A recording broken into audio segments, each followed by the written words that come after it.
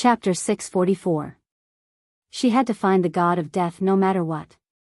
She wanted to see if the method he used to steal Poseidon's origin was useful. Poseidon's insistence on getting the staff back was probably to track him down. Thea returned to the metropolis and began to arrange her subordinates to search for the god of death. She remembered that this guy had been hiding in the ice mountains for thousands of years, but now even Poseidon could not find him. He must not be that simple. She guessed that the chances of the god of death hiding in a small plain were very high.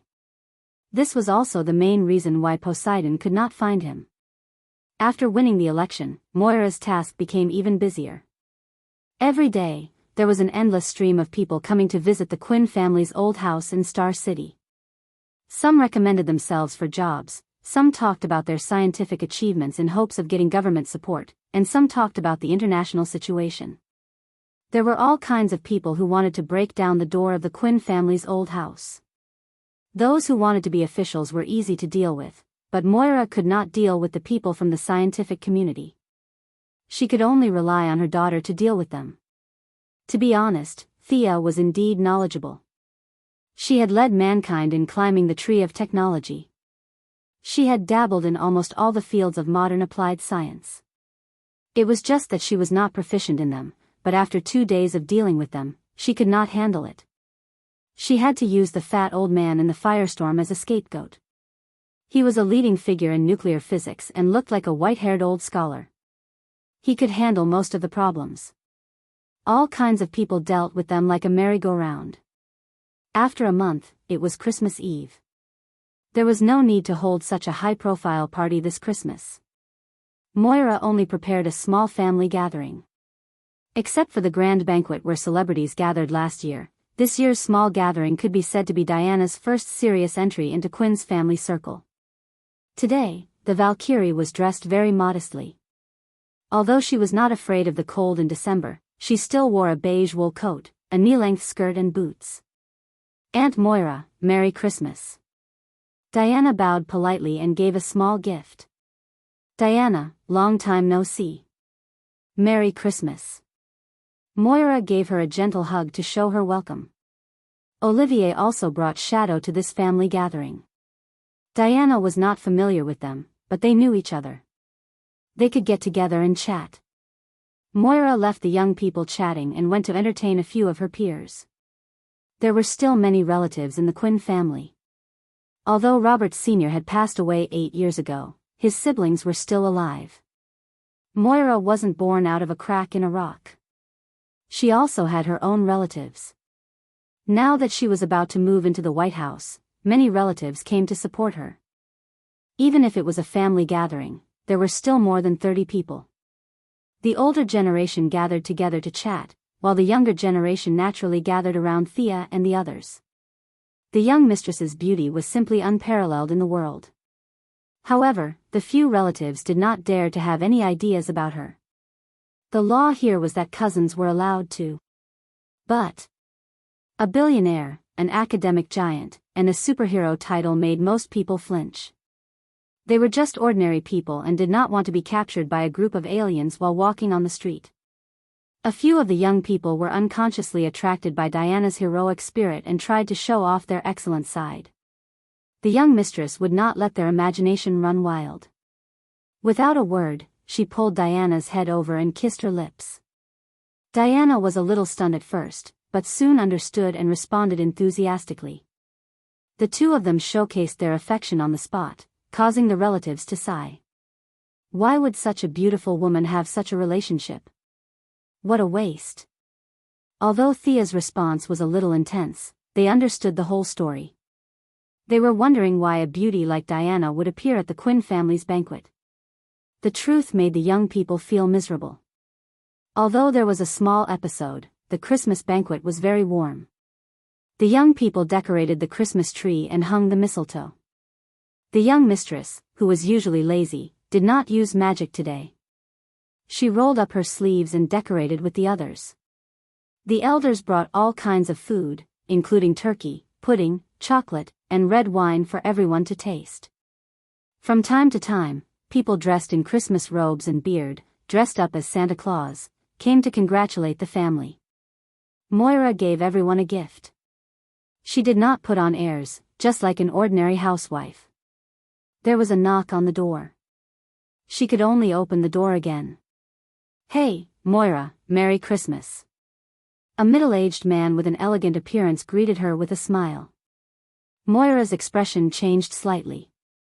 She could not help but want to look into the house from the corner of her eyes, but she forced herself to hold back. "Merry Christmas, Mr. Merlin." Feeling the abnormality outside the door, Thea inadvertently took a look. She almost spat out the pudding in her mouth. Old Ma was here. Not only did he come alone, but he also brought his son, Tommy, and daughter-in-law, Laurel. It was not a big deal for the two families to celebrate Christmas together, but he even brought Xanadu's wife. It was already ridiculous for a goddess like Diana to celebrate Christmas, but now the youngest sister of the goddess of the lake also came to celebrate Christmas? Would that wooden god be able to withstand it? While Thea was stunned, Old Ma had already entered Quinn's old house with his girlfriend and son. This guy was indeed here for Christmas. Seeing that Malcolm and his family were obviously not here to cause trouble, Moira also let down her guard.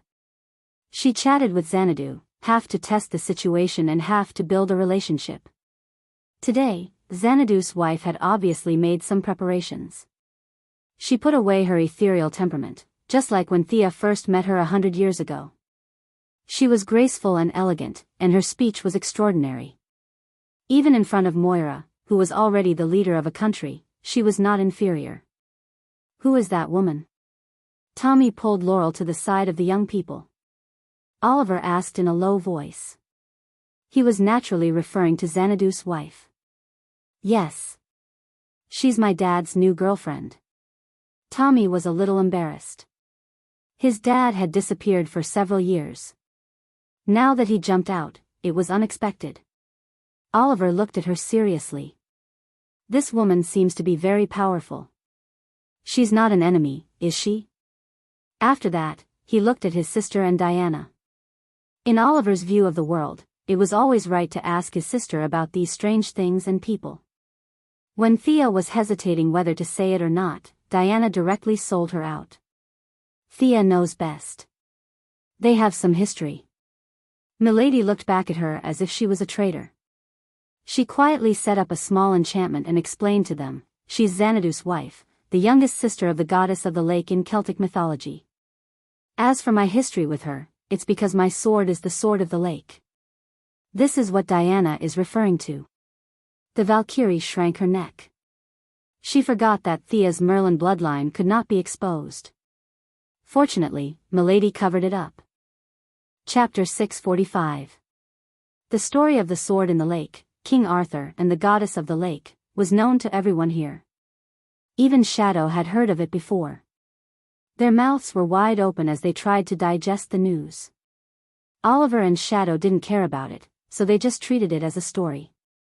Tommy and Laurel, on the other hand, had a hard time. Fortunately, they were experienced and knowledgeable. Diana was a living example, so they weren't too surprised. They were just scratching their heads about how to deal with their relationship in the future. With 4 more people, the Christmas party went on as usual. Everything was peaceful and no accidents happened. The young people agreed to go out for a walk. Malcolm and Madame Xanadu also got up and left. Old Ma, Oliver, and Tommy walked in front. The women were a step behind. Madame Xanadu looked at Thea carefully for a while and sighed. "Have you come this far?" How far had she come? Laurel and Shadow were full of questions, but they wisely didn't ask. "I was lucky, but the road ahead is getting harder and harder." Thea's relationship with Xanadu had always been neutral. In the past, they were simply seniors and juniors. Now, they had become seniors and juniors. Madame Xanadu wasn't angry that she was surpassed by her juniors. Her expression was still indifferent. "Fate has shown me that the path you're on is completely correct. Don't be afraid, don't hesitate. Follow your heart and persevere." The group walked to a crossroad. Malcolm and Xanadu parted ways with them. Thea didn't say a word to Old Ma. They didn't even look at each other, but they understood each other's thoughts. Oliver, Tommy, and Laurel weren't devout believers. Shadow was from an indescribable country. Thea and Diana were even worse. It was torture for them to go to church. They decided that the night was long and they couldn't sleep. They might as well go and fight criminals for fun. Returning to her old base, Thea had a lot of feelings. Felicity and Ray Palmer were now together. They had a good chance of becoming a couple. She had already left this place and was heading for a wider world. Perhaps Star City's public security was too good, or perhaps the criminals had a premonition that there would be a disaster tonight. The 6 of them guarded the communication channel for a long time, but none of them called the police. "Let's have a contest," suggested Oliver. Everyone had nothing better to do, so they all agreed. After agreeing with everyone's opinions, they decided to compete in archery. Green Arrow Girl, and Black Arrow all relied on their bows to survive, not to mention Thea. Diana also knew how to shoot arrows. Back then, Antiope had taught her for a long time, but she preferred close combat and did not usually use a bow. It was worth mentioning that Laurel had also learned archery. The Green Arrow Party was now a veritable shooting club. There wasn't a single member who couldn't shoot. Everyone displayed their skills. Thea and Diana also suppressed themselves to the level of an ordinary person. They only competed with their archery skills, which instantly highlighted Oliver's strength. Even if Thea and Diana used all their archery skills, they still couldn't surpass him. This was Oliver's talent. They played around until 3:00, and then went home. Diana officially moved into Quinn's old house. The election was over, and this kind of private life could not shake Moira's position at all. It could even help her share the political pressure, so she was very calm. "Is this your adoptive father?" The 2 girls took a shower and changed into their pajamas, lying on the bed. Thea showed Diana her childhood photos. While looking through the photos, Diana pointed to one of the photos and asked. Thea was only 6 or 7 years old in the photo, riding on the neck of a middle-aged man. This middle-aged man was Robert Quinn, who died in the shipwreck of the Gold Quinn. That was where everything began. Thea looked at the photo and was also immersed in her memories. It was in Hawaii. At that time, he was fishing. "I pestered my father and rode on his neck. Haven't you thought about resurrecting him?" Diana hesitated for a while, but still asked the question that had been on her mind for a long time. Thea was silent. Recently, she never got tired of giving others choices every day. Only when the choice fell on her did she realize the dilemma. Although resurrection methods were rare, it was not impossible. Whether it was Hera or the Heavenly Father, they both had some. As long as she made a deal, they would give it to her. But what about after the resurrection? The Gold Quinn was sunk by Malcolm. Old Malcolm really treated her well. What should she do then? Watch her biological father and adoptive father fight, and the white knife enters and the red knife comes out? Besides, Moira's attitude and Oliver's thoughts also needed to be considered. They all knew what she was capable of now, but no one mentioned resurrecting Robert Quinn. It was more of a dilemma. Thea silently stroked Robert Quinn's photo. The mistake of her father's generation had been made. What should she do? In order to stop all this from happening, should she go back to the past and cause a big incident like Thea's version of the Flashpoint? That would be interesting. If Robert Quinn knew that he had caused a multiverse-level disaster, he would not be willing. He would rather die with a smile. Thea was sure of that. Diana kissed her on the forehead, and Sia lay down in her arms. The 2 of them didn't have any sparring, but just hugged each other quietly until dawn. Thea did not make up her mind in the end. Just like Batman chose to indulge the ninja master, she chose to be an ostrich and drag on to maintain the status quo. Another month passed quickly, and it was finally the day of the swearing-in. Early in the morning of January 20th, the family of 3 was dragged to the church for a worship ceremony. Moira was serious and solemn, while Oliver and Thea were a little more casual. At least this wooden god was not worthy of the goddess of wealth. After that, the former president accompanied the current president to Capitol Hill. Thea certainly could not hold the holy sword on such a day. She wore a quilt. She wore a blue dress, carried a handbag, and wore a pair of 6-centimeter high heels. She wore a few simple accessories, and looked very low-key and simple. In truth, the dress was personally woven by Armani using divine threads. The high heels were made of dragon leather, and the heels were made of polished dragon teeth. The accessories were also part of Hades's collection. Any one of them was a quasi-divine artifact. She had now reached the point where she could casually waste precious materials without blushing. Dr. Quinn is getting more and more beautiful. The former president had never seen Oliver, but he knew Thea. Of course, in the past, Thea had never brought him any good news, so for a long time, it was a nightmare for the young lady to appear in the president's dreams. Today, the former president swept away his decadence, and his face was glowing. He walked with the wind as if there were springs in his shoes. Compared to Moira's serious face and his cheerful appearance, those who did not know the inside story would think that Moira was the former president and he was the current president. Chapter 646.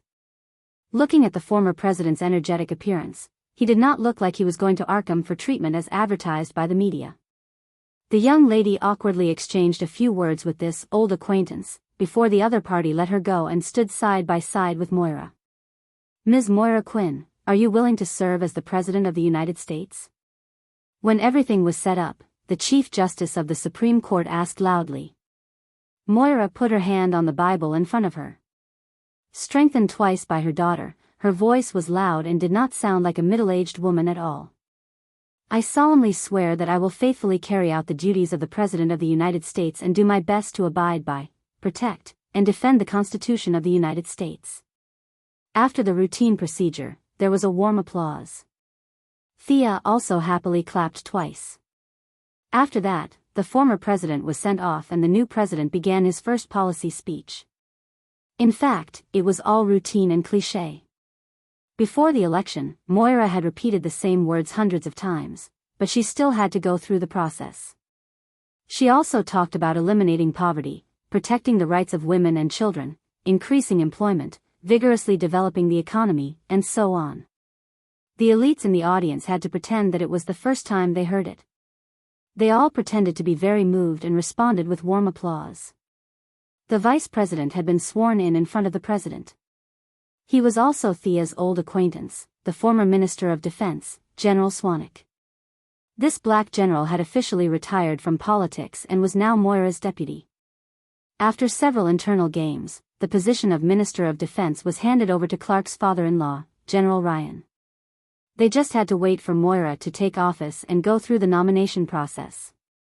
Analysts agreed that the combination of a president with a huge financial group background and a vice president with a military background would be more executive and inclusive than the previous government. After the speech, it was time for the inauguration luncheon. Many guests had been standing under the sun for half a day. Some of the older guests were so tired that they were about to collapse. They took the opportunity to rest for a while and eat a simple meal. Most of the guests were greeting each other. After all, the men were still fine, but many of the female guests were dressed so tightly that they couldn't even sit properly.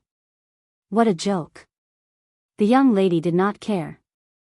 Even if she ate a dragon, her stomach would not have any abnormalities.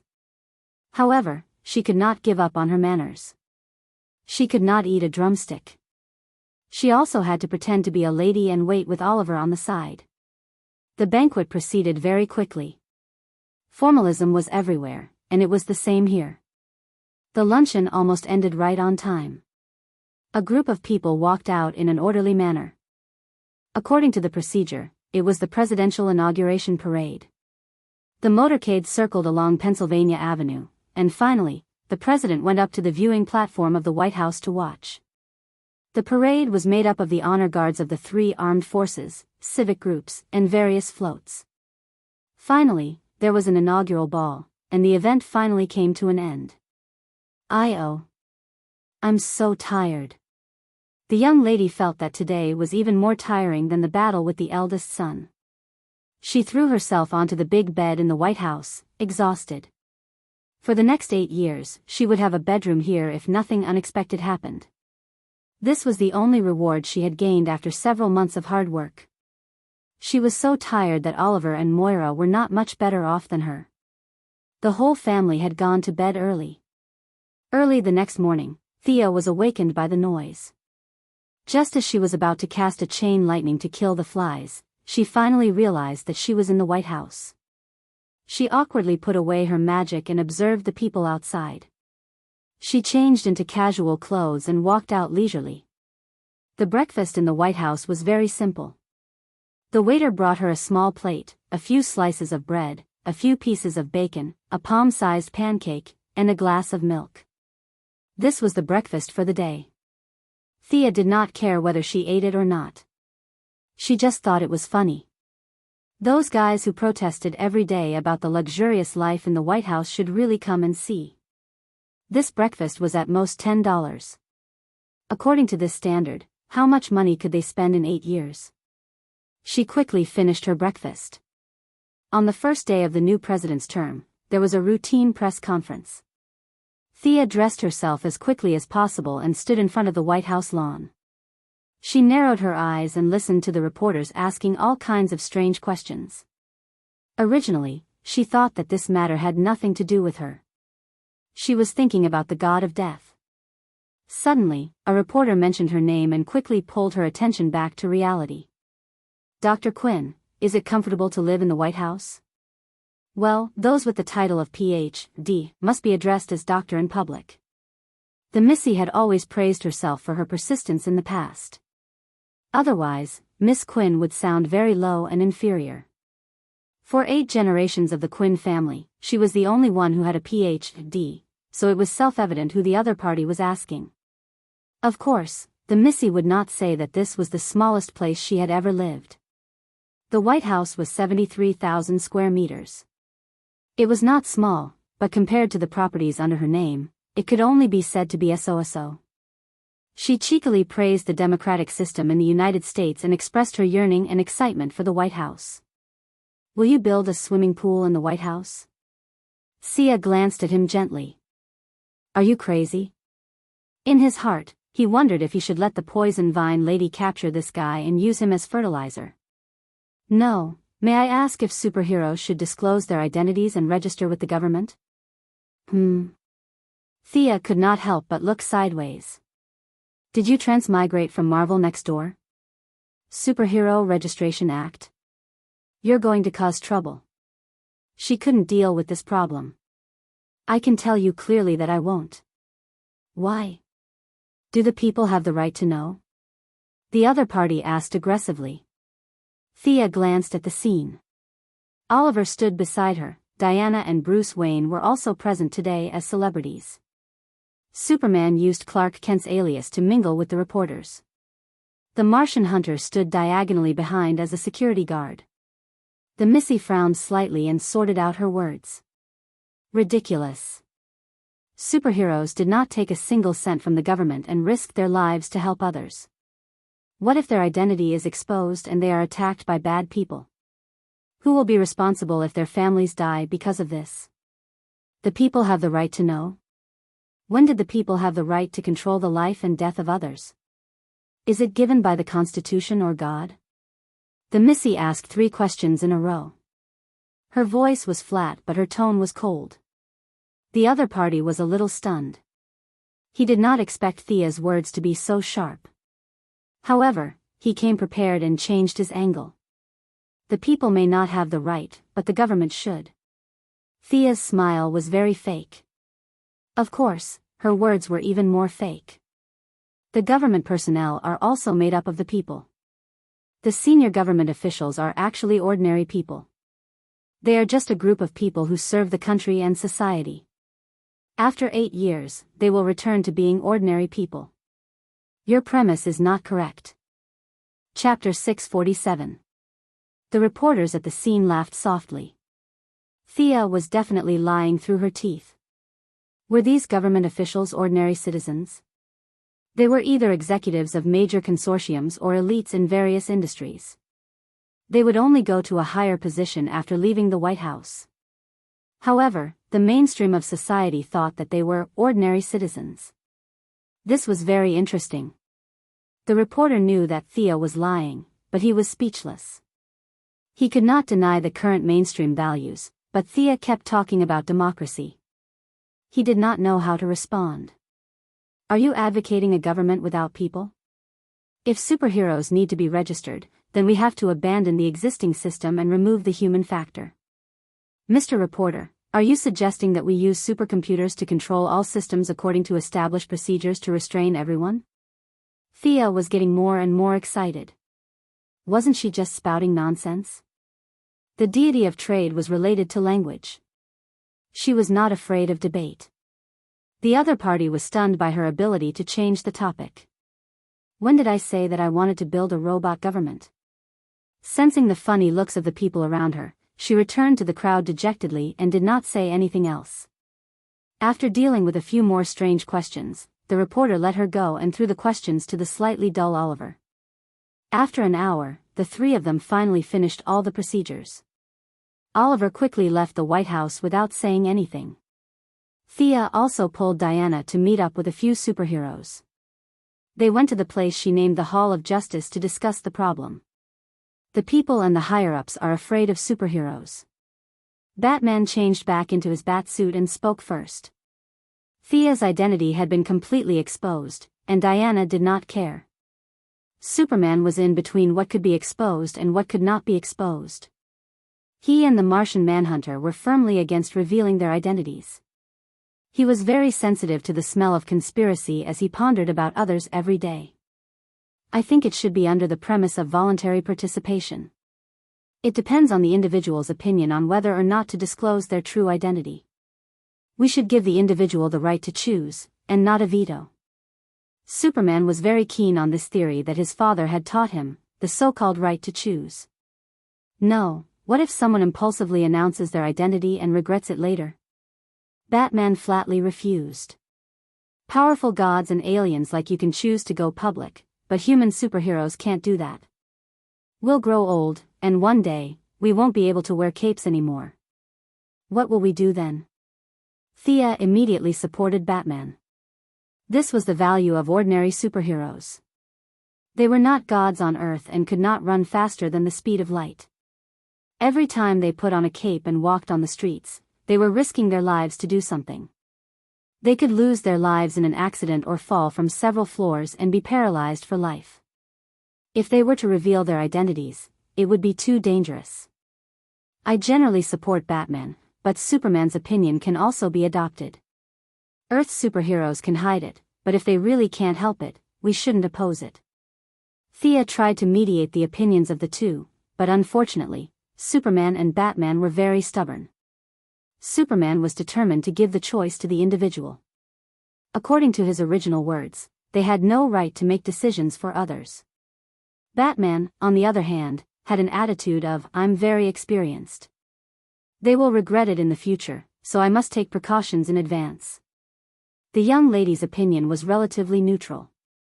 She felt that Superman was too idealistic, and Batman thought too much about the dark side. Neither was suitable. As a result, the two refuted her again and criticized her for swaying her position. After that, Diana and the Martian Manhunter also joined in the discussion, and the five of them argued endlessly. In the end, they could only temporarily put aside the dispute and wait for more superheroes to appear before discussing this issue. In the next few days, Moira officially entered her role and began to meet frequently with people from all walks of life. To put it nicely, it was to listen to the opinions of all parties. To put it bluntly, it was to argue with a bunch of people. Moira was busy for a whole week before she cleaned up the mess left by the former president and began to patrol within her authority. The first stop was the Ministry of Defense. General Ryan led a group of senior military officials to accompany her. Thea was quite familiar with the Pentagon, and now she also came to watch.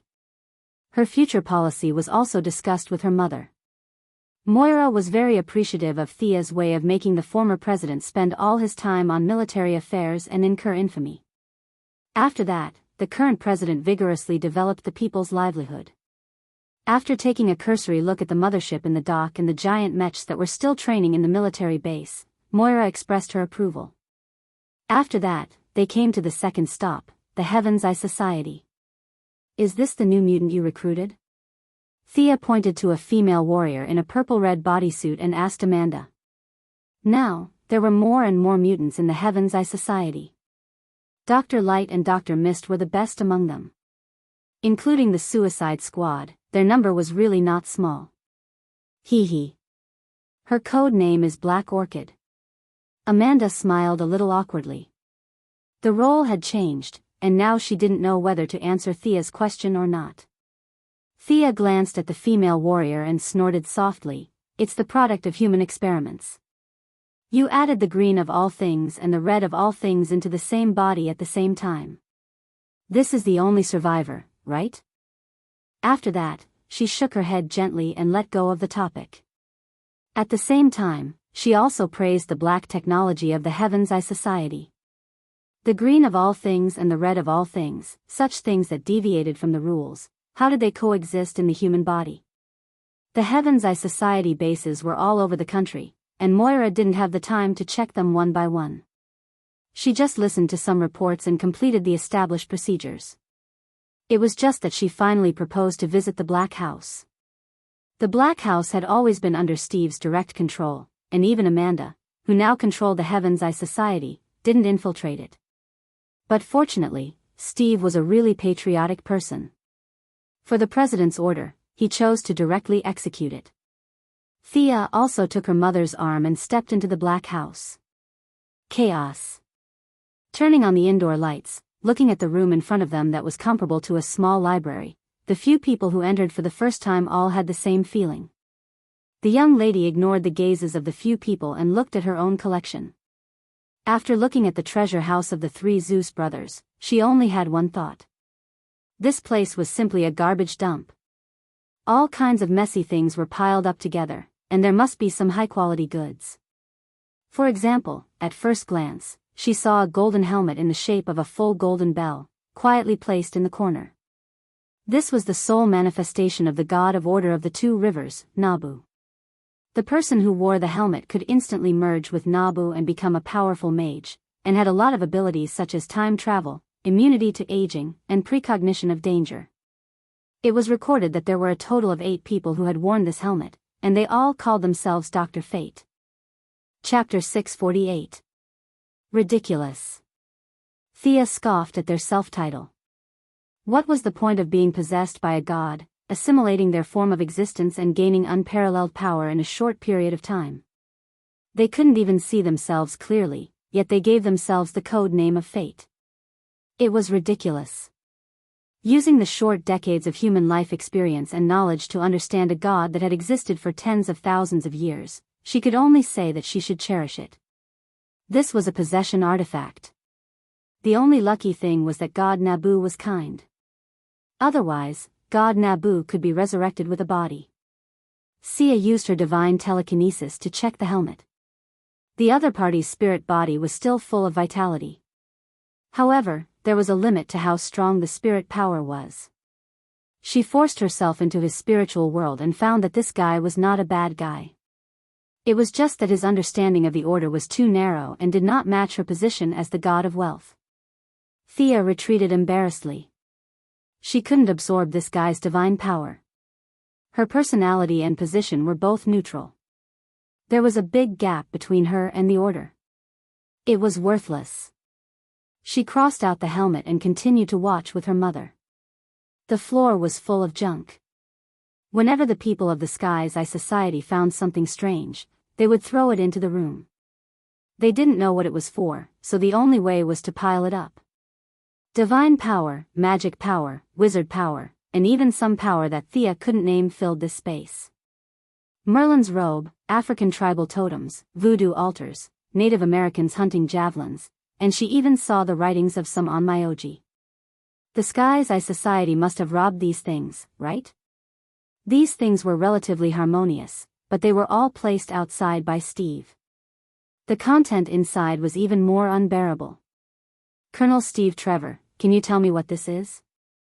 Thea pointed to a dried human head hanging on the shelf and asked Steve. Steve was quite serious. He took out his little notebook and flipped through it for a long time. It's the ancestral body of a small tribe called Kuka from Central Africa. Thea squinted at the body. It was horrifying just to look at it. Colonel Steve, this thing doesn't have a trace of magic wave. Take it out and burn it. Amanda responded with a sneer. She was happier than anyone to see Steve in trouble. He turned around and ordered his subordinates to deal with it. A few of his subordinates also felt that this thing was an eyesore hanging there. They all threw it into a bag with a look of disgust and prepared to take it out to deal with it. Thea originally didn't want to interfere, but seeing the mess here, she really couldn't bear it. For example, the head that had existed for hundreds of years was her ultimate outburst. What kind of lousy thing was it? It had been air-dried for hundreds of years. Even if it was thrown to a dog, the dog wouldn't eat it. Instead, it was hung up so conspicuously like a treasure. The Steve from 100 years ago was much more fun.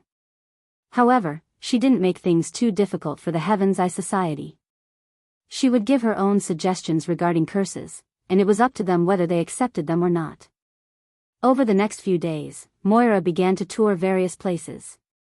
Considering that some places were indeed dangerous, Missy accompanied her to visit Belgrave Prison again. This prison on the Gulf of Mexico was surrounded by swamps, and the most notorious criminals in the United States were imprisoned here. 13,000 criminals were imprisoned here, and the prison guards all looked tough and well-equipped. The United States was very interesting. The result of the democratic system was a frighteningly high crime rate. 1 in 100 people in the country had been in prison. Prison culture was quite popular on a certain level. Prison Break and Shawshank's Redemption were all specialties formed by this unique culture. The mother and daughter followed the prison warden with a large number of guards. Defense Minister General Ryan and Heaven's Eye Society's Amanda also brought their own people to accompany and protect them. The prison warden was a black man with a fierce face and a tall figure. Thea didn't bother to look at him after a glance. This guy must have been greedy for money in this position. Strictly speaking, the main part of Belgrave Prison was underground. The criminals on the first floor were all ordinary people who had committed serious crimes. Once they entered the second level of the underground, there would be some capable and organized criminals. For example, Captain Lang Han, who Thea had dealt with before, and B-Woman, who controlled the B-Robots, were all imprisoned on this floor. On the fourth floor, which was the bottom floor, there were already many criminals with superpowers.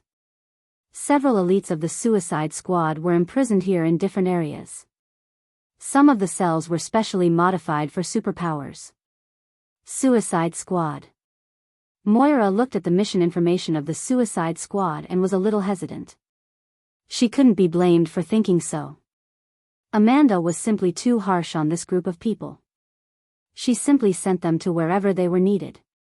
They entered and exited the most dangerous places and did the most dangerous jobs, and the reward was Amanda's empty promise of a reduced sentence. As for how long their original sentence was, no one knew. This was a little too much.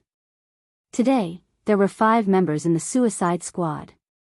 They were Death Archer, Clown Girl, Killer Crocodile, Revenge Demon, and Bronze Tiger, the Grand Master of Combat who was defeated by Oliver in Star City a few days ago. Under Amanda's nervous gaze, Moira closed the document seriously. Treat them with respect. Don't give them a mission that will kill them. Black Skin Amanda immediately said that the leader was wise. She firmly supported her. Neither of them mentioned releasing these people. A lot of dirty work was not suitable to be left to the government, so these people could only do it. Moira looked at the general situation and was ready to go back. Thea gently squeezed her mother's hand and motioned for her to wait. She looked at Amanda with a smile and pointed to the ground. There's another floor below, right? You even put a layer of lead under the floor? Huh, I'm dying of laughter. Amanda immediately looked back at the prison warden. You pig, you're just making things worse. Unfortunately, the prison was still under the leadership of the Heaven's Eye Society. She could only force an explanation. The few criminals below are very strong and must be strictly guarded. She insisted that it was not to prevent them from looking around, but purely to prevent the criminals from escaping. There are stronger criminals? Moira, who was about to leave, suddenly became energetic. Her daughter was right beside her, so she was not afraid at all. She was just watching the fun. Amanda looked at Thea bitterly. The young lady smiled at her innocently. "Mr. President, please come with me. But you must be careful." All the unrelated guards were dismissed, leaving only the mother and daughter, the Minister of Finance, and the Minister of Defense. Including herself, there were a total of 5 people. They were very confident in the young lady's ability. If she could not withstand it, the security guards would die. Amanda led them to a wall. She performed pupil verification and keyed in a password. After 5 or 6 procedures, a spiral staircase appeared in front of them. As she walked, she introduced the few prisoners. They first came to a cell that was completely cast out of alloy. A burly man with gray skin, iron-like muscles, red eyes, black hair, and a face full of stubble was firmly fixed in the room. As if he heard the sound of the outside world, the man began to shout. "Amanda, Fiercer only wants you dead. Fiercer only wants to strangle you with your intestines." His voice was so loud that it could be heard even through the thick metal cell. Amanda, who was an ordinary person without any superpowers, had a big heart. She looked normal as if she did not hear anything and introduced the man to them. "This guy must be an alien. He can understand our language, but communication is not smooth. He acted recklessly on the streets of Philadelphia and then resisted arrest. We chased him 19 times in a row before we finally mixed nanobombs in his food and finally subdued him." Chapter 649. Amanda continued, "It's worth mentioning that his self-healing ability is terrifyingly strong.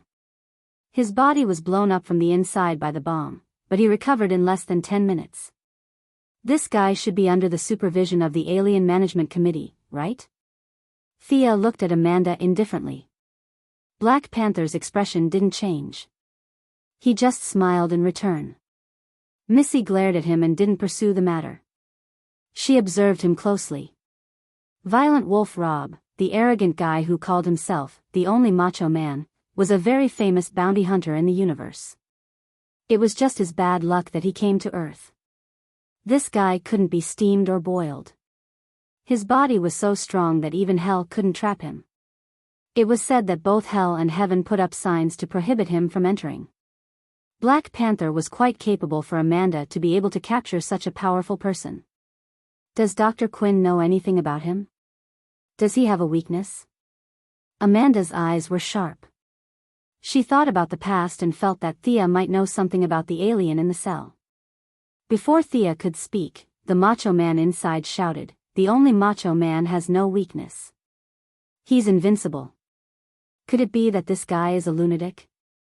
Looking at the brawny man whose hands and feet were chained to the metal frame in the cell and who was screaming hysterically, Moira was a little surprised. She had always lived in the relatively peaceful Star City and had never seen such a fierce person. This guy doesn't have a fatal weakness, but I know he likes dolphins. Isn't that right, Rob from Planet Sonia?" Thea's last sentence was naturally directed at the cell. The other party instantly quieted down. His voice fluctuated. "You know me? I heard about you from the Green Lantern Corps." Missy threw the blame to him. "Go find trouble with the Green Lantern Corps if you can." Thea thought for a moment. This guy looked like a rough guy, but he was actually quite intelligent. He could even understand the theory behind the Atomic Man's suit. He had a genius level of intelligence and knew more than 10,000 languages. It was a pity that he was locked up here. Although he killed everyone on his planet, the future Batman pulled him into the American Justice League. The people on Earth probably wouldn't mind. Thea immediately said, "Rob, let's make a deal." There was silence for a few seconds. "Only Macho Man doesn't believe you. How about this? Let's make a 2-year agreement. Use your knowledge and combat power to help the people of Earth, and we'll give you your freedom. I'll also personally give you a cosmic dolphin. What do you think?" Thea felt that if Batman could whitewash this guy, she could too. Killing the people of an entire planet had nothing to do with the people of Earth. When Amanda heard that her prisoner was going to be released, she wanted to say something a few times, but she held herself back. She felt that this prison was impregnable, but Thea had a different opinion. With her sharp eyes, Thea had already noticed that it wasn't difficult for Robert to break free from his shackles. It was just that she didn't know what was going on in this guy's head, which was why he hadn't acted yet. There was no need for her to be criticized at all. She calmly exposed this layer of window paper. Stop pretending. Sit up and let's talk. As soon as she finished speaking, Robert suddenly sat up under Amanda's nervous gaze. The metal shackles that bound his hands and feet broke like pieces of paper. Thea glanced at Amanda. The meaning in her eyes was nothing more than, see, if I didn't come today, your intestines would have been pulled out and strangled by this rough guy next time. There was finally a trace of panic in Amanda's expression. The enemy wasn't restrained. If he rushed out, she, as an ordinary person, couldn't stop him. Robert broke free from his shackles, stretched his hands and feet, walked to the side of the cell, and looked at Thea through a thick layer of metal. He was 2 meters tall, and Thea was also 1.8 meters tall. She was wearing high heels, so the difference in height between them wasn't big. Robert's blood-red eyes looked at her for a long time, and the corner of his mouth had a trace of a sneer. I've killed a few guys like you. Thea wasn't surprised that Robert had killed gods. The universe was too big, and there were always some old gods that fell into the hands of the strong and became a boast. Thea was fearless. I'm not like them. You're no match for me. Haha. You're very strong. Do you have a space dolphin? The two didn't talk about the release, and only talked about the content of the deal. Yes, I only have 2, and I spent a lot of money to buy them. Thea controlled a large neutral business alliance. Diana liked all kinds of rare materials, and she liked cute little animals. There were very few space dolphins in the entire universe. This animal was similar to the Earth's dolphins. Its body was shiny, its belly was white, and its tail was swinging. It looked silly. The only difference was the living environment. One lived in the sea, and the other lived in space. Other habits were similar. Thea searched the universe and only found 2. Now, she was ready to take out one to make a deal. A bunch of Earth people couldn't compare to the value of a space dolphin. Robert was very clear. His eyes seemed to fall into some kind of memory. He could feel Thea's divine power. Robert didn't know what a god was, but he had been on the battlefield for a long time. He did kill old gods, and more than one. Making a deal with a strong person was completely in line with his principles. Not to mention that it was a space dolphin. He was still worried and asked, as long as I help the Earthlings for 2 years? Yes, you can't kill, and you can't destroy. If the Earthlings ask you anything, you must tell them if you know. If there is an invasion, no matter what you are doing, you must wholeheartedly help the Earthlings to fight. Thea stated her requirements. Robert's scary big face thought for a while, and his scarlet eyes looked straight at Thea. Okay, I promise you. Thea nodded and pulled Moira back a few steps. The 2 ministers and Amanda didn't know what she meant, but they also stepped back. Next, Robert punched the wall of the metal cell fiercely. The cell shook violently, but it didn't break. Amanda was relieved. However, this was just the beginning. Robert fully demonstrated what madness was to them. If one punch couldn't break it, he punched 10 times. When his left hand was broken, he changed to his right hand. When his right hand was also distorted, his left hand returned to normal. When he punched the 33rd time, the cell finally couldn't bear the weight and a big hole with a diameter of 0.5 meter was punched out. The only fierce man is out. Where's the dolphin? Robert didn't even look at his bloody fists. He opened his mouth and asked about the dolphin.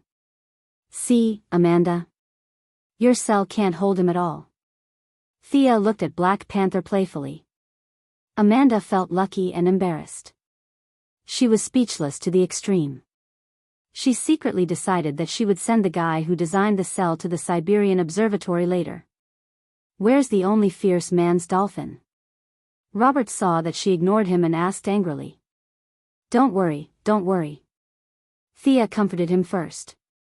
She didn't raise this thing on Earth. Chapter 650. The space dolphins were all raised in the universe. Sia opened a long-distance teleportation door and searched with her divine sense. She grabbed a round guy from the other side of the teleportation door. The sky dolphin was very uncomfortable when it was suddenly caught underground from the starry sky. When it saw Thea, it let out a happy cry and rubbed its big head against her calf for a while. Damn it. She was a little reluctant. Thea gently patted the dolphin's big head and felt that she should have lent it to Robber for 2 years instead of giving it to him. Unfortunately, she had already said it. Mortals could regret it, but she, the goddess of trade, could not easily break the deal. She could only pat the dolphin's big head and point at Robber regretfully. The intelligence of the Earth's dolphins was not low, and this dolphin floating in the air was even smarter. When it realized that its owner was going to abandon it, its happy little face suddenly collapsed and it cried twice with ultrasonic sound that normal people could not hear. Fortunately, Robber also had some skills. He sent out the same ultrasonic sound as the dolphin, and the man and the dolphin communicated. The little dolphin was in a dilemma and finally swam to Robber according to Thea's idea. Haha. You have gained the friendship of the only fierce man. I will help you in the next 2 years.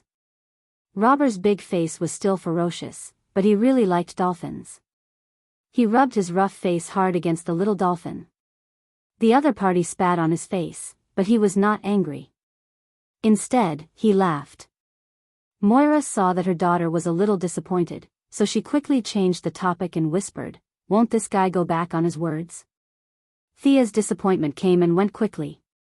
When she heard her mother's words, she said happily, "Robber's reputation is very good. He never goes back on his words. He will be our help in the next 2 years." Moira looked at the rough man who was teasing the little dolphin. From this angle, he did not look as fierce as before. The fear disappeared, and the politician's mind came out again. Can the Earth's dolphins also attract him? Thea thought for a moment. She remembered that Earth's dolphins also attracted him. It should be possible. Then it's easy. Moira nodded immediately. It was easy to deal with someone with a hobby. Didn't he like dolphins? Later, she would let her subordinates raise 180 dolphins. Such a super powerful force would be tied to the Earth. Was there a more suitable business than this? Getting rid of a hidden danger in advance and turning an enemy into a friend was a good thing for everyone. Rob's conduct was completely different from that of a superhero. In addition, this fellow had a fierce look on his face and a repulsive appearance. Who would believe that he was a superhero? However, as the hidden card of the government and the Heaven's Eye Society, Berserk Wolf Luo Bo would be very competent. Even Amanda was wondering if she should send the guy who designed the prison cell to raise dolphins instead of going to Siberia. Seeing that Robert and the little dolphin were playing happily, they decided to continue their sightseeing trip. Thea didn't have a habit of spoiling him. She had already given away her cute pet, so she should at least hear something. "Rob, follow me." Her tone was similar to ordering a slave. Violent Wolf Robber's expression was furious at first, but then it gradually calmed down. In the end, he even revealed a self-satisfied smile. "You're the boss. I'll listen to you, I'll listen to you." F***CK. Seeing this scene, Amanda was even more convinced of the importance of vigorously developing marine aquaculture. "Grandson, when the time comes, I'll smash you to death with 1,000 dolphins."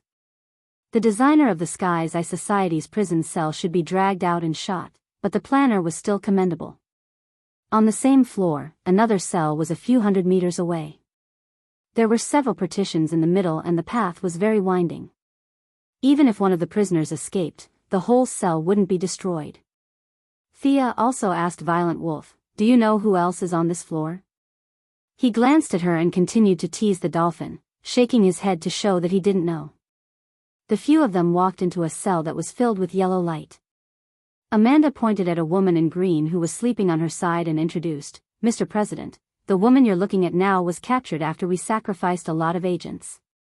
Her technological weapons are very, very special." "Are you talking about that ball?"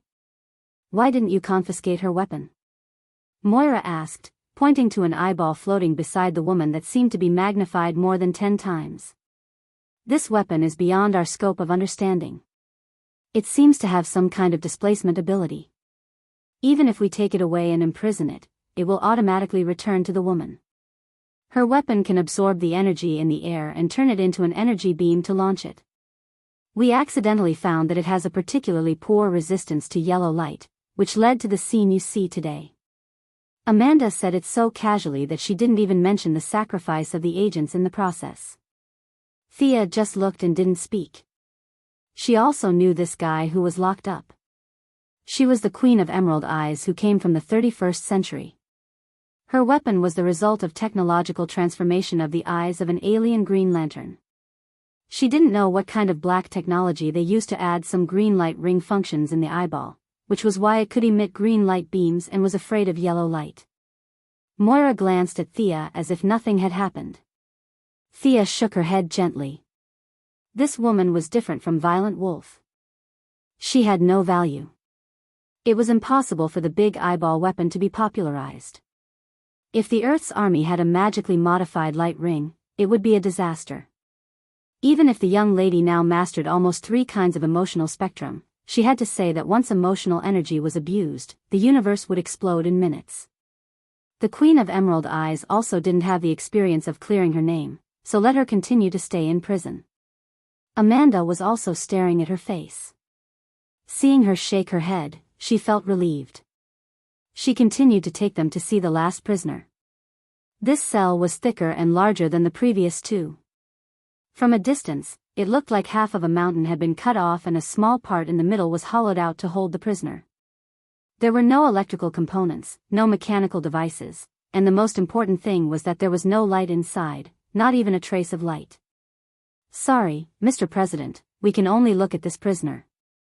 Amanda pointed to the thing that looked more like a boulder than a cell and said to them. What a joke, Amanda, what do you want us to see? The current Minister of Defense, General Ryan, who accompanied the tour, was very upset. The Ministry of Defense didn't know about these 3 prisoners.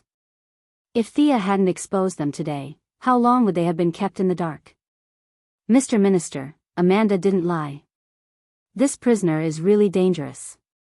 Thea looked inside and was indeed shocked. She hurriedly stopped the old general who was about to argue with Amanda. This prisoner was very dangerous, at least to ordinary people. It was definitely the highest level of danger.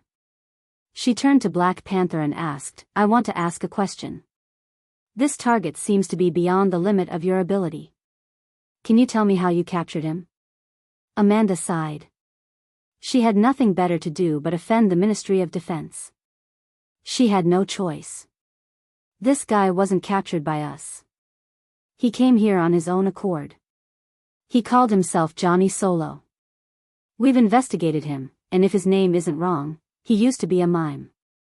However, he disappeared due to an accident, and when he reappeared, his appearance had changed greatly. He claimed that he came here to surrender on the orders of a god called the King of Tears. Although we can't show you now, we still have the video from before. Amanda then handed Moira a tablet. Everyone, including Thea, came over to watch it. The video was very short. A well-dressed man walked into the Heaven's Eye Society's base calmly. Faced with several weapons aimed at him, he raised his hands and surrendered. Chapter 651. However, when the agents took off his hood, they were all shocked. He was glowing faintly, and there was a mask on his face. He didn't have the brain or hair that a normal person would have. There was only a mask on his face, and there was nothing behind it. After the agents of the Sky's Eye Society inspected him, an even more shocking fact was revealed. He was wearing human clothes, but there was no body. His suit, tie, and gloves were all just decorations. Other than calling himself Johnny Solo and surrendering to the Sky's Eye Society under the orders of someone called the King of Tears, he refused to reveal any information. When Amanda asked him to take off his mask, he said very seriously that anyone who saw his face would die. Seeing such a great danger to society, Amanda had no choice but to lock him up until today. Thea observed him for a long time. He wasn't lying. Anyone who saw his face would die. This guy's aura was undoubtedly that of a god's chosen. However, this king of tears didn't seem to be a god from Earth. She wasn't surprised. There were very few gods, but there were also a lot of them. Earth had a bunch of gods, so there were naturally some on other planets as well. Heartwarming, who was killed earlier, was a god from Mars. Rao, who Supergirl Fiora and the others always talked about, was also a god from Krypton. It wasn't surprising that there was a god that she didn't know. This king of tears was different from the professional gods on Earth. He was more like a god of rules. The big rules, such as time, space, life, and death. These were rules that even Darkseid was dumbfounded when he saw them. He couldn't understand anything else either. However, this god was different. He wrote a rule of his own, and that was to kill anyone who saw him. In Thea's opinion, this rule was too restrictive. One had to see him for it to take effect. According to this rule, the air would disappear when it saw him, and the stars would explode when they saw him. However, he couldn't withstand such a huge backlash, so he had to find a place to hide. This chosen completely followed his teachings. He usually wore a mask, but when he needed to, he would take it off. Wow, the world would be peaceful. This attack method was exactly the same as Diana's usual accumulation of power by wearing the Silver Guardian bracelet, and the artificial spiritual talent that Thea had created for Cassandra. They both required daily accumulation. Seeing that Amanda was looking at her with hope, Black Panther couldn't wait for the Missy to quickly pull this bomb away, and throw this planet at the edge of the universe as far away as possible. However, she was disappointed. Thea shrugged and said, "Sorry, I really don't know anything about this guy. I can only be sure that this god is not from Earth. This guy is a half-spirit. I don't think I can kill him with my current methods." As for the Tear King behind him, Thea frowned and racked her memory. She remembered that the King of Tears had come to Earth, but he was quickly defeated by the spirits and turned into a teardrop. Who is stronger between me and Ghost? Ghost has the problem of being strong at times and weak at other times, but overall, he is still very strong. After all, he is the vengeful spirit of God. Just like the guardian of Oua planet, Ganda, once said that Ghost was not as strong as him, and he was pressed to the ground and called Daddy after 2 seconds. Thea was definitely stronger than Ganda now, but she did not think that she could defeat the vengeful spirit of God. Among the people she had met so far, the strongest were the 3 demonic palaces, the Heavenly Father, and Zeus, who had gone to create a Smurf. The only ones who were stronger than her were Hades, Mithran, and a few others, but they weren't much stronger than her. The Heavenly Father should be on the same level as Zeus, and the 3 palace demons should be stronger than them. In general, the 3 palace demons were not as strong as Ghost. Thea felt that Ghost would not have any more trouble fighting her than fighting Ganda. At most, she would last for 2 more moves. The conclusion made her unhappy. In the eyes of the real bosses, she was probably not much different from Amanda and the others. Ghost was not a suitable reference. It was hard to tell who was stronger between the King of Tears and Thea. She thought about it and decided to be more cautious. This King of Tears should be very strong, maybe stronger than me. I suggest that we keep him here. Amanda was speechless. Why would you keep such a dangerous person with me? Aren't you embarrassed? The young lady was very thick-skinned. She chose to ignore Amanda's resentful gaze. She pulled her mother out without saying anything. General Ryan did not dare to stay any longer when he saw that even a superhero like her was about to run away. He hurriedly followed the team. Before everyone boarded the plane, Thea thought about it and taught Amanda a method. That guy has surpassed the definition of life and death. You can't kill him with your current methods, but you can restrain him. Amanda immediately listened carefully. He has the law of death when he sees someone's face. It's not difficult for you to deal with him. Set up a few more mirrors. The moment he takes off his mask, you can use the mirrors to reflect his face. Then he'll die? Amanda was very concerned about this bomb that could explode at any time. She asked hurriedly. I don't think he'll die. But according to our language, the most we can do is exile him out of the material world. As for where he'll go after that, I don't know. Thea was not lying. This Johnny Solo had been active for a long time. He was the enemy of the Justice Association. He was a villain who had been defeated many times.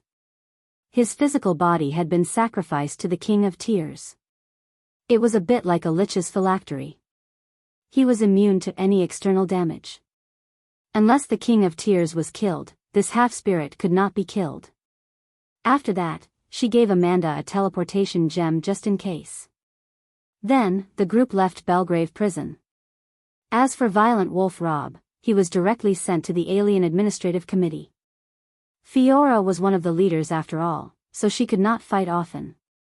Now, with Firestorm and Violent Wolf, the Administrative Committee finally had something to show for it. In the dead of night, Thea returned to the underground of Belgrave Prison. There were too many people during the day, so it was very inconvenient to do anything. Naturally, she returned to deal with this hidden danger. Since he was willing to walk into the trap, then she would let him continue to stay. She did not know the effect of the Eye of Obliteration on this guy who did not have a physical body, so she chose a safer method. That was the method that many heroes used to deal with the Great Demon King. Seal him. The research of modern magic on seals could be said to have reached a peak. The young mistress, who had combined the strengths of ancient and modern magic, was one of the best. She drew a magic circle and created nodes. Finally, Thea connected the magic circle to the new creator star's magic net and used the magic net to power the seal. In order to prevent him from suddenly activating his power, Thea set up 2 seals. Even if one was broken, the other would immediately replace it. Chapter 652. According to Thea's calculations, Johnny Solo's ultimate ability only lasted for a short period of time. If he didn't accumulate 500 years worth of time, he wouldn't be able to break through the second seal. Of course, this was the most conservative calculation. If an ex-mime could understand the law of magic so easily, the current generation of sorcerers would have to kill themselves with a piece of tofu. Thea even maliciously thought that this guy might need 500 years to figure out the law of the enchantment. Another 500 years of accumulation? By the time he came out, the King of Tears had already turned into ashes. After solving the hidden danger as a nameless hero, Thea and Moira patrolled around the country for the next few days. It took them half a month to sort out all the relationships and get their work on the right track. It was hard to say whether the halo of being the first daughter or being a superhero was more dazzling, but she was now more eye-catching. She didn't deliberately avoid the attention of the outside world, but the intimate image of her and Diana was still unknowingly taken. Thanks to the fact that Diana's true identity was not exposed, yes, that's right, the heroine's high-speed movement during the battle, coupled with her shoulder-length hair, armor and greatsword, different from her usual ponytail and glasses, made these seriously face-blind media unable to recognize her, the romance of a superhero. This was a tabloid, and they directly used eye-catching headlines to attract attention. The first daughter's mysterious lover is a British aristocrat. This was not wrong. Diana was now a British citizen, because she had been in the front line of poverty eradication for many years, and she also had a knighthood awarded by the Queen. Those with the title of doctor must be addressed as doctor, and those with titles must be addressed as Your Excellency. Diana had to be addressed as Your Excellency Prince in official media reports. For a time, Britain and the United States were arguing because of their relationship. Britain looked down on the other side of the ocean, thinking that they were just nouveau riche, and their words were full of jealousy. So what if they were rich? Could they do whatever they wanted with money? At the same time, the other side looked down on them, thinking that they were just poor relatives, and at the same time, they were also envious of the history of the old aristocrats. The ancestral land and old houses were not worth much, but when they bragged about William the Conqueror, it was much better than the few poor houses on the Mayflower. Because their relationship was exposed, the media on both sides of the ocean attacked each other, and the two parties were not aware of it, doing what they should do. What a joke. Moira entered the White House. Thea did not go there often, especially when Diana was around. She was lying in her mansion in the metropolis, holding a newly published comic in her hand. The content of the comic was a little evil. It was about her and Diana's story. The young mistress was engrossed in the painting. Her image was 70 to 80% similar to a certain Toria. The artist had most likely studied art at the foot of a basin, and the style of the painting was exquisite and beautiful. In order to show off the aura of a superpower and suppress the Englishman, a crown was added to her head, making her look even more alike. Because they did not know the true strength of the heroine, they made up a story about a queen rescuing a sick girl. The rest of the story was about the ancient aristocrats and the king of the new era meeting and getting to know each other, all the way to the end of the story where they fell in love. Valkyrie picked up the comic and flipped through it. The entire story was about how the young mistress was wise and mighty in fighting criminals, while she herself was a salted fish who only knew how to shout, "Lulu, Lulu, Lulu." This made her very unhappy. How could they draw her so weak? Why am I so weak? This is too much. Looking at Diana's red face, Thea held her belly and laughed, causing Diana to chase after her. Diana's original purpose was to protect the Earth, and she did not want to expose her true identity.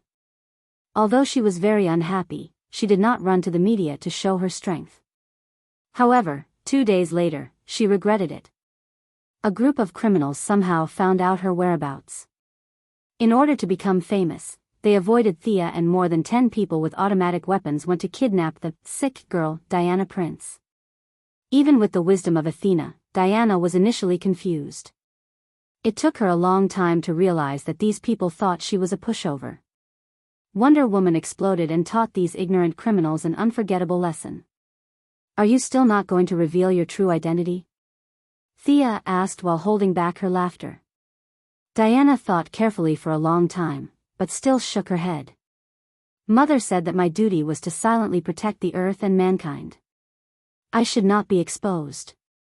Seeing that she was unwilling, Thea did not force her. As long as this period of time passed, the media would naturally be too lazy to report it. Time passed slowly, and it was already March. Moira had been in office for 2 months. Last month, she personally landed on Mars. This was the first national leader to land on an alien planet. This alone was enough to be recorded in history. Thea and Diana's storm gradually subsided in the official media, but on some indescribable websites, the two had become a hot search term, with all kinds of pictures and comics. Some of the artists were really good, and Milady even registered an account just to follow the latest issue. In between her daily entertainment, she did not forget about her business. Technological products were slowly being transferred to civilian use. Although the military was dissatisfied, in the face of the huge financial group, their complaints were dispensable.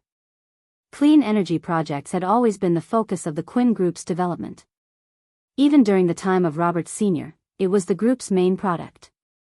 Now, Milady, who was full of black technology, had maximized this advantage. She did not need to control all the resources, nor did she have that much energy. Trade and wealth were not about accumulation, but about circulation. So, it was imperative to share some of the work and profits. In just a month, the Quinn Group continued to cooperate with financial groups from all over the world. Flying in the sky, running on the ground, swimming in the water, clothing, food, housing, transportation, all kinds of industries came to seek cooperation. Now, in her office was an old acquaintance, Lex Luthor's sister, Lena Luthor. This little girl was 2 years younger than Thea. She inherited the mess left by her brother early and worked hard in the business world. Luthor Enterprises, which had been eroded by many investors, now showed signs of revival. Although Thea was also one of these investors, it did not affect the relationship between the two. Especially after the little girl knew that she was a superhero, she even had a little admiration. Well, Lena, I've finished reading your plan. If you can understand the technology of the maglev car, then we can cooperate. After finalizing the intention of cooperation, the specific details could be discussed by the subordinates. Even if Luthor Enterprises was not as good as it used to be, with the scientific and technological achievements left behind before, it was still a behemoth. It could be revived by handling a few big projects. Lena was not like her evil-looking mother, nor was she as arrogant as her brother. It could be said that she was an anomaly in the Luther family. Chapter 653.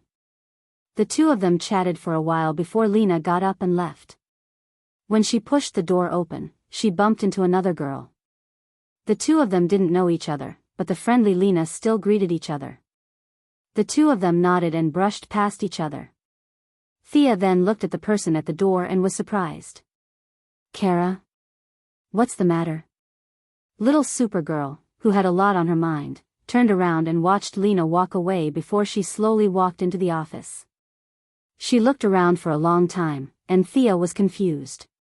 The young mistress did not know what she was up to. She sat calmly on the chair and waited. Today, little Supergirl came to visit in normal clothes. Whether it was the Martian hunter, Superman, or even her adoptive mother, they all asked her to keep a low profile. The consequence of keeping a low profile was that her taste in clothes was a mess. It was clearly a dress that cost thousands of dollars, but it smelled like dirt when she wore it. Sister Thea. Supergirl took off her glasses and looked around. When she saw that the environment was safe, she spoke in a low voice. The young mistress crossed her legs and waited for her to continue. Look at my ears. Supergirl clenched her fists and finally said a complete sentence. Thea looked at Supergirl, who lifted her hair and white earlobes. She was confused. What was she trying to show her? Little Supergirl seemed to know that her behavior was ridiculous. She explained embarrassedly, that I don't have ear piercings. Thea saw her touching her ears and could not help but touch her own ears. Why was she telling her this all of a sudden? Hey, why don't you get it? The girl was a little anxious.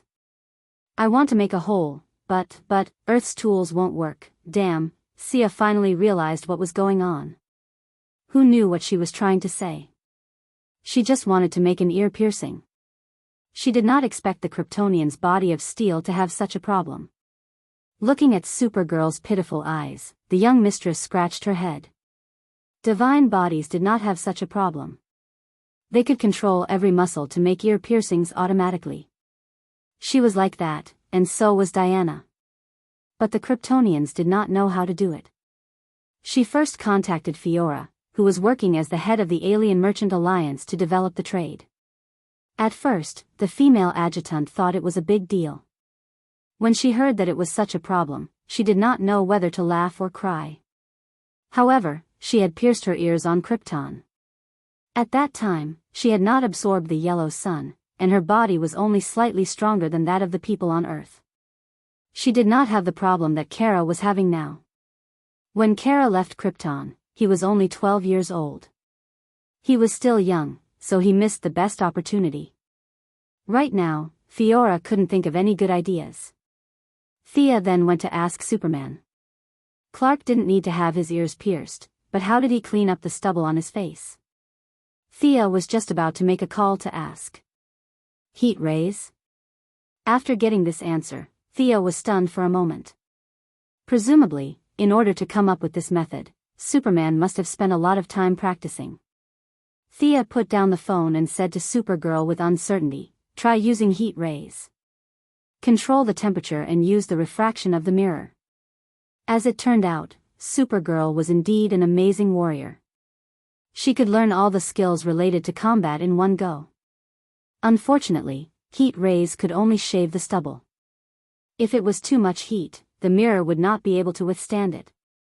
If it was too little, it would be ineffective. Thea tried using her gaze again, but the effect was minimal. She was afraid that if she used too much force, Supergirl's ears would be destroyed. That would be a great sin. Let's do it the hard way. Follow me. The office could not do such a big job. Thea dragged Supergirl to Paradise Island. Diana also heard the news and came to watch the show. A fine gold drill, paired with an electric drill that I added some speed. Come, lie here. Let's try it. The young lady rolled up her sleeves, wore a hat, a mask, and a white lab coat. She held the electric drill like a mad scientist and gestured for Supergirl to lie down. Looking at the shiny electric drill in her hand, Supergirl would be lying if she said she was not afraid. However, when she thought about how others could wear earrings while she could not, she gritted her teeth and endured it. Kara lay on the rock as if she was going to be executed. Thea tied up Kara's hair, adjusted it, and pierced it into her ears. It had to be said that after being modified with advanced technology, her electric drill had a high conversion rate of speed. Paired with the fine gold drill, which was already hard to begin with, and added with toughness and sharpness enchantments, she had a 30% chance of piercing Kara's ears. However, reality gave her a slap in the face. The speed power she stole from Reverse Lightning ran wildly. The drill shattered into pieces and Supergirl screamed. Thea thought that something happened and hurriedly stopped. However, when she asked about the situation, she found out that it was too noisy. She sealed off Supergirl's 5 senses and ignored the bitterness on Supergirl's face. Thea took the electric drill and continued to strike. After drilling for 3 minutes, she stood up embarrassedly. The fine gold drill was ground to nothing. Under the high-speed rotation, it completely turned into powder. After pulling Kara up and blowing off the fine gold powder on her face, Diana and Thea looked at each other. Kara's earlobe was still small and clean. There was not even a mark on it. Maybe the fine gold isn't tough enough. Can we try a dragon tooth that is tougher and tougher? Forger Master Diana suggested. After a quarter of an hour, only half of the dragon tooth was left. However, Kara's ear was still nowhere to be seen. The little girl seemed to know that she had caused trouble for the 2 big sisters. She shrunk her neck and did not dare to say anything. Diana hugged her elbows and tilted her head. After thinking for a long time, she took out a dark green thin sword. Hermes' snake sword. It's one of the best even among the divine weapons. It contains a trace of space attribute. Okay. Thea happily took it. The 2 did not ask for the little girl's opinion. One sat on her, and the other pressed her feet. From afar, it looked like they were doing something bad. They gave Kara another round of punishment. The 2 big sisters were sweating from exhaustion. Perhaps the space attribute worked. They finally saw some effect. A small hole was made in Kara's ear. However, it was too early for them to be happy. Before the 3 girls could celebrate, they saw the hole in her ear closed instantly. Thea was so angry that her eyes were straight. She gasped for breath. You. Forcing me to use kryptonite. Kara was also about to cry. Her healing ability was so strong. There was nothing she could do. Kryptonite could only be talked about. Unlike Superman, who had a complete outlook on the world and life, to a certain extent, he could rely on his willpower to resist the damage of kryptonite. Kara Danvers was just a little girl. She did not have willpower. As soon as Thea took out her kryptonite, she fell to the ground like a salted fish without even touching it. If there was direct skin contact, wouldn't the little girl die instantly? Why don't I use the holy sword? It can permanently damage Doomsday. It's easy to give you an ear, Thea said as she pulled out the holy sword. Did she have to make such a big fuss? Kara looked at the dazzling sword and felt his liver tremble. Diana looked at her lover in annoyance. You can't control that sword well, right? Do you have any technological means? Yes, technological means. Kara nodded like a chick pecking at rice. She was afraid that the holy sword would cut off her ear. Chapter 654. Technological means? If she had a choice, she would not have used the holy sword. It would be troublesome if she could not control such a powerful weapon. The young mistress went through the current technology and her own black technology in her mind, and she really thought of a way. When Luthor collected Superman's cells, he used a nano-level robot. Thea thought the robot's needle was kryptonite, but later she found out that Luthor used a fake kryptonite in order to not be discovered by Superman. Just like kryptonite, it could degrade Kryptonian cells, but the process was very subtle and unnoticeable. To be able to bypass Superman's super senses and blatantly harvest cells, one had to admit that Luthor was really powerful. The fake kryptonite should be able to solve Kara's current problem. It could even be used to shave Superman's beard and Fiora's hair and eyebrows. This technology was definitely not in the list of commercial acquisitions. Other than asking Luthor himself, she could only look at his records. Fortunately, Thea had a good relationship with Lena Luthor. She left Diana to accompany Kara and teleported to the Luthor group. Lena Luthor knew her intention. Of course, Thea would not say that she wanted to get her ears pierced. Her excuse was to deal with Kryptonian artificial weapons. Lena readily agreed to let her see Luthor's notes. Luthor was very knowledgeable and had deep knowledge in all walks of life. Thea stayed in Luthor's old house for half a day before she found the composition and manufacturing process of the fake kryptonite in the vast records. She did not need modern equipment to produce it. Firestorm had the ability to create inorganic materials out of thin air. She found the fat old man and told him about Luthor's notes in detail. She also consulted Berserk Wolf Rob's opinion and directly created a large piece of fake kryptonite. She returned to Paradise Island with this piece of kryptonite. This time, it finally worked. Kara successfully pierced 2 ears and flew home happily. After a busy day, Thea was too lazy to go home. She decided to stay at Paradise Island for the night. The two rode their horses around the island twice. Thea saw that Diana was in high spirits, so she happily played with her. In the end, nothing happened to them. The 2 horses were so tired that they almost fainted. They had been staying at home with Hades every day, so there was no need for them to run like this. The 2 goddesses let go of the pitiful pony and strolled through the mountains. When they reached the top of the mountain, they happened to see the slowly descending sun. I really envy Kara. She's so carefree. She's so happy. The afterglow shone on the Valkyrie's face, accentuating her perfect cheeks and sharp nose. For a moment, she seemed to be enveloped by a sense of divinity. Thea didn't say anything. Instead, she sat on the ground. Diana also sat down. The 2 of them leaned closely together. You seem to be in a bit of a rush recently.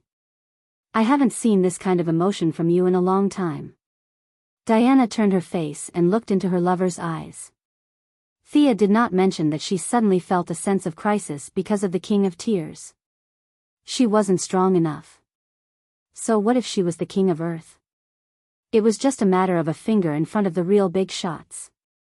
Especially since she had sacrificed so much for this world. There were so many people who had ties with her. At first, she might have been able to run if she couldn't win. Now, could she still run? Even if she could run, how many people could she take with her? The Martian hunter was a good example. Although he didn't say it, Thea knew that he had always regretted that he didn't have the ability to save his people. In the face of a real catastrophe, how much stronger could she be compared to him? However, these words were not suitable for Diana to hear. The warrior god required more confidence. If Diana knew that there were so many big shots above her, it would be difficult for her to take another step forward. After thinking about it, she gave a reason. I've told you about the new Creator Star and the Apocalypse Star, right? Recently, both sides have been preparing intensely. The war could start at any time. This war might decide the ultimate fate of the multiverse. This topic was also very heavy. However, the war between good and evil was very much in line with Diana's wishes. She would not stop her lover from participating in such a war. She even hated herself for not reaching the final step. She had worked very hard and felt that she was only a step away. Don't give yourself pressure. There aren't many people in this universe who are stronger than you, right? I'm confident in you. Diana said with a smile at the corner of her mouth. Indeed, there aren't many who are stronger than me. Thea said energetically. Looking at Diana's red lips under the sunset, they were bright and dazzling. She couldn't help but kiss them. After staying on Paradise Island for 2 days, Thea felt that there was no need to give herself too much pressure. She had already reached the top of the world. If she was still as scared as a quail, how could an ordinary person live? She tried to reduce her working hours and increase her leisure time. This was her way to relieve her pressure. Following comics was a good method she had found during this period of time. Many comics artists had already made the story of her and Diana vivid and vivid. The content was evil, and the style was bold.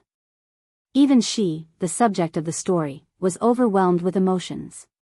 On this day, while she was following the latest issue of the comic, the secretary walked in steadily. She hurriedly closed the website and pretended to be very serious. An unknown person sent a USB flash drive.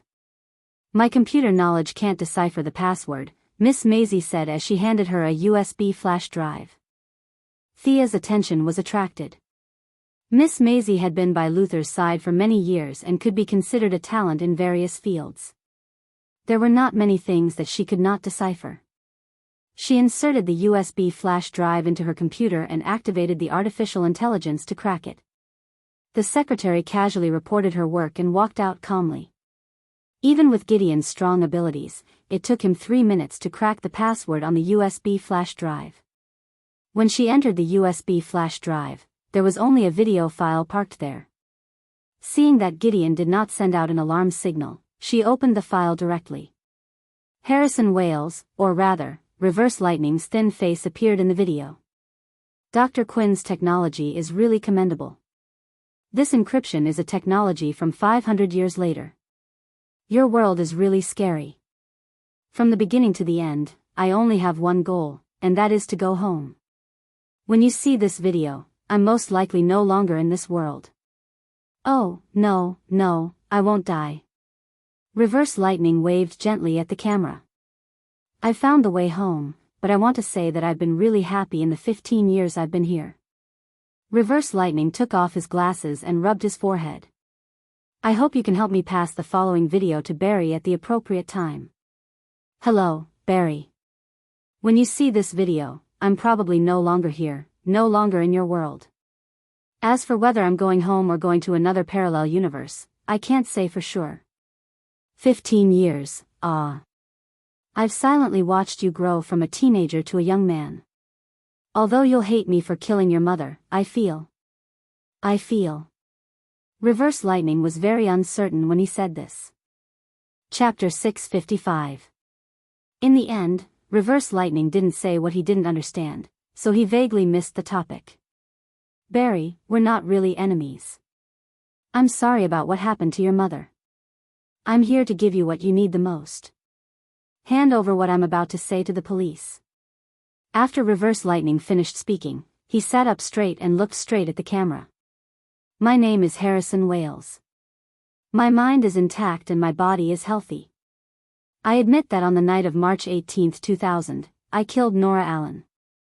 I stabbed her chest with a dagger. Following that, Reverse Lightning described the events of that night, excluding the part about the power of speed, the time, the location, and the murder weapon. He described it as a normal murder case. Although this video couldn't bring Barry's mother back to life, it could clear Barry's father's name. It could be said that it was his final gift.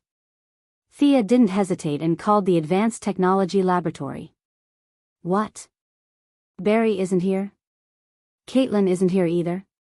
Psycher, who answered the phone, gave her a piece of bad news. When she asked further, she found out that the two had disappeared for 2 days and 3 nights. Psycher was now looking for them on the national network. Thea thought for a moment and still teleported to Central City. In this time, Barry was still young, but Caitlin was no longer a rookie under the training of Death Knell, Fiora, and the others. Whether it was fighting ability or superpower, she was steadily above average. Eliminating the possibility of them eloping, it was most likely that they ran into some big trouble and didn't even send a message back. Caitlin also had a light ring, but the light ring's call was like a stone sinking into the sea. There were only 2 explanations. She was either dead or had left this universe. Considering that Reverse Lightning had found a way to leave this world, these 2 couldn't have followed Reverse Lightning and then transmigrated, right? When Thea found Psycher, her thoughts were confirmed. The Lightning Squad discovered Reverse Lightning's whereabouts 3 days ago. Although Psycher swore that he was good at searching, Thea felt that Reverse Lightning's mind wasn't clear after recording the video, so he purposely exposed his tracks. It was supposed to be a showdown between the 2 of them, but Caitlin had always believed that Thea cared about Reverse Lightning's life, so she no longer held back. Wearing her yellow light ring, she gave chase. Psyker, on the other hand, didn't have the same speed. Unfortunately, he was left at home and stayed there for 2 days until Thea came looking for him. They're most likely no longer in this universe. Find the place where they last disappeared. I'll go take a look, Thea instructed the troubled Psyker. Then, she saw Psyker looking at her with his mouth wide open. Really? Are you sure there's a parallel space? Yes. Thea didn't say anything in her heart. Je ne vois Cisco Ramon, when your superpower awakens, you can even travel through parallel universes as you wish. She did not know when this idiot's superpower would awaken, and there was no need to wait. The Mother Box could travel through all the parallel timelines, and Zeus' lightning arrow could traverse the timelines. Thea's current means were extremely plentiful. As long as someone was still alive, she could find them. How do you need to get there? I mean, you can travel through parallel universes? Psyker looked at her with a curious expression. How would Miss Thea know how the Mother Box worked? The technological level of the new Creator Star and Apocalypse Star was countless years ahead of Earth. Batman even used steel bones. He had never heard of anyone who had researched and understood this thing. Psyker did not speak with a straight face. Only then did he remember that his good friend Barry and his big sister Caitlin were still missing. He patted his head and began to check their last traces. New Jersey. It's 35 kilometers from Pennsylvania in New Jersey. That's where the tracker in Barry's suit disappeared. When Thea confirmed the location and prepared to observe the scene, she saw Psyker staring at her with an aura that said, "If you don't take me there, I'll kill myself here." Miss Thea took a closer look. The cells in Psyker's body were extremely active. As long as there was a little stimulation from the outside world, he would break through his original shackles. It could be said that he was only one step away from becoming a shockwave. However, she could not explain this to him, so she changed her words. I have a feeling that if you come with me, this journey will be very exciting for you. However, your previous life will completely leave you. Are you prepared? Choice, another choice. Giving others a choice was such a wonderful thing. Psyker did not understand the deeper meaning behind her words. He found it funny and said, "There will be danger? Traveling through parallel universes will turn me into a different life form?" No, you're completely wrong. You have the potential to become a superhero. Do you know Psyker Ramon? Your cells are very active now, and you're only one step away from complete formation. A little stimulation from the outside world, perhaps a bullet or a speeding car, will bring a new world to your eyes. Are you prepared for this? Psyker wanted to say yes. In this day and age, other than people like Batman and Shiva, who would say no to superpowers? However, he understood his own feelings. He was far from prepared. Just a second before Thea was about to activate the teleportation, he finally made up his mind. I'm not prepared, but Barry is my brother. I have to save him. His expression and words were sincere. Thea did not say anything more. At most, she would send him back if there was any danger. She watched as he turned around to pack his things. He took a big bag of toothbrushes and tissues, and wished he could take a few tablets. Do you think we're going out to play? Thea threw away his messy things and handed him a pistol. Then, she dragged him along and activated the teleportation. The two of them arrived at the scene and followed the tracker's instructions. Even though it had been 2 days, the traces left behind by the lightning speed were still fresh in their minds. Occasionally, Caitlin's frost blast would be scattered all around them.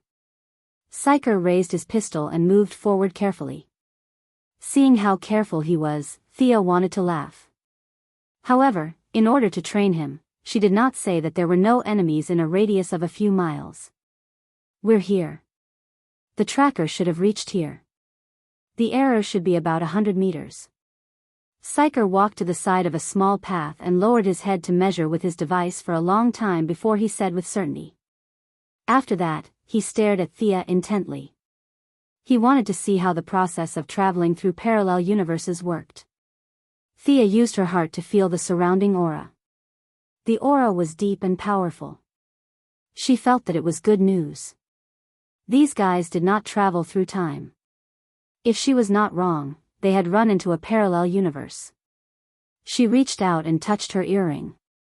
She compared the information stored in the mother box and matched the corresponding space coordinates. With a loud bang, an orange tunnel appeared in front of them. Chapter 656. Thea didn't know which part of Earth they were on. She dragged Psyker, whose mouth was wide open, and jumped in. She had planned to use her magic to protect Psyker. After all, there were no conditions set in the sonic tunnel. Theoretically, anyone could walk through it. However, even the weakest of the new gods was stronger than Psyker. She was afraid that he would explode and die. However, the outcome was gratifying. The sonic boom channel had directly facilitated Psyker's final step. His shockwave ability had completely awakened, and the sonic boom channel, which would have caused some damage to him, was now like a gentle breeze. Psyker Ramon had silently completed his metamorphosis without even realizing it. The two of them walked out of the tunnel. What greeted them was not the smiling faces of Barry and Caitlin, but several weapons spewing energy bullets. Before Psyker could react, Thea waved her hand and a light screen blocked the attack. "Who are you?" 6 or 7 men pointed their weapons at the two of them. Even though they had more people than Thea, they were still very nervous. They were all dressed in rags. Even the energy guns in their hands, the only thing that gave them courage, were about to run out of energy in Thea's eyes. She ignored these fugitives and looked around. Judging from their language, they were still on Earth. As for whether they were in the New Jersey of this universe, it was hard to tell. The cars on the side of the road were piled up messily. The roads were badly damaged, and debris could be seen everywhere. The guys in front of her had a strong smell of blood on them. It wasn't hard to tell that there was a war here. She just didn't know if it was a local war or a national one. Thea took out the light ring to contact Caitlin. Only then did she realize a serious problem. The light ring couldn't be used in this parallel universe. Without the yellow light to charge and transmit information, the light ring was a dead object. She scratched her head. She could only ask the passers-by in front of her. "Is this the United States?" The few of them remained silent. "Let me change the question. What year is it?" They suddenly looked nervous. "By the way, do you have a superhero here?" "Superman?" Thea realized that before she could finish her sentence, these people had turned around and ran away. This exhausted her patience. She spread her fingers, and a guy who seemed to be the leader of the group was caught by her magician's hand. "Can't I talk to you nicely and answer my question? Why do you have such a big reaction when I mention Superman?" Thea hovered in the air and looked down at the downtrodden man. The man's neck was grabbed by the hand of magic, and his limbs were trembling. He was obviously scared to death, but he still chose to keep silent. Thea, who had not used brainwashing for a long time, could only go back to her old profession. Now that she had become a god, the spell she was very familiar with was even more powerful. He tapped the man's forehead with his finger, and a large cluster of memories was quickly read. Thea frowned halfway through. There was something wrong with this world. At first, when she saw them gnashing their teeth at the mention of Superman, Thea thought that this was a superhuman world. However, after reading some of the memories, she knew that she had guessed wrong. The Superman here was still a good person, but he was invaded by the Apocalypse Star and was captured. Now, he had been transformed into the Apocalypse Devil Superman and was no longer the superhero he used to be. On the contrary, he had caused great damage to Earth. The Wasteland Wolf. The name of the Apocalypse Star's commander was well known in this world. Even these ordinary people who were far away from the war knew this name because he was the conqueror of Earth. Countless superheroes fell at his feet, and now humans could only crawl at his feet and live on his grace. The man knew very little. He only knew that Superman was captured. As for Batman, he had heard of him, but he had no idea whether this person was alive or dead. With too little information, he could not analyze anything. Thea let the man go. The man quickly recovered from his dazed state. As if he had seen a ghost, he threw down the energy gun and stumbled into the distance. It's a pity that the Croydon compass is still in Barry's hands. Can you use the current methods to track Barry? She asked Psyker. Psyker did not know that he had awakened a superpower. His face was pale at the moment, but when he thought of his good friend's whereabouts, he forced himself to be alert. He turned on the tablet and tried to connect. Soon, he shook his head and said with a little frustration, I can't connect to the network here. Their code is different from ours. How troublesome. Thea felt a little sad about reverse lightning. Everything was different in a new environment, and she had to adapt again.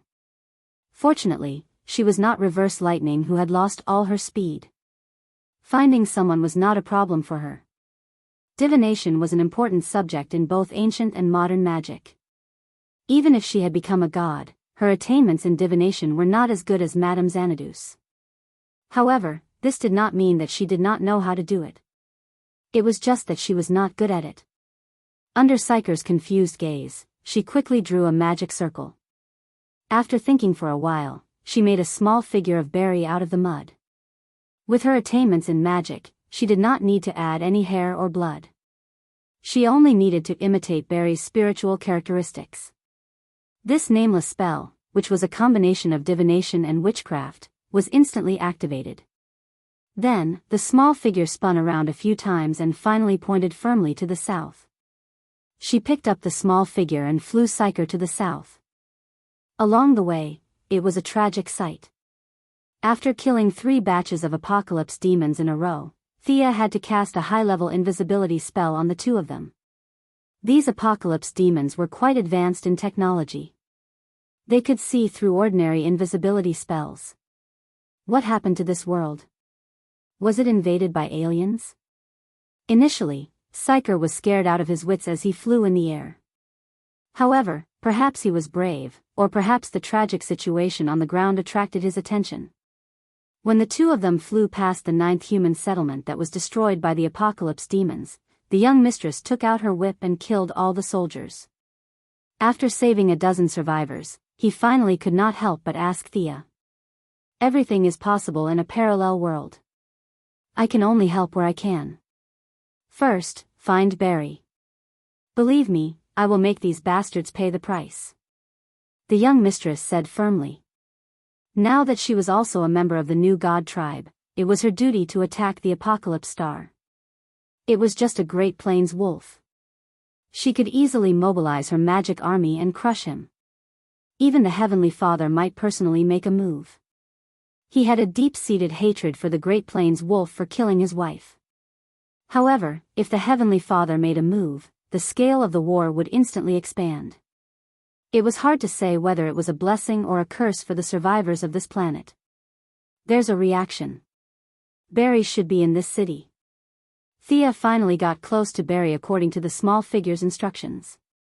However, she slowed down. When she saw the signs by the roadside, she was still a little stunned. Chapter 657. When Psyker saw her stop halfway through her sentence, he curiously followed her gaze. His eyesight was far inferior to the young lady's, but the awakening of his superpower had greatly improved his physical fitness. After squinting his eyes for a long time, he finally understood why Thea stopped talking. A rusty iron plate covered with blood and bullet holes was lying on the side of the road with the words, 15 kilometers away from Star City, written on it. Thinking that this world also had Superman and Star City, then a lot of things must also exist, he consciously shut his mouth. If he could think of something, the young lady would naturally be more clear about it. She also had this plate in her original world. The style of the plate and the font were exactly the same, making Thea feel that she had returned to her hometown. She laughed at herself and shook her head gently to get rid of this thought. This could not be her home was not here. It was just that the prosperous Star City in her impression overlapped with the dead city in front of her. She still felt a kind of anger that reached the depths of her soul. How many acquaintances of Star City were still alive in this world? Although those people theoretically had nothing to do with her, when she thought of Moira, Oliver, and even herself lying in a pool of blood here, she still could not be indifferent. Although she could not control her anger to the extent that she could use it casually, it was still a small achievement. Countless light red cyclones lingered around her body. Thea hurriedly withdrew her emotions, but a thought still formed in her mind. The wasteland wolves must die.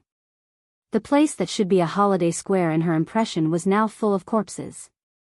There were apocalyptic demons, but more ordinary citizens. No matter how rich or poor they were before, they were a group of pitiful humans in front of the enemy. The streets and alleys were full of chaos and depression.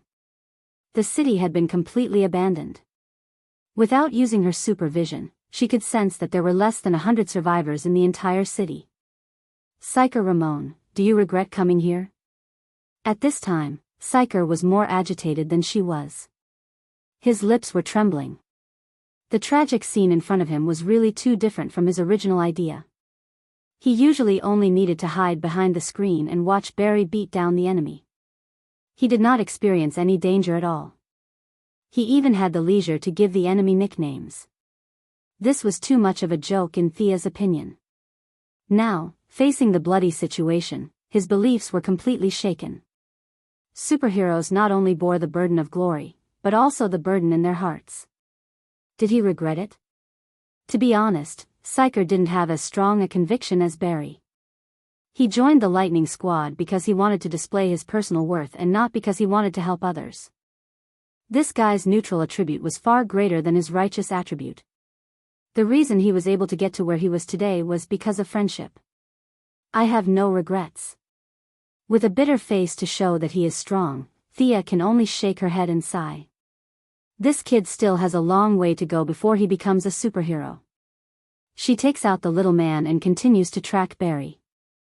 The good news was that Barry didn't move from his position. The bad news was that he was hiding in an underground building. The building that was covered with a layer of lead seriously blocked her view. Psyker gripped his gun tightly and walked forward cautiously. Thea sensed that something was wrong and reached out to stop him. Immediately after, a sharp arrow pierced the ground 2 steps in front of his feet. Wow! Even though the other party didn't use any underhanded means and was clearly warning him, Psyker was still taken aback. This was the first time he had come so close to death. He quickly turned his head to look at Missy. He had a superhero that could move mountains and seas by his side. He wasn't afraid.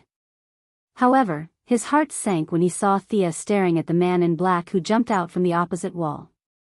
The other party had his bow and arrow aimed at the two of them. He didn't know why Missy was in a daze.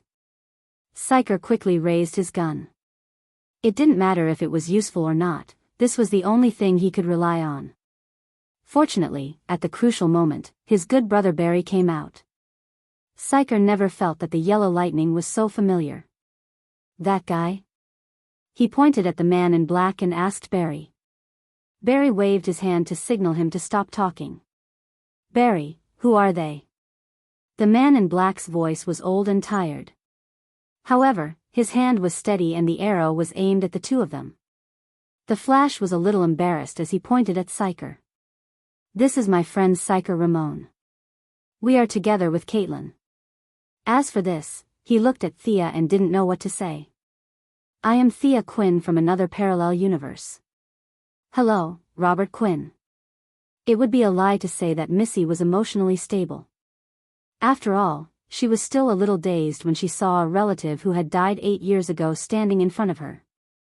Fortunately, she was mentally prepared and quickly accepted the fact that the old man in front of her had nothing to do with her.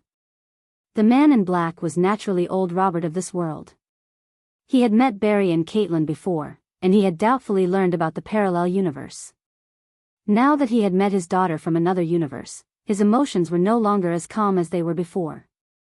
His voice trembled as he tried to pull the bowstring. Do you have any evidence? Thea didn't know whether to laugh or cry. What evidence could she take out? They were from 2 different universes. Their experiences were definitely different. Hey, trust me. She is indeed Robert Quinn's daughter in our universe. She is not an enemy. Little Flash quickly came to smooth things over. Thanks to his gentle aura and sunny image, old Robert put down his bow and arrow. A daughter from a parallel universe? Ridiculous. Old Robert walked out slowly. Thea couldn't help but give him a sidelong glance. Green robe, black eye patch, white beard, bow and arrow on his back. This was Green Arrow's outfit. As if sensing her confusion, Little Flash quickly explained for her. In this universe, Oliver died in a shipwreck. The current Green Arrow is old Robert. Wow. Psyker was just about to exclaim when Flash covered his mouth. It was best to just brush this matter aside and pretend that they didn't hear anything. Don't worry about me. This isn't my universe. Thea emphasized again. It was both for them and for herself. This isn't the place to talk. Let's go to our place. Old Robert kept looking at Thea's appearance. Although he could still see the outline of her face, the details were 100 times more exquisite than Thea's in this universe. Even though he was already past the age of appreciating beautiful women, he still felt that this Thea was unbelievably beautiful. She's not my daughter. When he saw Thea rise into the air without any equipment, this thought became even stronger. With Little Flash carrying Psyker, the four of them moved quickly. In an abandoned house, a hidden door opened and they went underground. The underground space wasn't big. There were only a few resting rooms. Food and medicine were piled up messily on the ground. There was also a faint smell of blood and chemicals in the air. Chapter 658. Psyker, Thea. Without the help of the lantern ring, Caitlin could control the ice to glide through the air, but it wasn't as fast. She was waiting anxiously in the room. Seeing that they were safe, she hurriedly hugged them both. It seemed that their voices were a little loud. Two people walked out of the room, a man and a woman. The man was in his 50s and was very thin. He had a serious expression and wore black-rimmed glasses. The woman was a little chubby and looked like she was in her 20s. The woman seemed to be very concerned about her image. Even if she was forced to hide in the basement, she still did her best to tidy herself up. Psyker, who was hugging Caitlin, saw them from the corner of his eyes. He was shocked and hurriedly went to grab his weapon. Psyker, don't be rash. He's not the person you remember. Caitlin hurriedly pulled Psyker back. The commotion attracted the attention of Thea and old Robert, who looked gloomy, on the other side. Even Thea was a little surprised. Harrison Wales? Or reverse lightning? Gray air swirled around his palm and he was ready to cast a super large area deceleration spell. No, Thea. He's not the person you remember. He's the Harrison of this time and space. Little Lightning's expression was very bad, but he still stopped Thea. The young mistress looked carefully. There was indeed no divine speed reaction in his body. He didn't even have normal energy, let alone divine speed. He was just an ordinary person. Everyone's here. Let me introduce you. Little Lightning glanced at Caitlin. The current Caitlin was more human than the Frost Killer in the original time and space, but that was only for people who were familiar with her. He could only take on the task of introducing them. This is Psyker Ramon, my good brother. This is Thea Quinn, a superhero in our world. Little Lightning glanced at old Robert's expression and added, she's the daughter of the president of our world. The president of our world is Ms. Moira Quinn. Little Flash racked his brains and tried to explain with simple and plain words. Fortunately, the people in the room were smart enough to understand. Only old Robert murmured, Moira, then, Barry introduced the people in the current spacetime. First, it was the white-haired old Robert who took off his hood. Uncle Robert Quinn. In this spacetime, he is the Green Arrow. The father and daughter over there are Dr. Harrison Wales and his daughter, Jessie Wales. Thea rubbed her forehead. To be honest, she didn't like this world. Everything here was contrary to her inherent values. The only thing she could do was to mobilize an army to cut down the wasteland wolves, then chop them up and feed them to the dogs. However, in such a large-scale battle, it was impossible not to harm the innocent. This was also the reason why she couldn't make up her mind. Seeing that Barry still wanted to talk about the current situation, she raised her hand and interrupted the conversation. "Barry, Caitlin, where is Reverse Lightning? If you are done with your tracking, I will bring you back. You shouldn't be too involved with the parallel spacetime." At the mention of Reverse Lightning, Barry glanced at Caitlin. He seemed to be in low spirits. Of course, ever since Sia saw him 10 minutes ago, he had been in low spirits. The world was full of despair. The decadence in the air and the rivers on the ground made him very unhappy. "I saw it with my own eyes. Reverse Lightning was killed by another Extreme Speed. The superhero of this spacetime called that person Extreme Speed." Although he had avenged his mother, Barry wasn't happy at all. Instead, he was filled with deep sadness. Especially when he thought of Reverse Lightning dying in front of him, the calmness and relief on his face before he died made him feel uncomfortable. Reverse Lightning was dead? Thea glanced at Caitlin. Caitlin nodded lightly to confirm the information. "I can't go back. Extreme Speed's goal is to kill all the Extreme Speed. He is my enemy. I have to kill him here." Barry's answer was very similar to a superhero's. That was to kill whoever he saw. Thea felt that he was most likely doing the same. He didn't feel bad if someone else destroyed him. Instead of allowing Extreme Speed to peep around and cause trouble, it was better to kill him on this earth. "But my speed is far inferior to his. Extreme Speed has absorbed the power of Extreme Speed from several parallel spacetime Extreme Speed. Now that he has obtained Reverse Lightning's part, he has far surpassed me," Barry said, a little depressed. Thea thought for a while. "That's easy. We can." Before she could finish, a loud bang was heard.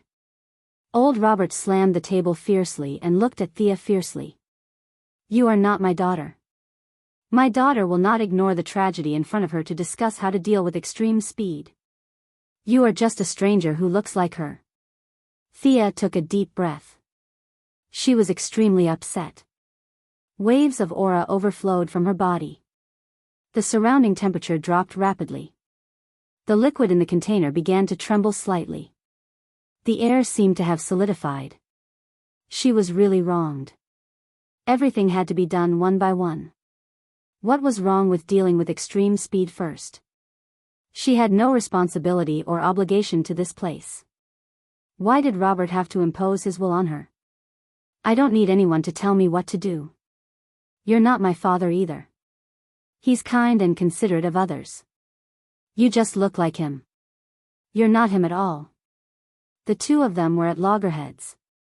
Neither of them was willing to admit defeat. Don't fight. We can discuss. We don't have to deal with Extreme Speed." Little Flash saw that they were at daggers drawn because of him and hurriedly came out to smooth things over. "Barry, you don't understand. I can feel that this old man is hostile to me. This hostility has been there since we met." Thea's understanding of emotions was unparalleled. Now that she was serious, she immediately noticed the abnormality. Barry listened and immediately stood beside Thea. If the other party was hostile, then there was nothing to talk about. He was ruthlessly played by Reverse Lightning.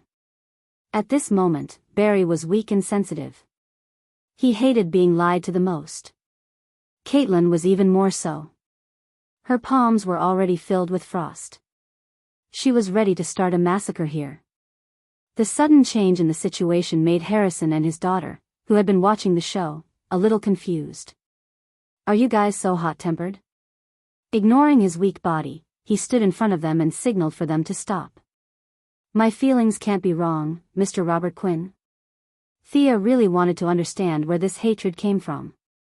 Could it be that he knew that she was Old Ma's daughter in this world? The probability was not small. She could handle it calmly in the original timeline, but it was hard to say in this timeline. Old Robert hesitated for a long time. It was only when Harrison desperately signaled him with his eyes that he reluctantly said, "You are not my daughter at all. I noticed at first glance. You look exactly like the person who killed my daughter. Chapter 659. Thea heaved a sigh of relief when she heard that it was not an illegitimate daughter. As long as it was not an illegitimate daughter, she was confident that she could solve any problem. However, old Robert's words confused her. What did he mean? Someone who looked like her killed the Thea of this time and space? Was it someone from the Wasteland Wolves? The first thing that came to her mind was a spell. Her image must have been transmitted to the Apocalypse Star. Did the other party use a spell to kill someone using her appearance? This was the only answer that Thea could think of.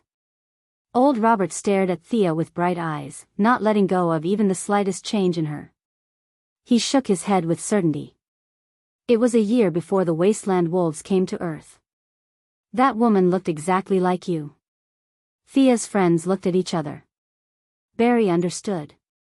It should be someone from the parallel universe. Now that there are 2 parallel universes, it is normal to have one more. This answer could be deduced by anyone with a normal IQ. This was also the reason why old Robert did not make a move. He nodded. You are right. There is a 3rd parallel universe. However, can Thea of that universe be as beautiful as her? That Thea can fly, release a kind of energy shockwave, hold a long sword, and have the same hairstyle as her. Oh. Old Robert spoke with certainty. With so much evidence, Barry Sisko was a little hesitant. It was really difficult to have such a beautiful face. If Sia's current appearance was placed in the ancient times, she would be able to get tens of thousands of rough men to fight for her without using magic. Caitlin was also a little suspicious. Thea's secret power was not small. She was a part of it. Could it be that she was the one who killed the people? She began to secretly gather energy in her hands. If she failed, she would first freeze Barry's legs. Thea herself found it unbelievable. However, she insisted that it was some kind of illusion that bewitched these ordinary people. With a flick of her finger, a human figure as tall as her appeared beside her. To increase the recognition, she even made the illusion wear a big quilt and a holy sword. Is it this image? Robert shook his head. She then created an image wearing a long robe and holding a soft whip. If the Apocalypse Star used her image to do bad things, this image was the most likely. That's what it looks like. Robert Sr. continued to shake his head, indicating no. This time, they realized that there was a problem. What did that person look like? Barry asked the question that was on everyone's minds. Old Robert began to describe with an ugly expression. She looks exactly the same as you. You both have blonde hair, but the color of your eyes is different. That woman has amber eyes. But his temperament was very cold, and he looked at us without any emotion, as if he was looking at ants. Looking at the image of Thea holding a holy sword, he had a look of disgust on his face. Her armor is similar to this one, but her armor is black. The sword in her hand is so black that it seems to be able to absorb light. There are blood-red inscriptions on the sword. I saw her plunge her sword into Thea's chest with my own eyes. After that, the sword emitted a thick red light. After that, her armor seemed to have absorbed Thea's blood, and there were many bright red lines on it. After that, the woman looked at me coldly and turned to leave. The room was silent. Everyone was a little confused, including Barry and Psyker, who had known Thea for many years. They were all confused because Thea had always been like a cloud of fog. No one could tell what her specific ability was. How did she obtain her power? No one knew. Could it be that she obtained her power by slaughtering her parallel selves? I'm so angry. This was utter nonsense. There can't be anyone like me. Of course, Thea saw their confused expressions. If I'm not wrong, this woman should be a dark Thea. She's not me, and I'm not her. Thea was too lazy to explain the uniqueness of the goddess of wealth and trade to them. There might be a few Thea Quinn, but there was only one goddess of wealth and trade. Since we've come to this point, I'll tell you the truth. This earth will not be ignored. The Wasteland Wolf and I are both members of the new god race. He represents the evil side, and I represent the righteous side. My army can head to this universe at any time. There's only one Great Plains wolf, and there's only one me. Shocked by her resolute words, everyone's expressions became better. Of course, this might be because they heard that there were reinforcements. Thea had thought a lot. She didn't expect to receive such news when she came to look for Barry. There was a dark Thea Quinn in the multiverse. According to Robert's description, her weapon was similar to a holy sword. There was no possibility of a new god. All the new gods in the universe were in the new creation star and revelation star. Every time a new god was born, they would be recruited. However, the path to becoming stronger in this multiverse was not limited to the new gods. Not to mention others, once Zeus returned to his main body, he would be able to beat up the new gods apart from Uncle Da. Even existences like the three palace demons could fight Uncle Da head-on. It was hard to guess what the dark Thea had up her sleeves. Thea could only be sure of one thing. She didn't have the advantage of foresight. There were 52 parallel universes. It was impossible for 52 transmigrators to fall from 52 parallel universes, right? There was only one transmigrator who fused with her. The other party must have come this far without knowing anything about the world. Amazing. As expected, the dark state was 5 times stronger.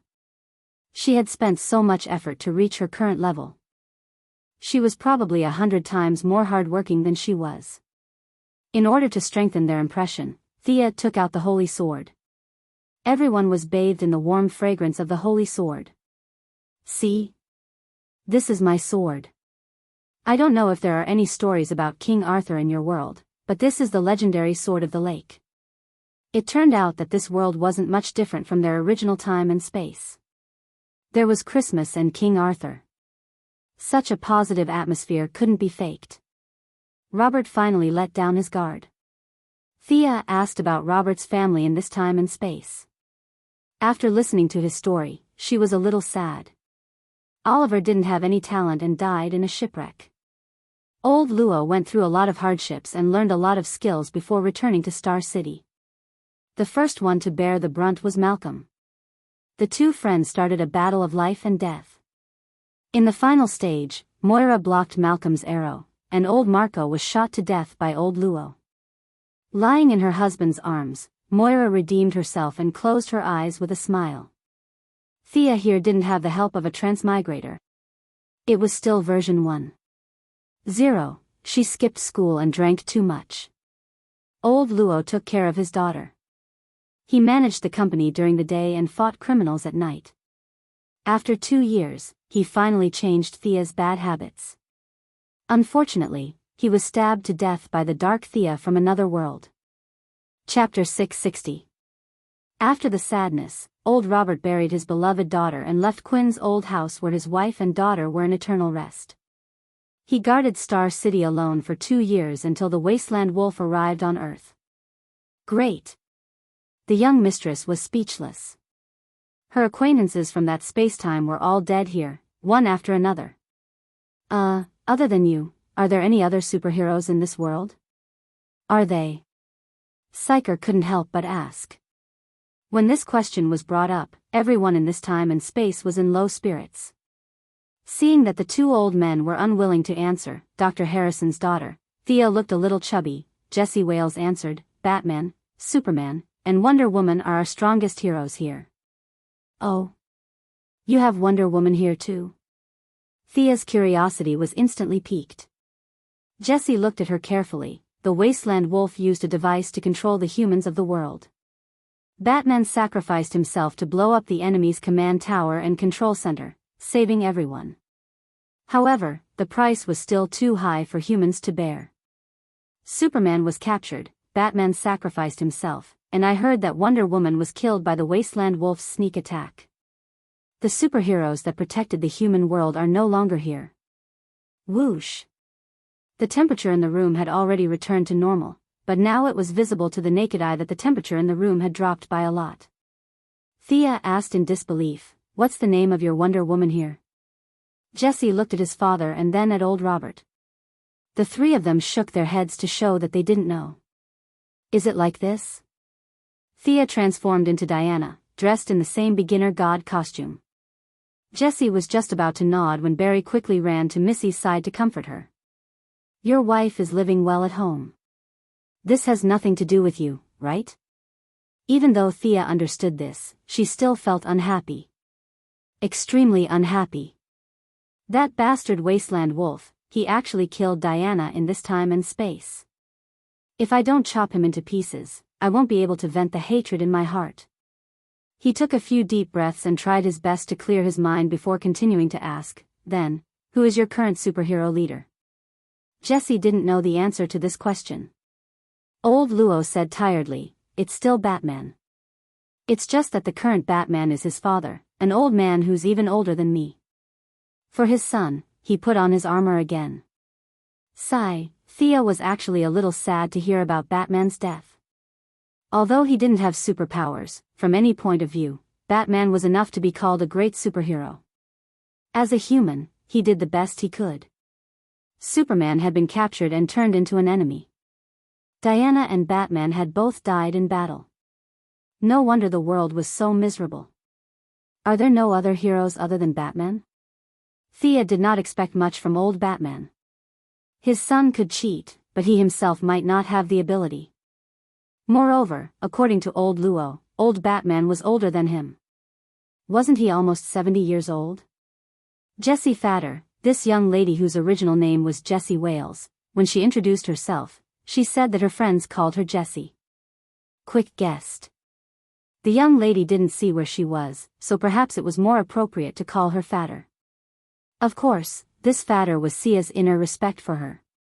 This young lady wasn't too fat, just that her face was big, and her body was very well proportioned, with an extra layer of meat compared to ordinary people. The lady's face glowed as if she had mentioned her idol. She said excitedly, Hawkgirl is now the representative of the superheroes in our world. After the fat lady finished speaking, she glanced at Thea and Barry. She was a little surprised when she found that they were normal. Hawkgirl doesn't exist in your world? Barry directly said that he had never heard of it. Thea scratched her head. Horus was killed by her, so Hawkman and Hawkgirl should no longer exist.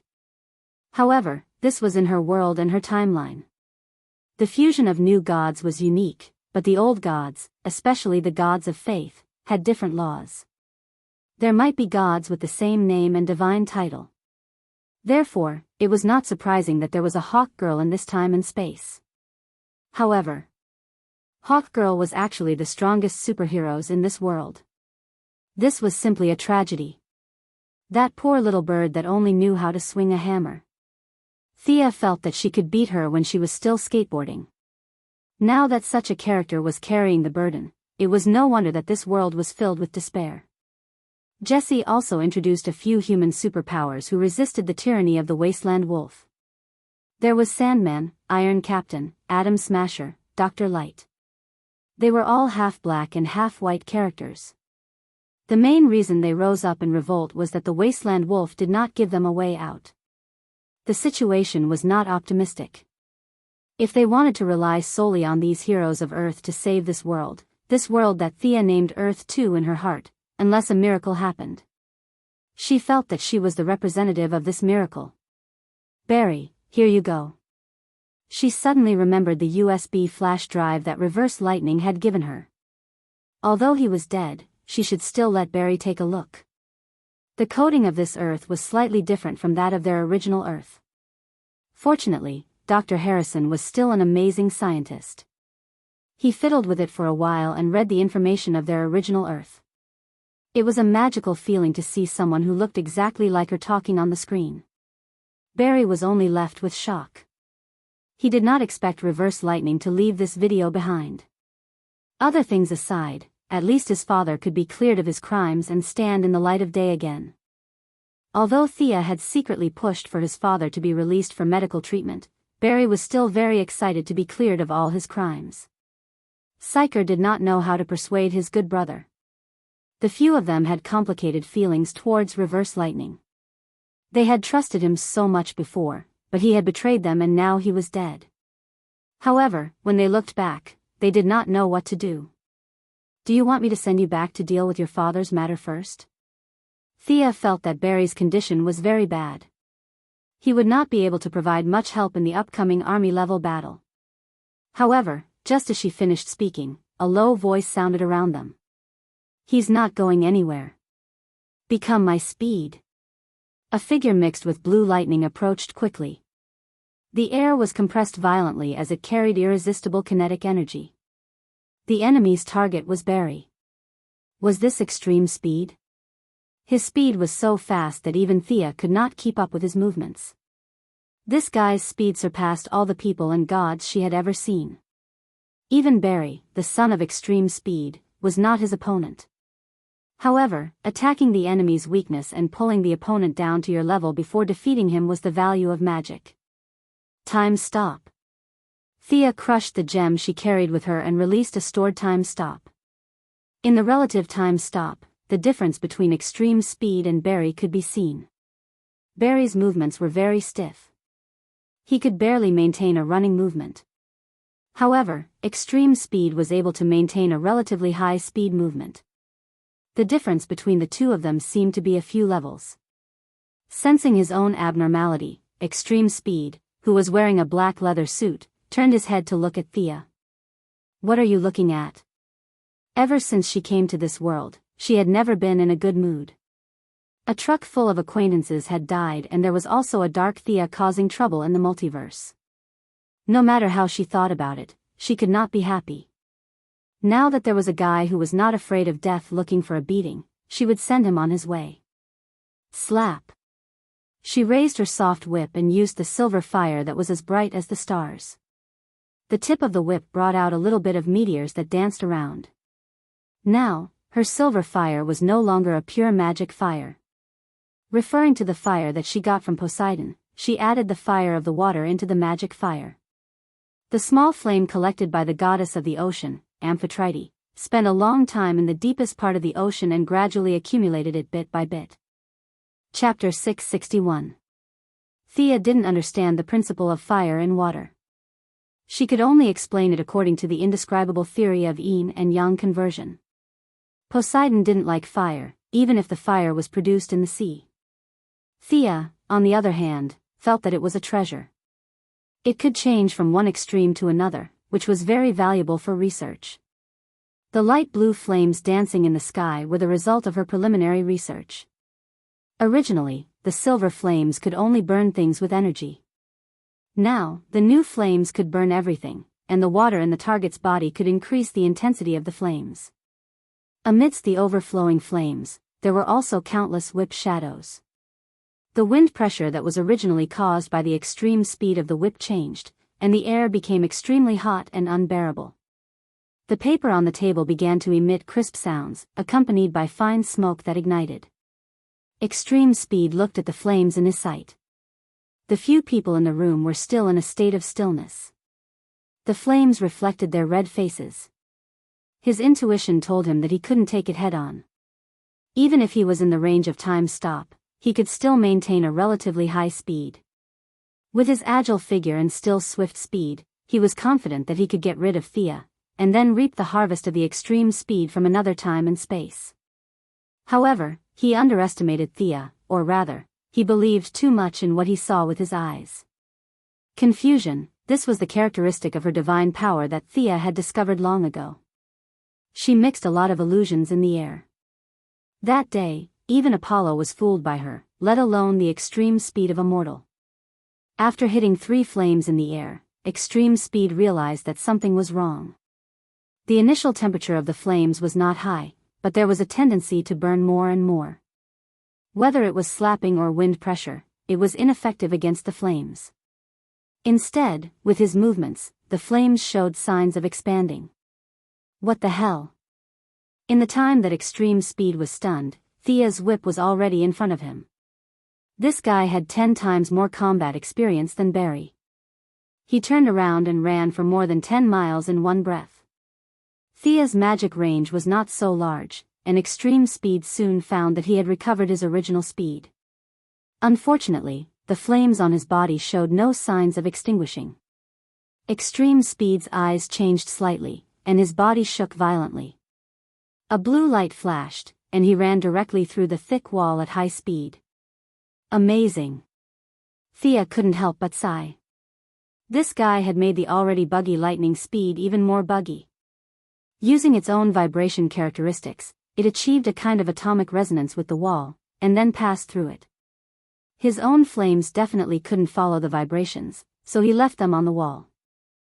The principle behind this move wasn't difficult, but finding the frequency of the wall's vibrations and making his body resonate with it required a lot of time and experimentation. Thea put away her time stop and teleported them out of the basement. The cramped environment restricted the other party, but it also restricted her. "Caitlin!" she shouted. Frost Killer, who could be considered to have been trained for a long time, immediately activated a large spell around them. The heat within a radius of 100 meters was completely absorbed, and the temperature plummeted. This move was both offensive and defensive. It had been effective against reverse lightning back then, and it would be effective against extreme speed today as well. Caitlin had just unleashed her ultimate move when she was already in front of him from miles away. As soon as he entered the range of 100 meters, Extreme Speed's body began to lose heat rapidly, which greatly reduced his speed. Unwilling to give up, he once again widened the distance and rushed over from another angle. The result was disappointing. Caitlin's move was actually quite stupid, but he really didn't have a good way to break it. The freezing effect on Extreme Speed was too fatal. Even if he was the fastest in the world, he couldn't break through in a short time. The flash. "Your speed is mine." After a few consecutive attempts, Extreme Speed knew that he would most likely return empty-handed today. His mouth was useless, but he still wanted to use a wave of words. Barry was just about to reply when Thea stopped him. "Physics? Magic can't be resisted like that." 5 fingers spread out, aiming at Extreme Speed from afar, Thea softly spat out a syllable. Internal explosion. So what if Extreme Speed could shake off his flames? Magic was controlled by spiritual power, and it had directional properties. Temporarily changing the atomic structure could shake off the magic, but unless he maintained the resonance frequency of the wall forever, once he returned to his original state, the magic would entangle him like gangrene attached to the bone. Some wizards' curses could last for thousands of years with the bloodline. Now that Thea had hurriedly cast the spell, it didn't need to last that long, but it could still last for dozens of minutes. If Extreme Speed disappeared without a trace, his spiritual power wouldn't be able to detect it, and there would be nothing he could do. But Extreme Speed stopped and wanted to use his mouth to escape. How could Lady Caitlin let him run away after showing off? Relying on the connection of spiritual power, Thea directly transformed the contaminated water in Extreme Speed's body. A small ball of fire was born in his body, and then it was directly detonated by Thea. Extreme Speed could also be injured, and his internal organs were not much stronger than ordinary people. Extreme Speed was shocked when he felt the abnormality in his chest and lungs. He didn't have time to think carefully and turned around to run. In less than 1,000th of a second, an explosion occurred in his body. Although he had run more than 10 miles away, a bloody hole was blown out from his liver to his kidney to his entire abdomen. The explosion happened too suddenly and too strangely. Extreme Speed was not prepared at all, and he started to bleed profusely. He could no longer maintain his high speed and stumbled to the side of the road, vomiting mouthfuls of blood. His chest and abdomen were badly mutilated, and his special anti-wear suit was blown open. Blood flowed freely from the wound, and the whole ground was completely dyed red. "Kill him quickly. He's an accomplice of the Great Plains wolves," Dr. Harrison Wales shouted. When Barry was still thinking about whether to kill him or not, Thea nimbly flashed a few times and rushed up. Taking advantage of his weakness to kill him, this guy would definitely be a disaster if he was left alive. While she was rushing, the soft whip in her hand did not stop. A large amount of flame was attached to the tip of the whip. As long as Extreme Speed was entangled, he would definitely be burned into ashes. Bang! The distance between the two was quickly shortened. Thea's speed was indeed not as fast as Extreme Speed, but when one of them stood still and the other ran, it was not even 1/10 of a second. She raised her arms slightly, and the soft whip rolled towards Extreme Speed, who had no resistance.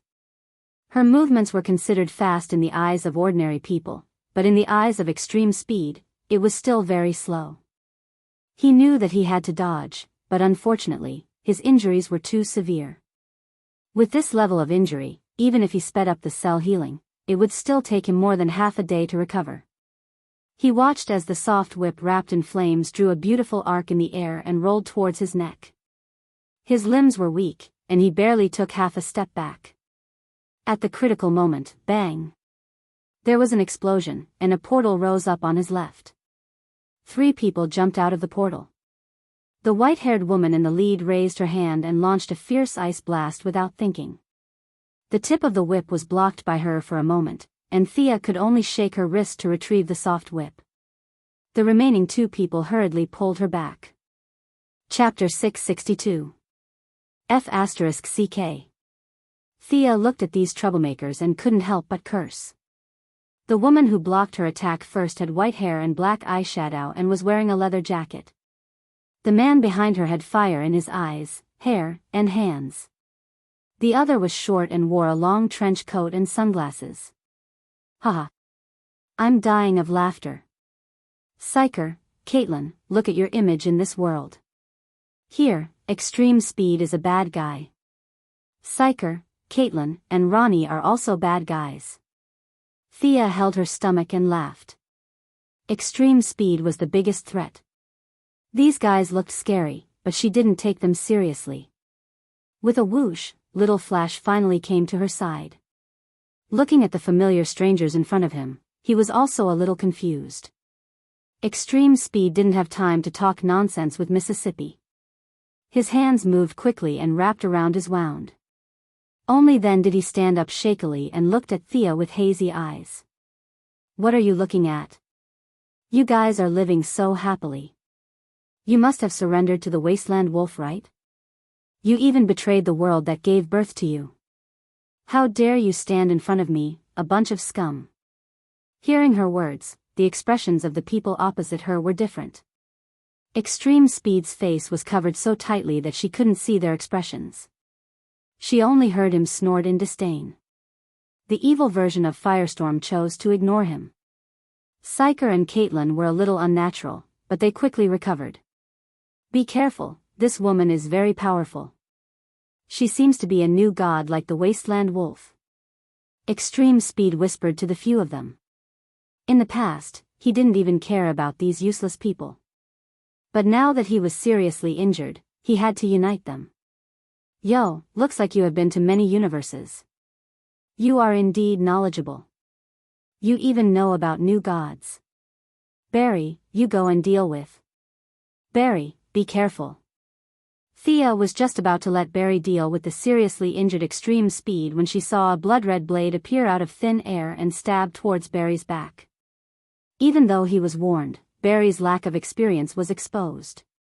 He actually made a move to turn around. He quickly realized that something was wrong, but it was too late to dodge.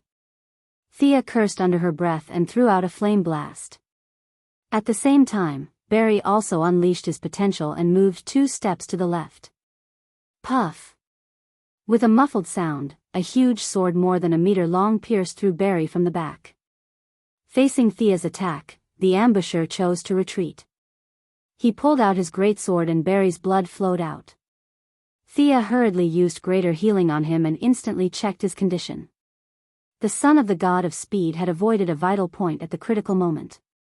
Although he was seriously injured, he was still worth saving. Caitlin, take them away first. Thea tossed Barry to the back and stared at the enemies that suddenly appeared. He wore a strangely shaped and majestic horned helmet. His eyes were scarlet and his face was covered in scars. He wore a full body armor that was as black as ink on his body that was more than 2 meters tall. The most eye-catching thing about him was that his belt was decorated with the head of a roaring demon. Great Plains Wolf.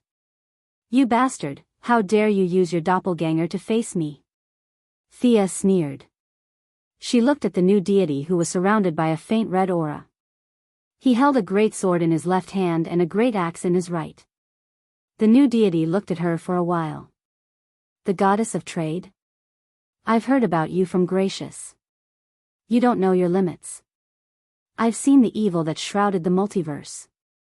I've seen those great powers. For someone of your level, I only need my doppelganger to deal with you. Ha! She didn't know what he was really capable of, but this guy's bragging skills made her feel ashamed. After all, he was Khan Yoja's younger brother and Darkseid's uncle. Although he was weak, he had met people who could crush Thea. Cut the crap. You only know how to attack from behind. I'm going to avenge this universe, Batman and Diana. Thea said as she put on the god's hush armor. She brandished her holy sword and attacked. Carrying a resplendent light, the sacred sword felt her anger, and the sword's aura surged like the sea. The Great Plains wolf put away his long sword and held his great axe with both hands.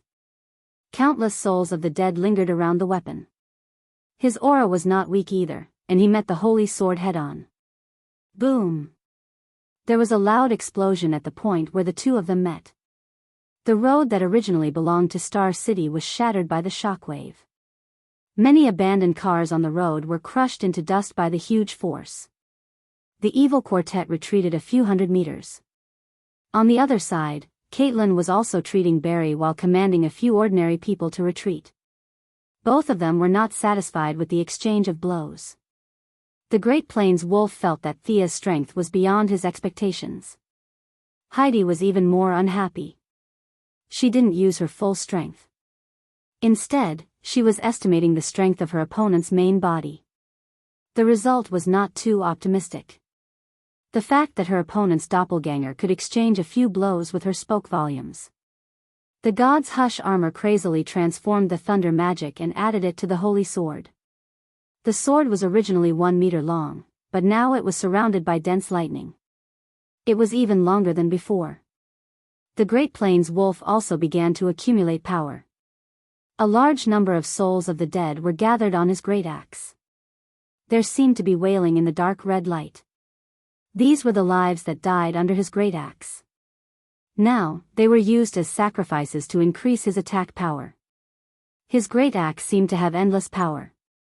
Thea didn't take it head-on. Instead, she defended and attacked. She constantly used the magic on her holy sword to wear down the souls of the dead on his great axe. The Great Plains wolf saw through her intention and attacked even faster. The two of them exchanged 3 blows. When the Great Plains wolf blocked Thea's attack and the two of them passed by each other, he directly took out his great sword and turned around to stab at her. Clang! His great sword was knocked away. Thea was already prepared for his sneak attack. She blocked his sneak attack with her holy sword and took advantage of the momentum to cut his waist. Huh! The Great Plains wolf's lower abdomen shrank slightly. The evil ghost head that she thought was just a decoration suddenly came to life and bit at the holy sword. Although it was burned to ashes, it also bought time for the Great Plains wolf to pull away. Although it was only one move, the Great Plains wolf who had rich battle experience could see that Thea had been hiding her strength. She maintained a stalemate with the previous few moves just for this last move. She was really insidious. Thea was also a little regretful. She always thought that it was just a decoration. Who knew that this armor of hers had such a function? She wasted a good opportunity. Even if it was a clone, the main body would lose a part of its divine power if it was killed. She had been silently suppressing her strength in order to make the Great Plains wolf think that she was just a so-so. Now that her plan was ruined, she didn't regret it anymore and attacked with all her strength. You bastards, come at me together. Facing Thea, who was going all out, the Great Plains wolf didn't have the pride he had when he was bragging. He hurriedly shouted to the ground. Just now, Thea's move was fast and urgent. If he didn't have some trump cards, he would have been cut in half. The evil 4 people on the ground looked at each other. Didn't you have internal conflicts before? We thought that it was a one-on-one fight. You should have said so earlier if you could gang up on us. Chapter 663. Actually, the Great Plains wolf was in a dilemma. Who knew how a new god like Thea would appear in his territory? His main body had just returned to the Apocalypse Star, leaving behind only a clone to command the army. He also didn't want to expose himself and ask for help from the ants that he looked down on before. But facing Sia, who was at full power and whose strength, speed, and divine power suppressed him in all aspects, he really couldn't do anything. If he used his doppelganger against Sia's main body, he would basically die. Helplessly, he revealed his true strength. Ignoring the others, Extreme Speed, who had always been unruly, stared at the Great Plains wolf thoughtfully. Even if he was heavily injured, his speed should still be extremely fast. In the end, after hearing the order, the first one to rush up and attack Sia was Firestorm. Perhaps considering the pressure Thea would bring, Extreme Speed still joined in the attack. As for how much effort he put in, only the heavens knew. Firestorm wantonly unleashed raging flames, finally giving the Great Plains wolf some time to recover. The remaining Frost Killer and Evil Cisco, codenamed Echo, cursed silently. "Are you stupid?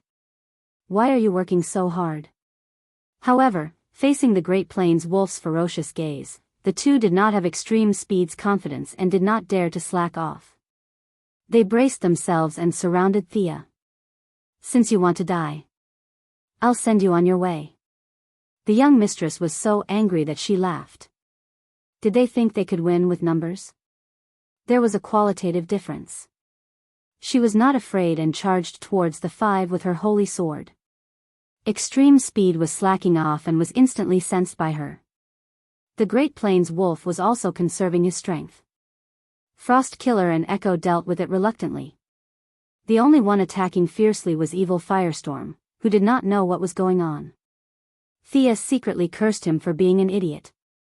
Even if she was stronger than them, it was not that easy to take them down. The Great Plains wolf and Extreme Speed were both very good at sneak attacks. She had to split more than half of her attention on the two of them. Firestorm's strength was also not to be underestimated. He was like a human-shaped nuclear reactor, constantly releasing a large amount of energy. Moreover, as the battle dragged on, the nuclear energy in Firestorm's body also intensified. The external manifestation was that the power of his attacks was increasing, and the frequency of his attacks was increasing. Firestorm's strength was one of the best even among the first-rate heroes. Thea did not have an overwhelming advantage. Coupled with the support of the Frost Killer and Echo, she fell into a stalemate. With a slash of her sword, she slashed apart the energy impact of the Firestorm and dodged the sharp axe of the Wasteland Wolf. Flames and frost flew together, and shock waves and thrown lightning flew around her. Thea deeply felt the feelings of Hades when he was besieged by the Greek gods.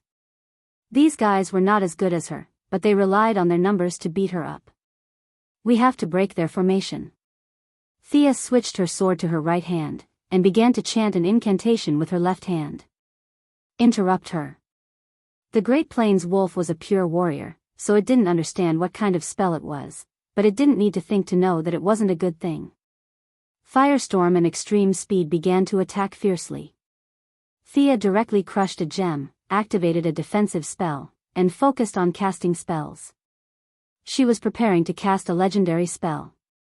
Even with her current strength, she still needed to make some necessary preparations with hand gestures. A faint golden barrier blocked their attacks. Firestorm and Extreme Speed clashed a few times. The barrier seemed thin, but it was abnormally sturdy. Extreme Speed shouted, "Echo, use your ability."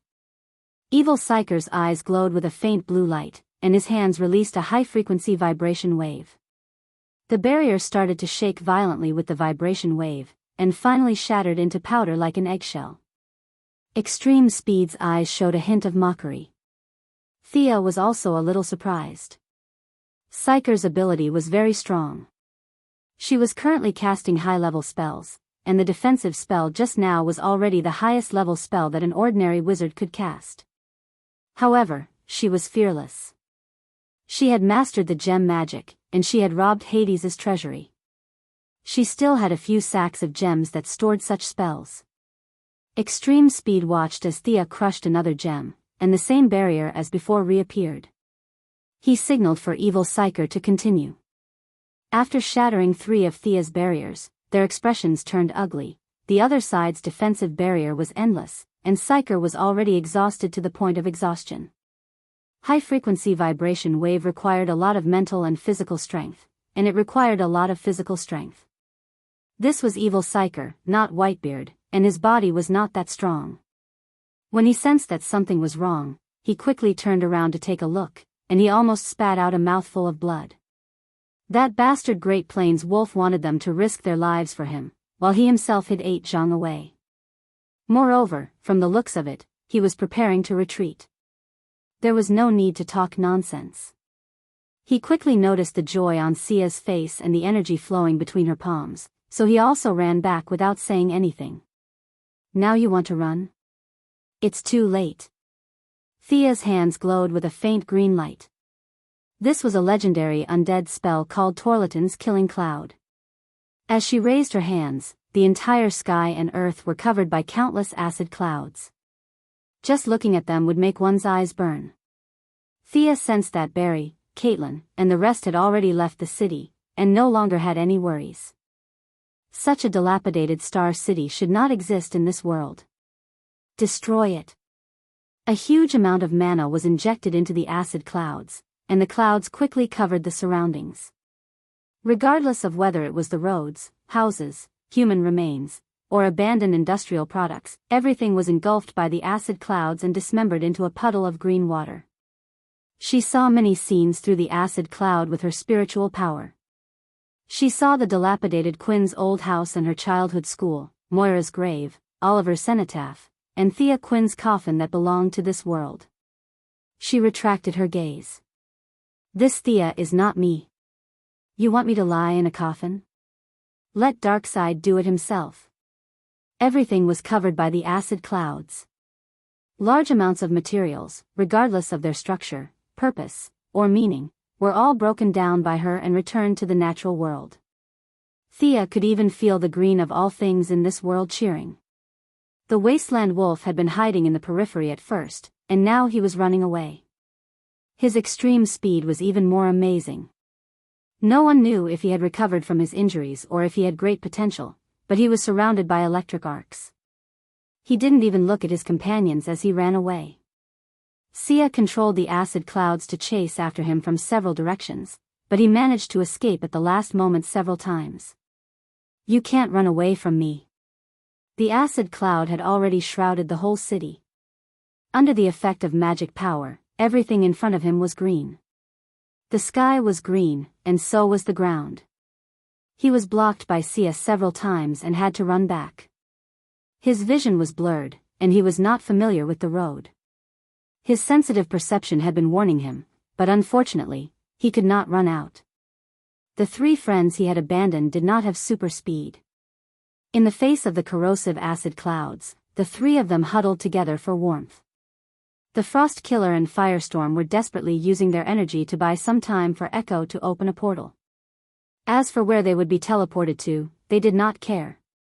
They just wanted to escape. Evil Psyker was already at the end of his tether after continuously relying on the vibration waves to shatter Sia's protective shield. Vibrations were a double-edged sword. If one's physical fitness was not up to par, they would hurt themselves as well as the enemy. Evil Psyker's mind was a mess, and his vision was a little blurry. However, he knew that if he gave it his all, he could still live. The veins on his forehead were bulging, and his eyes were bloodshot. He was trying his best to communicate with the outside world, trying to find a way out. Chapter 664. Thea finally understood why Batman set up the anti-teleportation device. She had already set up an inescapable trap, but the enemy only needed to teleport to escape. This was just too annoying. Since the young mistress was unhappy, it was only natural that others would be even more unhappy. Her green eyes reflected Evil Psyker's figure as she lightly snorted. He's just a mortal.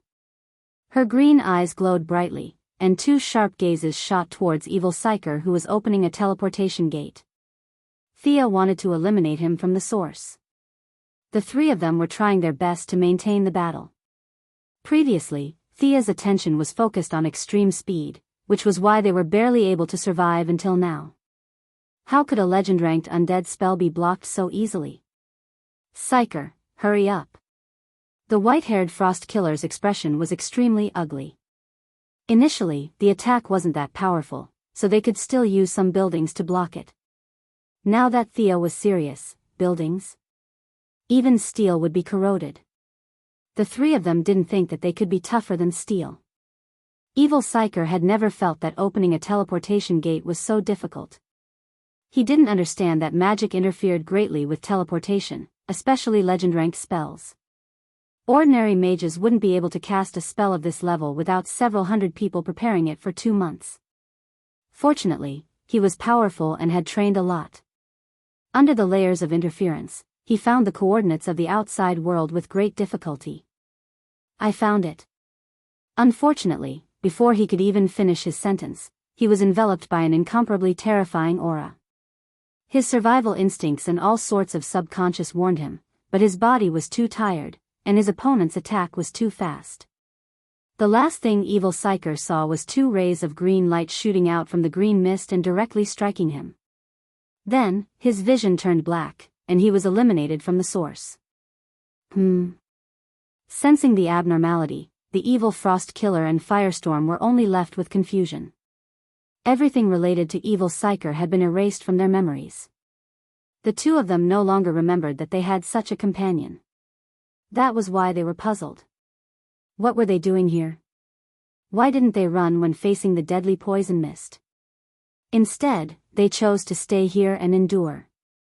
The two of them were completely confused, but the poison mist wouldn't let them go. The thick and colorful mist directly enveloped the two of them, and when their energy ran out, it would be their time to die. After killing a living person, Thea didn't feel anything. She didn't have a headache like before. She knew that this was the result of the gods relying on their life rating to crush ordinary people. With a wave of her hand, the heavy fog suppressed the evil duo. Her gaze once again focused on extreme speed. Using the same trick, 2 more green lights shot out. Extreme Speed, who was sprinting at full speed, had extremely sharp reflexes. In terms of pure perception, he was more than 10 times sharper than Evil Psyker. He had noticed Thea's gaze the moment it got close. He definitely did not check the almanac before leaving the house today. What kind of strange things were these? 2 rays that could bend? He quickly realized that no matter how he moved to the side to dodge, the 2 rays of light were still chasing after him. Danger! Danger! Danger! His perception had been desperately transmitting this signal to him, so he could only keep running. Extreme Speed didn't know what this thing was, but because he had run a few laps in the fog, his nerves were a little sluggish. In his opinion, being hit by this ray was no different from being swallowed by the fog. Both were extremely dangerous, so running away was always the right choice. When the Great Plains wolf saw this from afar, all that was left was shock. What a joke! A green ray that can track. He had seen the moment when Psyker was killed. The Great Plains wolf was a new god with a unique trait, so the Eye of Obliteration could not erase his memory. He was very familiar with the fluctuations of this ability, which was why he was so shocked. How similar was this to Darkseid's Omega Ray? Both could erase traces of their existence, and both were extremely fast. The only difference was that Darkseid's ray was red, while this goddess's was green. This. He mumbled to himself for a while. He had been very confident in the battle between Darkseid and the Heavenly Father. After all, Darkseid was stronger than the Heavenly Father. Now, he was starting to lose confidence. If the goddess of wealth interfered at a critical moment in the battle between the two bosses, Darkseid might not win.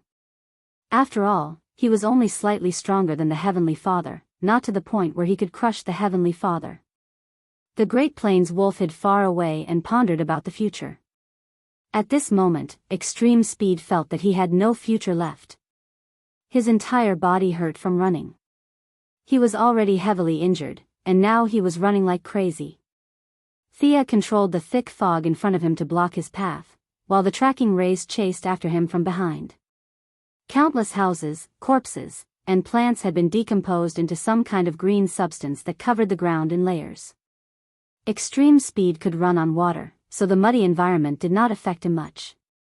However, he knew that his escape route and range were rapidly shrinking. He could feel that the rays behind him were lethal. Several times, he tried to find a wall, a person, or something of the same size that he could pass through. Unfortunately, Thea was prepared for this. She had swept the entire street clean. He knew that the Flash had dodged the Omega Ray, but trying to pass through an object to block the rays? Dream on. Extreme speed racked his brains to think of a way to save himself. He ran on the spot and created an air wall. The poisonous cloud was indeed temporarily blocked, but the rays were still stubbornly pursuing him. This was the power of law, and it had nothing to do with air.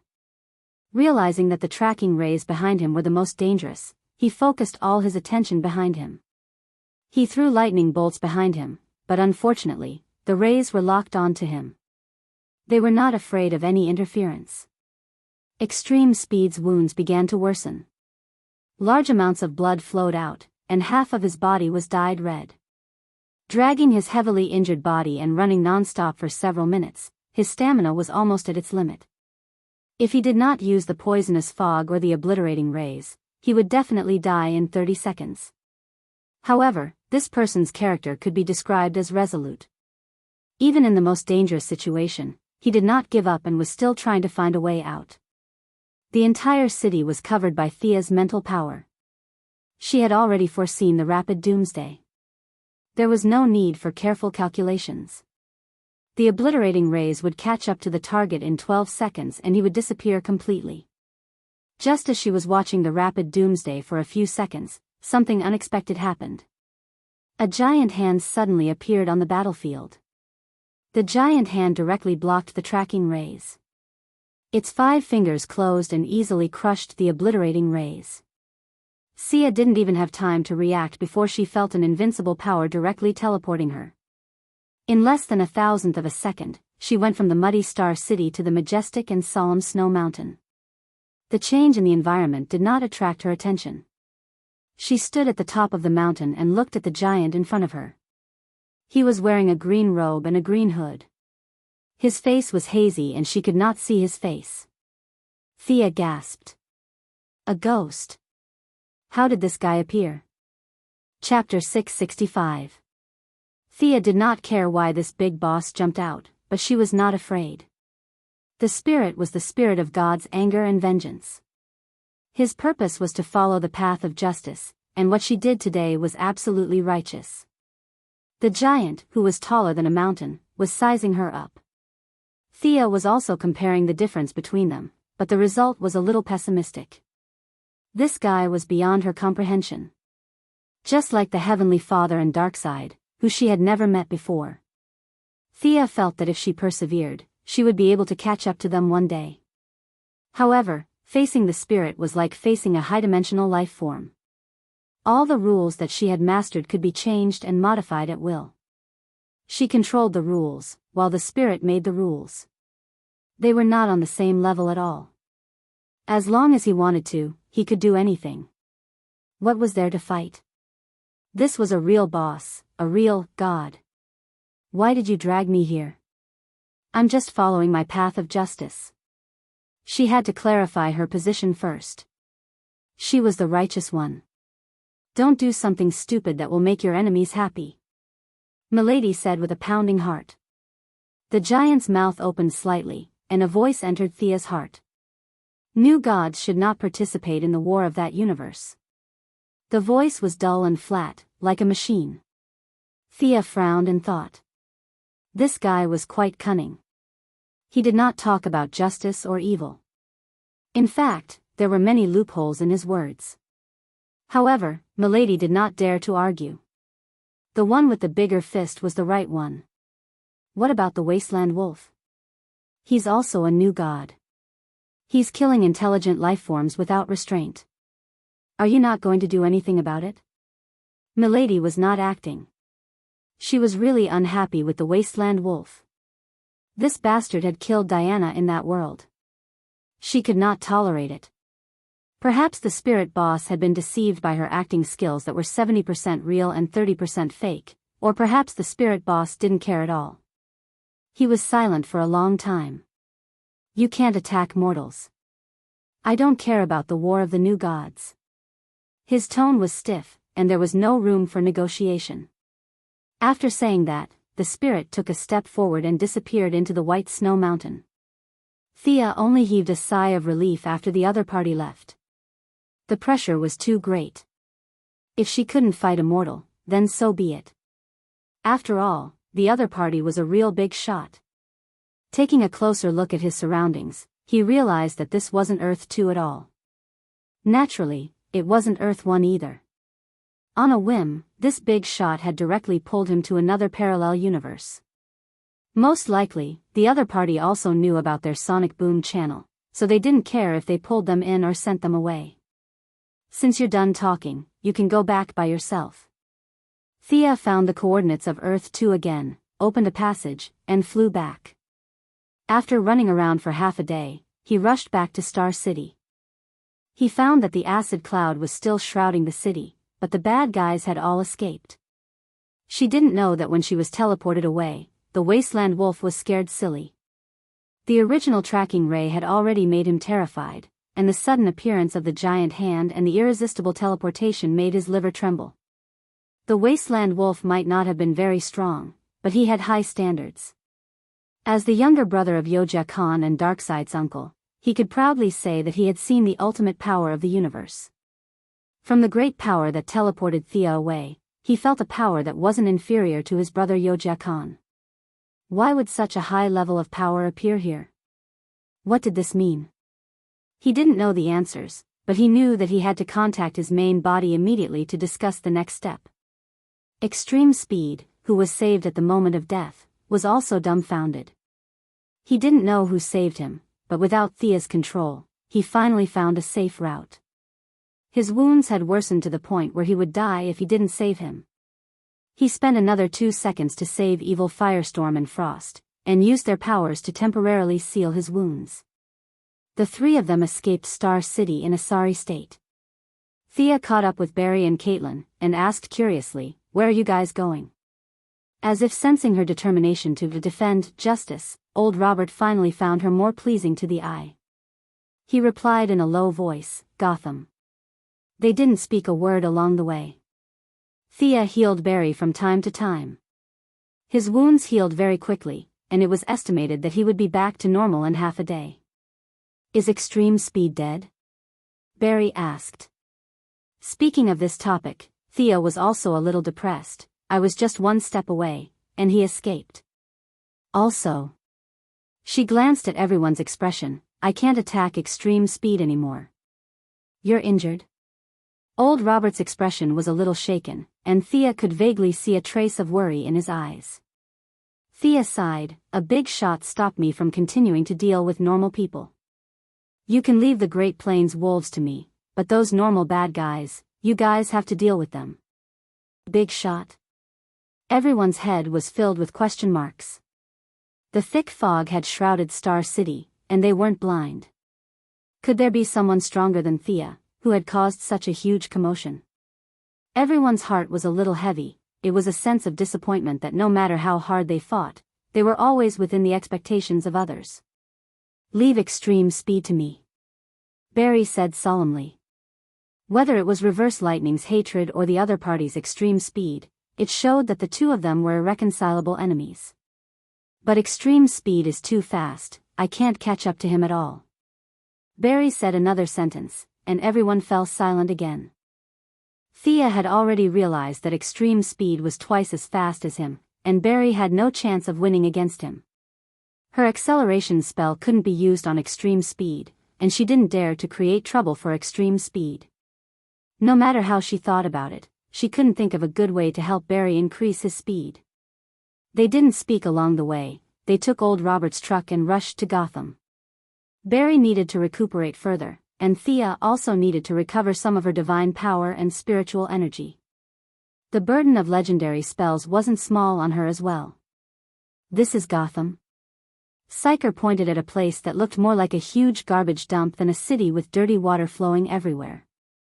Old Robert's expression was gloomy. He reached out and pressed a switch on his battle suit, and in a short while, a pitch-black shadow flew in front of them from afar. It was a familiar bat fighter, but the man who jumped out was no longer the vigorous middle-aged man. He was very old and tired, but in order to fulfill his son's last wish, he didn't care about his old age and body. He put on this battle suit and walked to the front line of resistance. The style of the battle suit was the same as Batman's, the only difference was the bat on the chest. Bruce's bat was black, and his was blood red.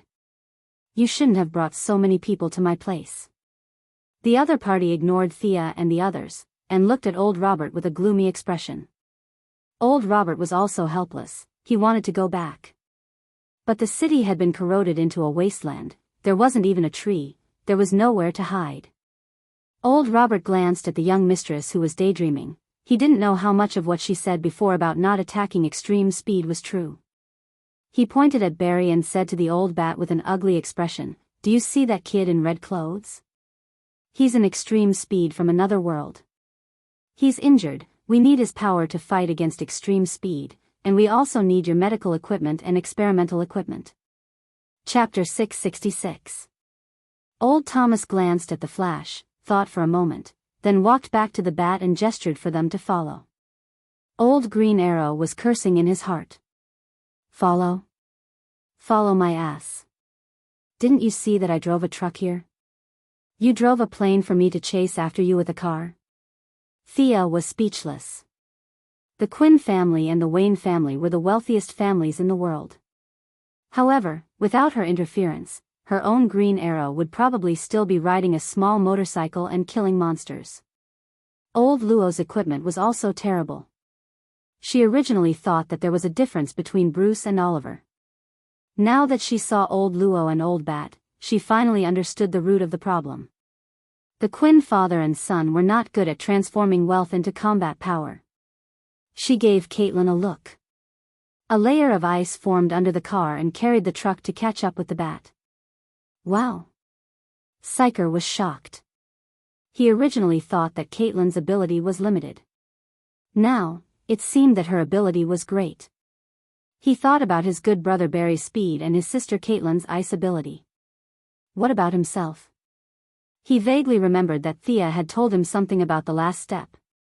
It was concise and anyone with a brain could understand it. He gently nudged Thea with his elbow. She looked at him in confusion.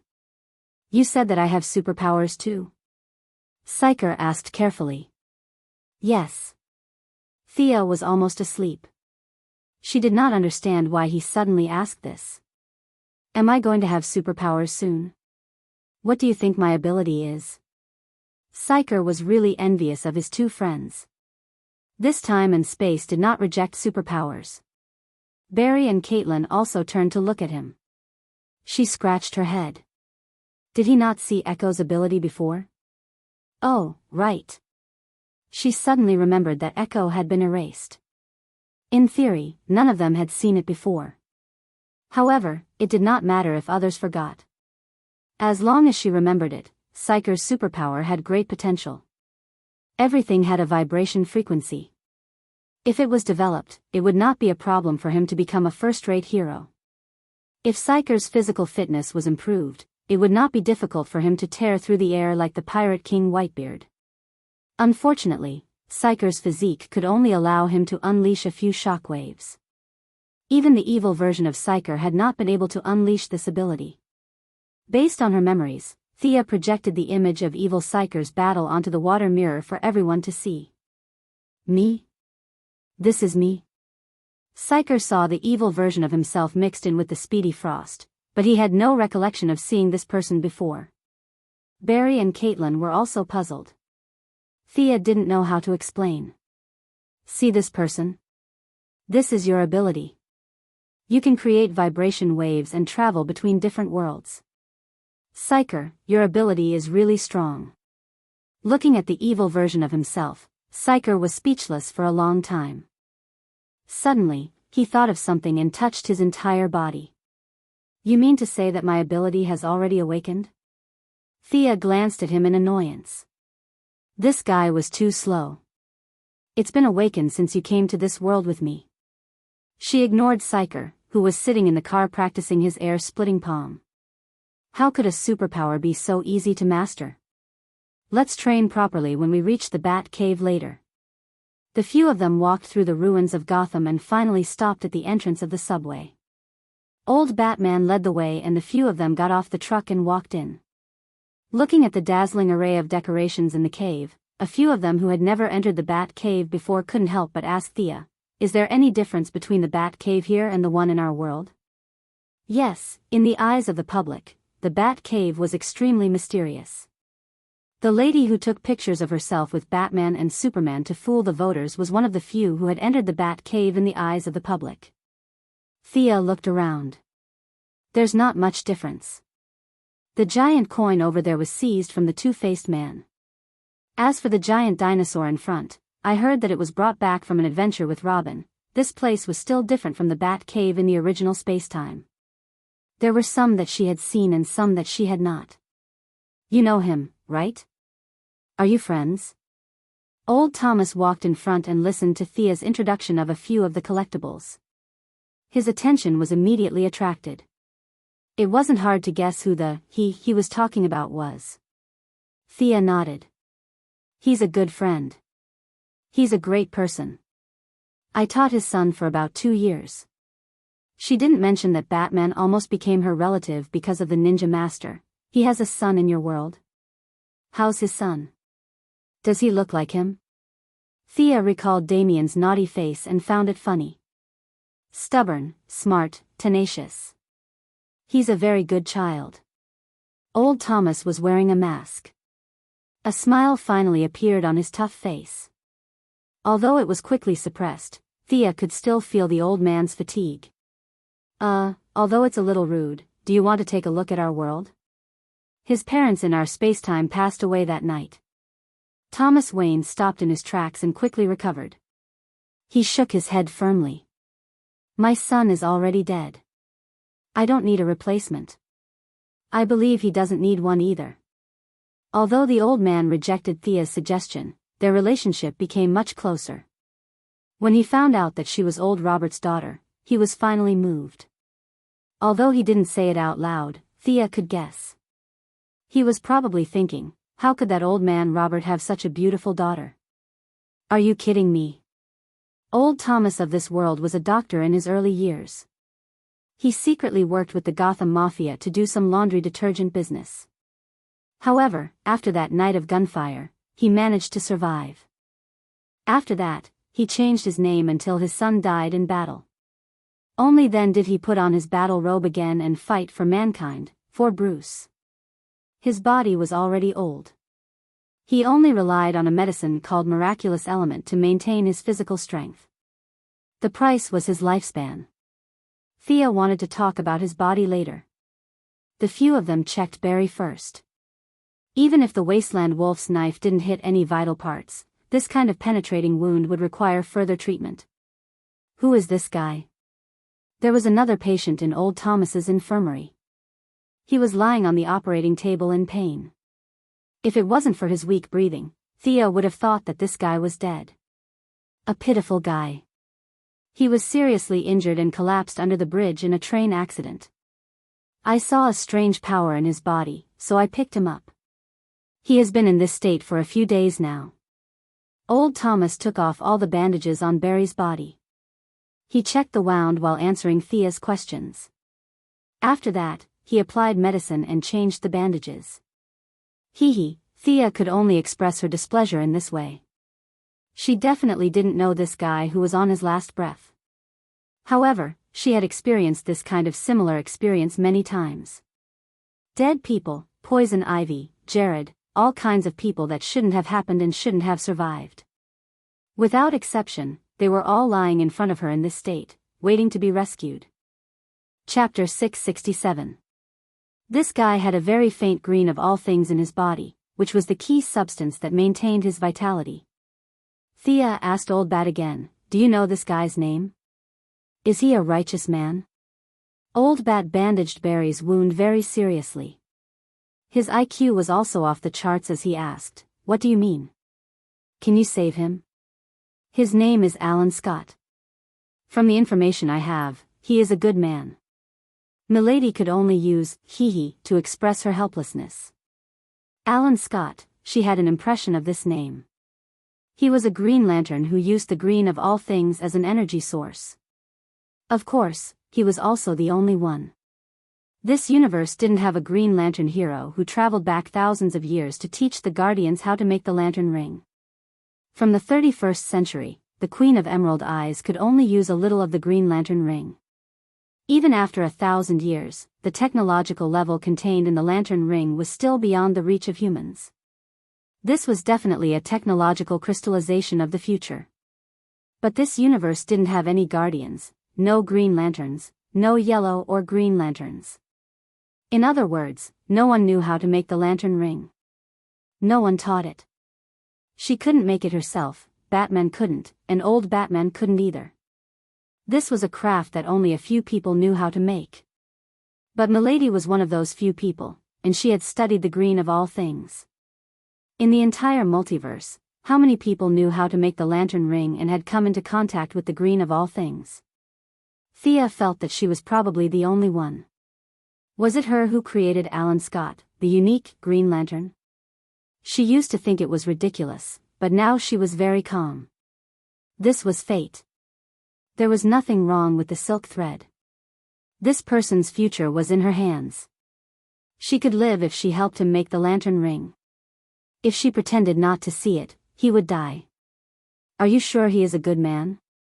I will reshape the vitality in his body and he will get new abilities. If he is a bad guy. Thea didn't quite believe in her memory now, so she asked Old Bat for confirmation. Old Bat didn't dare to make a decision, so he pulled Old Rollo over. The two of them were more than 100 years old together. They recorded Alan Scott's birth to his love life. Well, this person has a boyfriend. After studying for a long time, they finally made a decision. He is a good man. Thea immediately lowered her head and injected her spiritual power into the green of all things. So weak, the green of all things here was too weak. Thea's spiritual body looked at the saplings that were not even as tall as her calf and clicked her tongue. He had seen the Tree Council in the original spacetime, and any one of those tree spirits could burst the small space in front of him. Perhaps it was because Thea had dissolved Star City, allowing countless nutrients to return to the natural world, but the green of all things was very friendly towards her. However, being friendly did not change the fact that they were very weak. Thea could not extract the material needed to condense the lantern ring. She could not make bricks without straw. Remember to compensate me when the time comes. I'm the goddess of wealth. Thea didn't care whether these saplings understood or not. She took out a small ball of green of all things from her own spacetime. These were all parts that he had taken when he was helping the swamp monster split its soul. It was rich in the extremely pure green of all things, and the saplings instantly felt a power of the same origin. They let out an emotion similar to howling at Thea, and the Missy directly threw the green essence in her hand to them. Although the amount was not much, the quality was strong enough. The saplings began to grow until they reached Thea's waist before stopping. You guys should also want to choose that guy outside to be your spokesperson, right? The saplings transmitted information to Thea. She scanned them with her spiritual sense and instantly understood the situation. Similar to the swamp monsters on Earth, they also wanted to find a hired thug.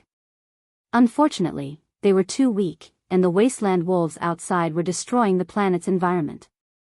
If Thea did not come today, they would only get weaker. You can't be my spokesperson. You guys don't have enough energy. Make a ring for fun. Thea comforted the saplings and began to extract the green of all things here to make a Green Lantern ring. In the process of making it, he realized that there seemed to be more energy than he expected. He might as well make 2 rings. One for Brother Alan, and the other for the Missy to kindly accept. After all, she was the one who provided the green of all things in the beginning. Now that it had blossomed and he took it back, they probably wouldn't mind. She had been thinking about the Green Lantern ring in the original timeline, but she did not want to be controlled by the Guardian, so she did not take action. Now that the green of all things in this world was mixed with Brother Alan's characteristics, it produced a kind of courage that was neither right nor wrong. This ring was very valuable for the Missy to master courage. He familiarly made the ring. This was a unique item in this universe. Without any oath, he left Thea's control and began to heal Alan Scott's dying body. A faint green light began to surround his body. The ring also flew up and began the initial transformation of his body. Thea silently retreated, waiting for the birth of the first and probably the last Green Lantern in this universe. He did not care about the strength of the Green Lantern. It was completely dependent on external objects, flashy but useless. But for this universe, it needed the two old men to work hard and the Eagle Girl to carry the burden. This was already a super combat power, right? Alan Scott woke up very quickly. Thanks to the high reputation of Batman in various worlds, he quickly understood his situation and decided to join the Justice faction without much hesitation. But he was confused about how to use his ability. The old Bat looked at Thea. The look in his eyes was similar to his son's. Thea reached out her hand and a large section of the way to use the Green Lantern ring was poured into Alan's mind. The usage of the Green Lantern ring and the introduction to magic were all teaching materials that she prepared at any time. If she had to teach any random cat or dog, she would be exhausted. She organized a set of teaching materials with pictures and text and transmitted them to her brain with her spiritual power. She needed to deal with the Great Plains wolf and the Earth's villains needed to be killed. Thea felt that her time was very tight. She needed to improve the abilities of these people first, and then pull in the army of the new star of creation to determine the outcome of the battle. You want to gather the remaining superheroes in this world? To be honest, the old Bat did not like to risk everything like this. He was very hesitant. How many people do you have? The army of the Great Plains wolf is boundless. Now the Earth's resistance army can't provide much help. Old Robert changed his green robe into a red battle suit. She did not know if it was because the Star City had completely disappeared. My direct army has millions of people, and each of them is a powerful sorcerer. Thea said in her heart.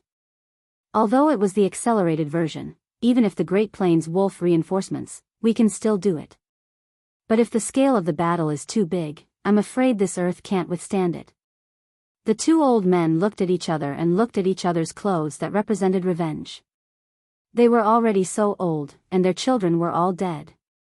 So what if they died? The goal of life was revenge.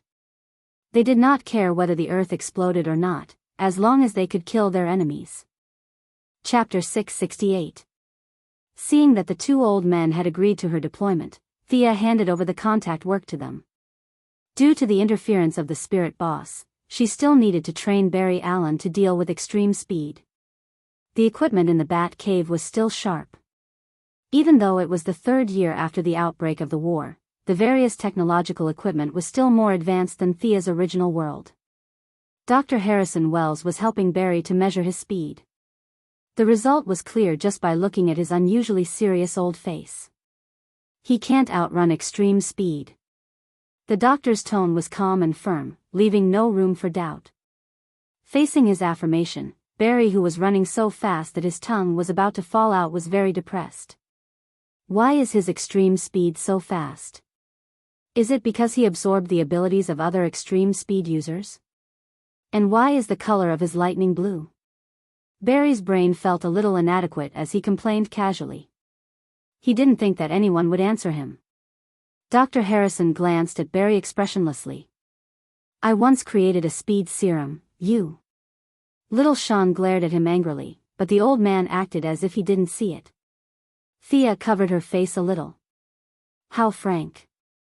Even if you tried to hide it a little, you still dared to say it so openly. You must have never been beaten before, right? Seeing that Barry was about to take the drug to chase after extreme speed, she hurriedly stopped this impulsive child. I've done some research on your seraphic speed. It's a very mysterious ability.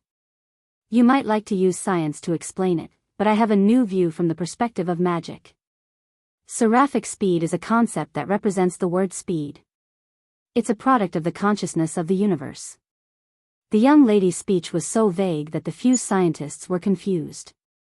Dr. Harrison glanced at her from the corner of his eyes.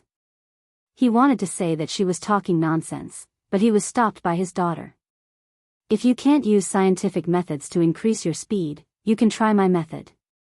Thea stretched out her hand and displayed a three-dimensional version of the earth in the air. Speed is something that every single one of us can't live without.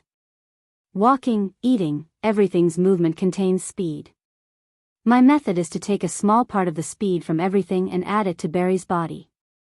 This way, he can suppress his extreme speed and kill him.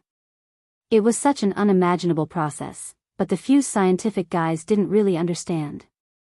However, Barry's kindness made him think of a problem. Would it be harmful to ordinary people?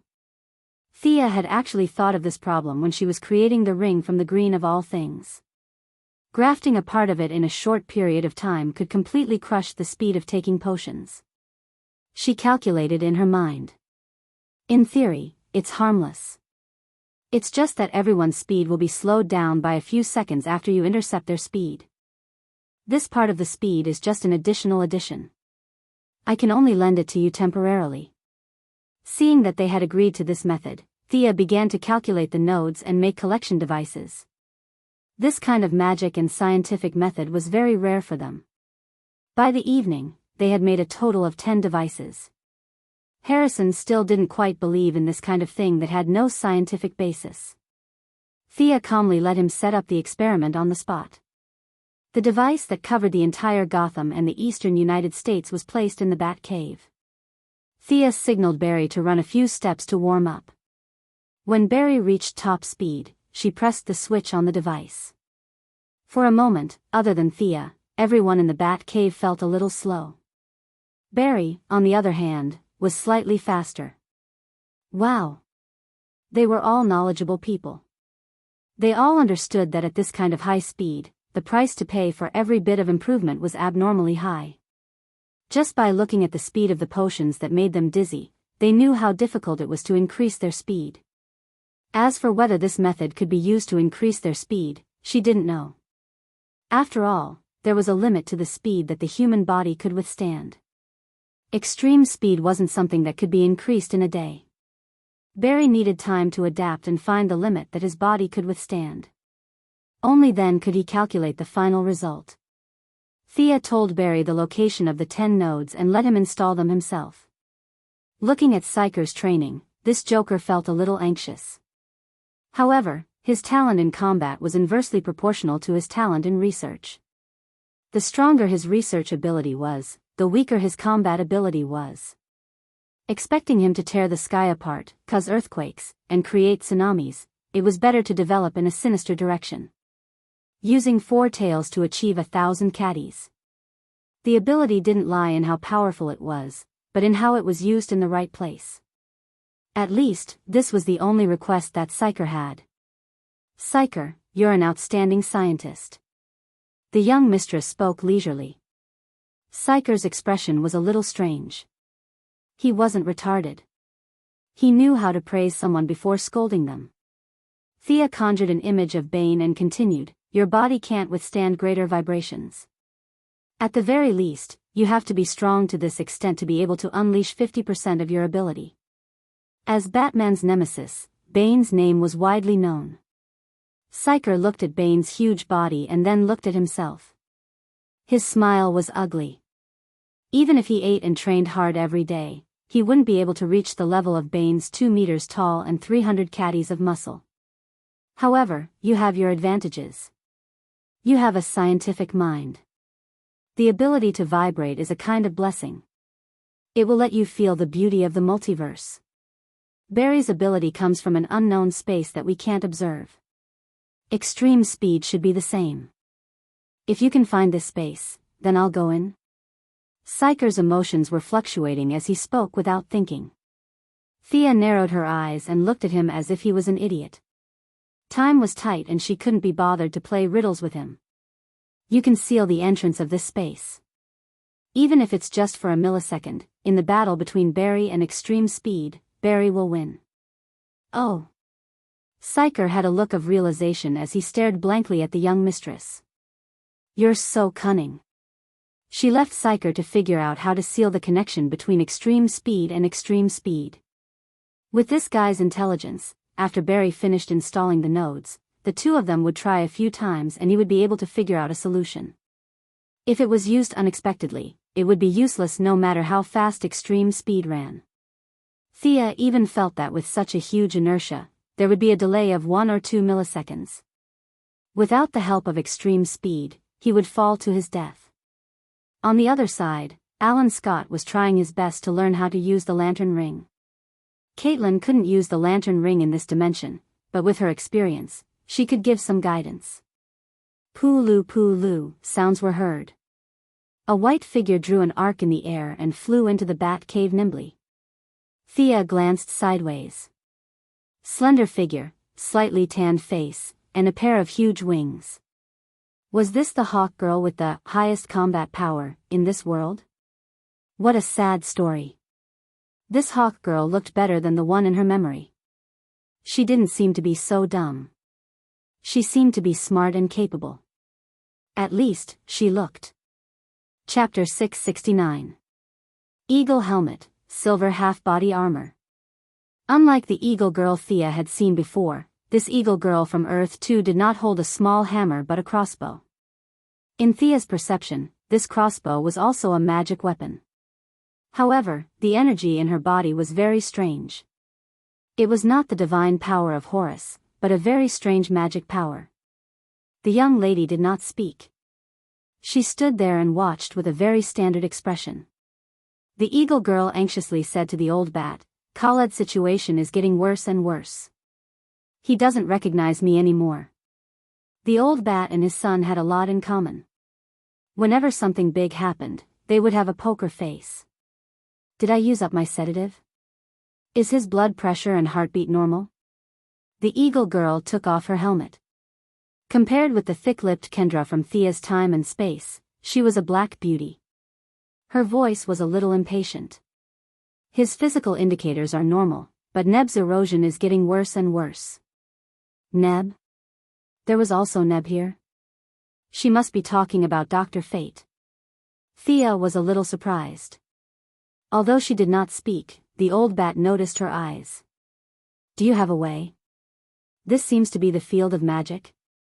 As the old bat spoke, everyone's eyes focused on the young lady. Who is she? The Eagle Girl who took off her mask thought that her real identity would be exposed and hurriedly raised her crossbow. Thea just glanced at her casually, and the Eagle Girl Kendra felt weak all over and extremely tired mentally. The crossbow in her hand almost fell to the ground. She used all her strength to hold the crossbow with trembling hands. Her footsteps were weak and she did not let herself fall.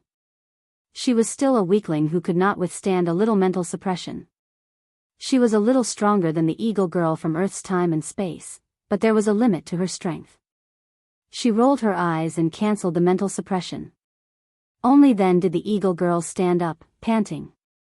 I am not your enemy, little bird. Thea looked into the Eagle Girl's eyes and said word by word. The Eagle Girl felt a little scared, but as the strongest combat power in this world, her willpower was still passable. She gritted her teeth and did not speak. Old Bat and Old Green Arrow had no intention of stopping him. Superheroes were all prideful. When they met, they would fight to see who had the bigger fist. The bigger fist was the truth. Thea had no interest in subduing a weak chicken. She was just curious that there was a hawk girl in this world but no hawk man. Who is this Neb you mentioned before? Did he possess Khaled? From Thea's point of view, this should be a story of Neb's helmet's rebirth. However, unlike her original spacetime, Neb here was a little unscrupulous. Eagle Girl did not know what had happened to her just now. She was not even sure if it was Thea who had done it. But when it came to her lover, she didn't refuse. Neb was an ancient sorcerer. He might even be the strongest one. Khaled and I accidentally entered his tomb. After that, I obtained this pair of wings, and Khaled, not a god. Instead, he was a mage. Thea felt that this universe Nabu was like the old Shah Zahn from her world. Was it because he had yet to ascend to godhood, so his humanity was still there, and now that he had caught a sucker, he had begun to possess him? There might be some discrepancies in reality, but it seemed to be close. No matter if it was divine power, magic power, or witchcraft power, once the process of possession began, the two souls would begin to merge. Unless reality was changed, it would be irreversible. Khaled prophesied that a god and yellow lightning would come to save this world. Eagle Girl looked at the young lady after she finished speaking. This woman was so beautiful that even if she was just standing there casually, Eagle Girl felt oppressed. Ordinary people could not sense the young lady's reality.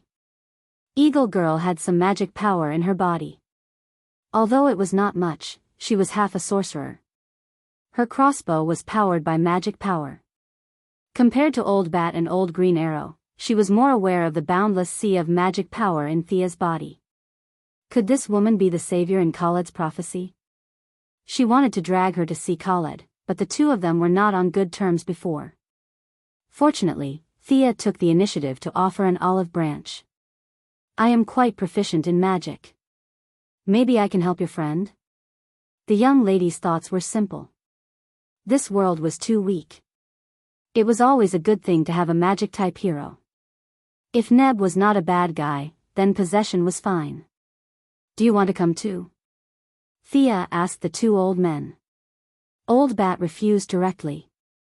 He had a lot of things to settle. Old Robert had nothing to do and was ready to go with her. Where does Khaled live? Thea asked Eagle Girl. Eagle Girl put on her helmet again, but she saw Thea and old Luo standing there calmly. They did not look like they were going to fly a plane. She was puzzled but still answered, New Orleans. Thea knew the destination and began to use her spiritual power to locate it. Her spiritual power was now much faster than her supervision. Soon, she found the magic power of the same origin as Eagle Girl. The magic power was very turbid, which was good news. It meant that the assimilation was not complete yet. She pulled Eagle Girl and old Luo and teleported there. In the previous battle, old Luo had seen this kind of teleportation several times, so he was not too surprised. Eagle Girl was shocked. They were home in the blink of an eye. I only said New Orleans. How did you find my house? She was very polite and did not teleport directly into the house. Instead, she set the coordinates outside the door and asked Eagle Girl to open the door. The surroundings were barren, and there was only a lone wooden house that stood in the middle of the wilderness. Eagle Girl looked left and right, and finally confirmed that this was indeed her home, and not some kind of trick. She gently pushed the door open and invited the two in. The interior of the house was very unconventional. One wall was full of weapons, including several bows, machetes, giant axes, rocket launchers, energy guns, and so on. On the other side, there were all kinds of ancient books on the bookshelves. Thea had seen Dr. Savannah's study. She quickly saw that the books here contained all kinds of mythological knowledge, secret information, and forbidden knowledge. The owner of these books must have been an archaeologist. A pale-skinned man was sitting on the sofa in front of the floor-to-ceiling window. He had his head down and was thinking about something. He ignored them. Eagle Girl hurriedly ran over and shouted a few times. Unfortunately, the man's eyes were unfocused and did not respond. Let me see. This seems to be a trace of Egyptian magic. Speaking of which, you have Egypt here, right? Thea's hands glowed as she began to search for the man's original consciousness in the spiritual world. Eagle Girl was confused. What did she mean by, we have Egypt here? She turned to look at old Robert. Old Robert finally realized that he had not explained Thea's background. He explained it in a low voice.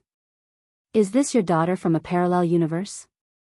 Eagle Girl only felt that it was ridiculous, but her concern for her lover made her give up the idea of getting to the bottom of it.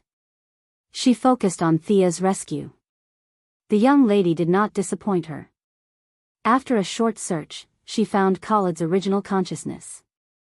Chapter 670. A bare-chested man with a scarf wrapped around his head and a cloth belt around his waist was sitting in mid-air in Khaled's mind.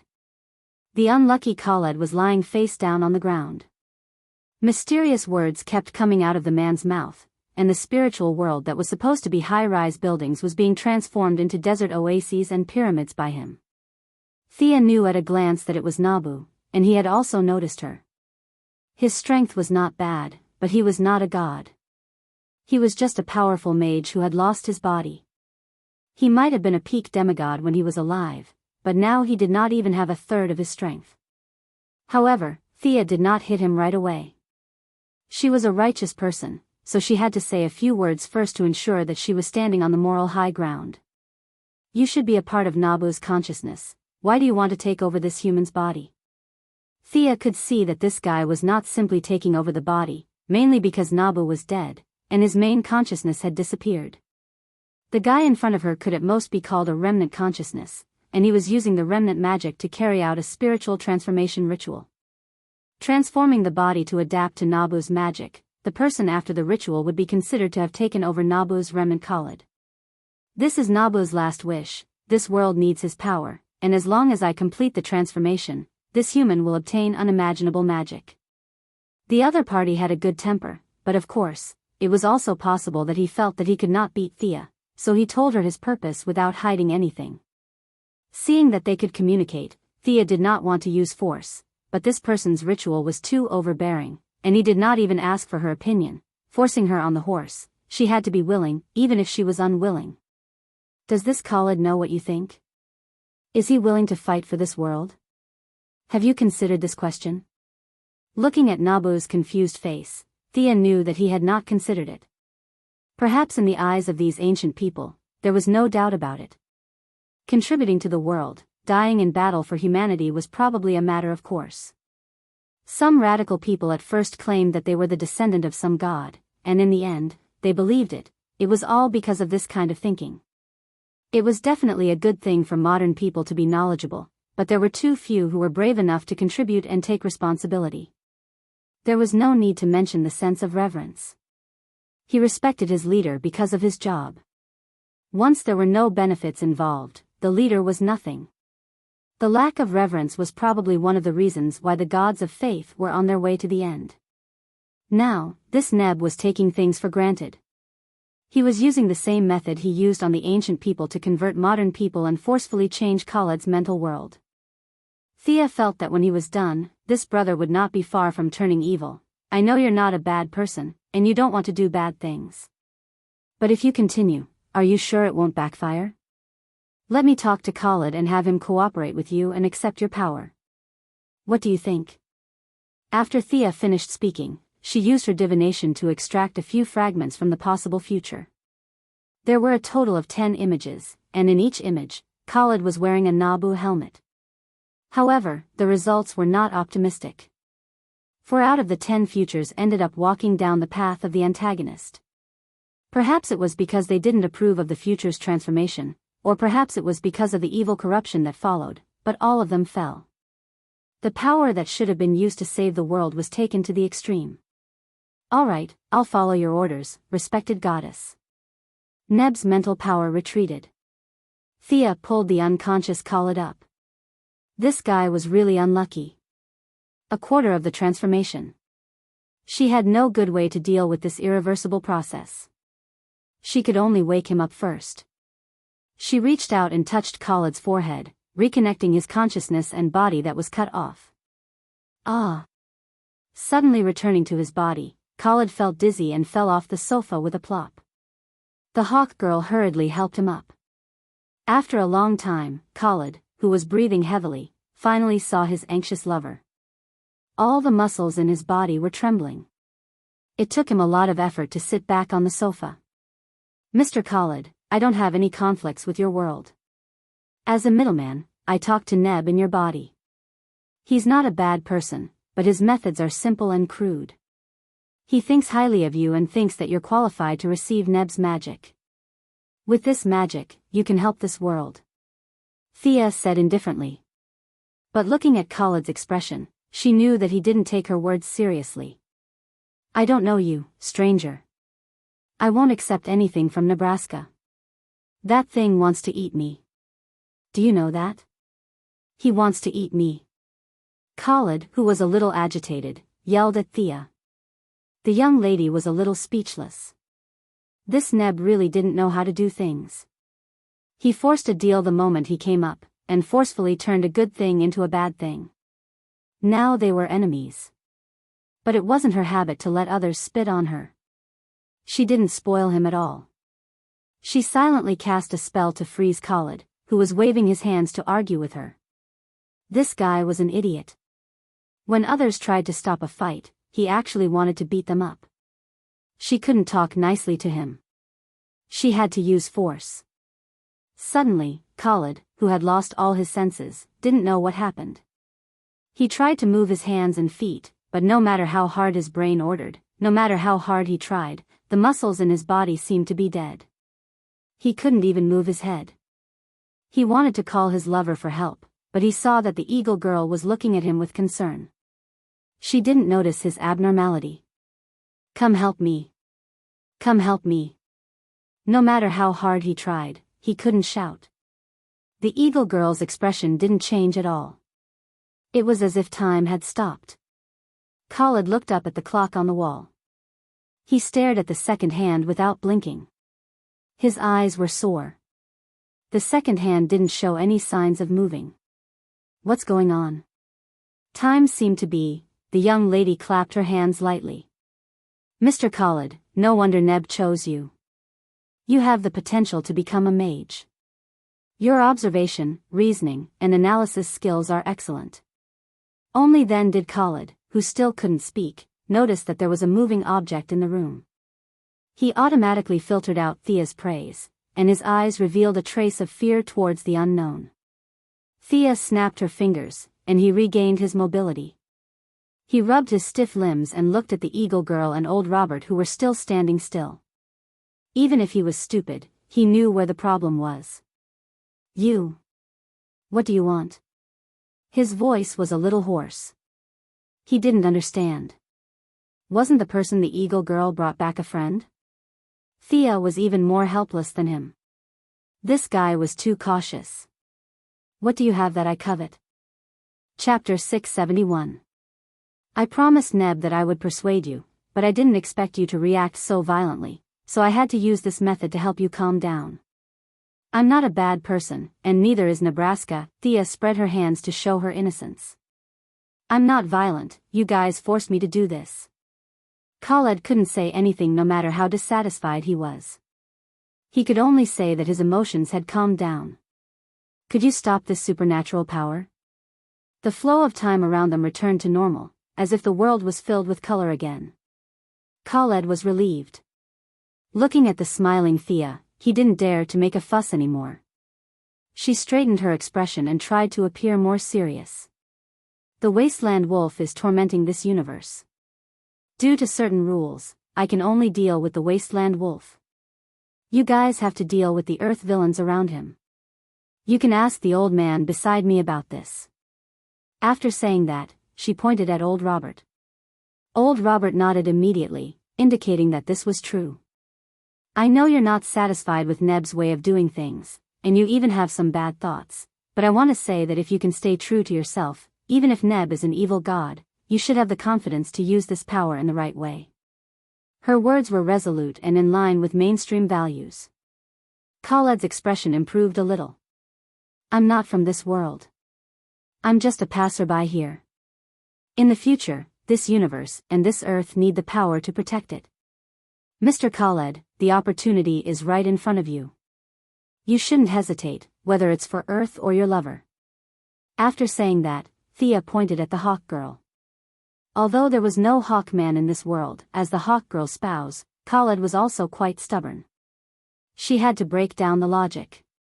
As she expected, when she mentioned his wife, Khalid's spirit finally recovered. However, he still hadn't made up his mind.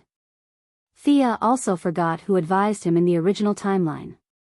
She could only wait for him to make a decision. The hawk girl began to comfort him. She kept saying that she wouldn't blame him no matter what he chose and that she would support him no matter what.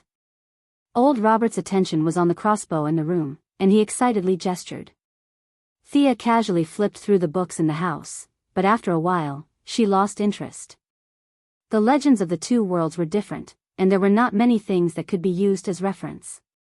As she watched, she realized that she was getting sleepy. In the past, she would have gotten off work and gone home to spar with the Valkyrie. Now was not the right time. He was so busy that not even a day had passed yet. In the morning, he came out to look for Barry. After that, he fought against the Great Plains wolf. After that, the acid cloud flattened Star City. After that, he was scared to death by the Spectre boss. In the end, he even had to train those heroes personally. He even helped them make a ring. Now, he even had to mediate their conflict. There were so many things to do today that just thinking about it made him feel extremely vexed. The young lady covered her mouth with her hand and yawned beautifully. Just as she was about to fall asleep, Khaled finally made up his mind. I want to inherit Neb's helmet. This is my destiny. You're not asleep, are you? Khaled almost burst into tears. I made such a big life decision at such a crucial moment. Did you hear me? Sia was a deity. She regained her composure in less than a tenth of a second. She smiled as if nothing had happened, indicating that she had been very clear-headed the whole time. She had relied on her adamantine drill and the lightning speed electric drill to pierce through her skin. Khaled still did not dare to argue with her. I abandoned the helmet. I don't know where it went. It's okay. The helmet is just a manifestation. It represents Neb's spirit. Now that Neb is still in your body, it means that the helmet is not lost. Thea was actually very sleepy. She forced herself to stay awake and explained to him. No matter what, she had to get some benefits from Nebraska, otherwise, it would be a waste of her effort. Is that so? Khaled's face was full of question marks. Thea wanted to go back and rest. It would be best to solve the current problem quickly. She reached out her spiritual power and negotiated with Neb and his body briefly before retreating. Mr. Khaled, the helmet has returned to Neb's resting place. You have to be firm in your belief to obtain all of Neb's power. Neb's things are all stored in a subspace. Let me bring you there. After the young lady finished speaking, she did not ask for their opinion and teleported the three of them over in a sky-blue ripple. The sky was gray and the ground was stiff. The surroundings were either strange rocks that looked like beasts or withered old trees that could make children cry. The air was faintly discernible and there were howls of agony. The few of them looked at their surroundings. Even Thea could not help but focus her attention. The intensity of the negative energy here was beyond her imagination. Did Neb lie to her? Was he actually a necromancer? In this place, if 100 corpses were buried, 70 to 80 skeleton soldiers would stand up the next day. The negative energy here was too strong. However, she quickly gave up on the idea. Not far from her line of sight, there was a tall tower that reached the sky. That was the only light in this world. It was the wizard tower that Neb had described. The Tower of Destiny. The tower was surrounded by a dense power of order. Using the wizard tower to suppress this space? Was there something extremely evil buried in this subspace? She pointed at the tower in the distance and gestured for them to follow. Halfway through, Khaled suddenly fell to the ground, causing the young lady to be shocked. His face was covered in dirt from the fall, and he got up. Ignoring his sorry state, he shouted loudly, "The enemy of the sorcerers, the 1,000-year fate, the red apocalypse is coming." Thea was stunned by his words. This guy seemed to have some kind of prophecy ability. A quarter of the modifications made him even more paranoid. However, an enemy that he thought was unstoppable was not necessary in the eyes of the young lady. However, after the incident with the spirits, Thea was much more cautious. Her 5 fingers that were as white as jade moved quickly and casually. A mysterious and indescribable magic circle was spread out. This subspace and the outside world were originally one, but it was later separated by people. All kinds of laws were applied. Thea consecutively arranged 3 protective magic circles and 2 spatial magic circles. This time, even the spirits would not be able to teleport her silently. These magic circles could at least buy her a few seconds. She was confident. After waiting for a few minutes, she was a little confused. There was no warning in her mind. Then, there were only 2 possibilities. The enemy was far stronger than her, or the enemy was far weaker than her. This was very awkward. The young lady felt that she was most likely a frightened bird. How could there be so many people in the multiverse who were stronger than her, and who had nothing better to do than to stare at Earth 2 every day? Divination could not predict her future, especially when she was a powerful god. She was in a dilemma and could only wait. Chapter 672. First, it was Khaled's warning, and then it was Sia's formation, as if she was facing a great enemy.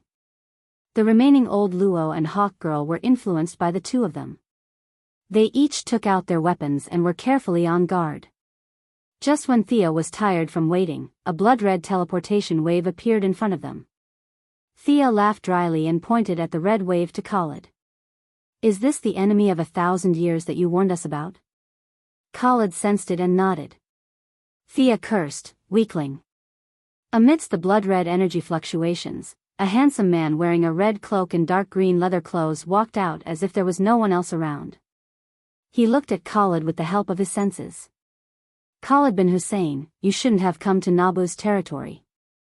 The power of the greatest sorcerer is not a small fry like you." The man was showing off proudly. When he saw Thea, he was stunned and could not continue. "Is this a human?" The magical power was so turbulent that it was almost tangible. Even if he was just standing there, waves of pure magical power were running automatically according to a special rhythm. His body was absorbing the magical power around him unconsciously. The handsome man felt that the magical power in his body was about to leave his body. He was so scared that he took a step back. "Why did you stop?" "Continue?" Missy looked at this guy curiously. To be honest, this guy was not weak. He was much stronger than Mr. E, Daddy Midnight, and the others on Earth. In the Magic Legion of the new creation planet, there were only about 180 people who were stronger than him. The handsome man's heart was in a mess. Could it be an illusion? That was his first reaction, but he quickly tossed that thought to the back of his mind. Nonsense. The magical power in his body was about to go out of control. Whose illusion could be so powerful? She was the embodiment of magical power. Is she really human? Even the strongest sorcerer Nabu he had ever seen could not compare to this woman. The handsome man felt his face was burning. The handsome man almost wanted to teleport and escape. However, no matter how hard he tried, it was as if he had thrown his magic power into the void. He repeatedly exerted his strength as if he was constipated. The teleportation that he used to be able to attack and retreat with ease could not be activated at all. At this point, he was completely convinced that this was not some kind of illusion. The other party's attainment in magic had already crushed his. The difference in their levels of understanding was too great. In fact, he had really wronged Thea. The young lady could indeed confine space. The reason why the handsome man was so terrified now was because Thea had already fixed the space here in order to guard against the enemy of 1,000 years that Khaled had mentioned. It was possible to teleport in, but what about leaving? Several advanced spells were being cast at the same time. Thea found it difficult to cast them herself. "What's your name? What are you doing here?" Eldest young miss asked calmly. Although she was wearing casual clothes that did not match the empty and silent environment, the handsome man did not dare to ignore her. He bowed respectfully and said, "Master, I'm Votan." "I'm here too." When it came to the purpose of his visit, he was a little hesitant. He was here to intercept, but how could he say it without causing any misunderstandings? Fortunately, Thea helped him out. "You have a conflict with this Neb?" The handsome man nodded immediately. "That's right. I thirsted for his knowledge and skills, but he defeated me." Thea looked at him deeply, as if she had seen through him. "You're very persistent and passionate about knowledge. I won't make things difficult for you. You may leave." With that, eldest young miss stepped lightly on the ground with her left foot. An invisible wave spread out, and the confines of the teleportation were lifted. The handsome man wanted to run, but the question that had been in his heart for 1,000 years made him hesitate for a moment. He gathered his courage and asked, "Master, can you please give me some pointers? Why am I inferior to Neb?" Thea felt that there were too few people with magic in this world. It would be a pity if even one of them died, so she did not intend to make things difficult for him. Now that she heard his question, she smiled. She sized up Wotan with her electrifying eyes. Your body is very normal, but your soul can no longer bear the burden. You've thought of using magic to extend your life, right? You don't have to deny it. Many people have done so. It's just that your attainment has not reached that level, so you found another way to use magic to carry on your memory. Am I right? The handsome man's face was ashen. It was not a good feeling to be seen through, but he still nodded. Master, you're right. Thea asked again, do you know why many masters in ancient times who had more magic power than you chose to die instead of using this method to extend their memory? The handsome man vaguely knew the answer, but he still asked with a glimmer of hope, why? The soul can't bear such a huge amount of memory. You relied on the accumulation of several lifetimes to try to find the true mystery of magic. It's a good idea, but this is not the right path.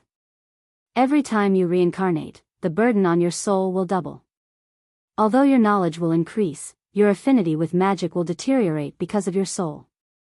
This is your current problem. To prove her words, Thea pointed at the hawk girl. I've seen her in another universe. She has reincarnated 206 times, and her strength is weaker each time. There's a limit to a human's soul. Let's talk about your old acquaintance, Nabu.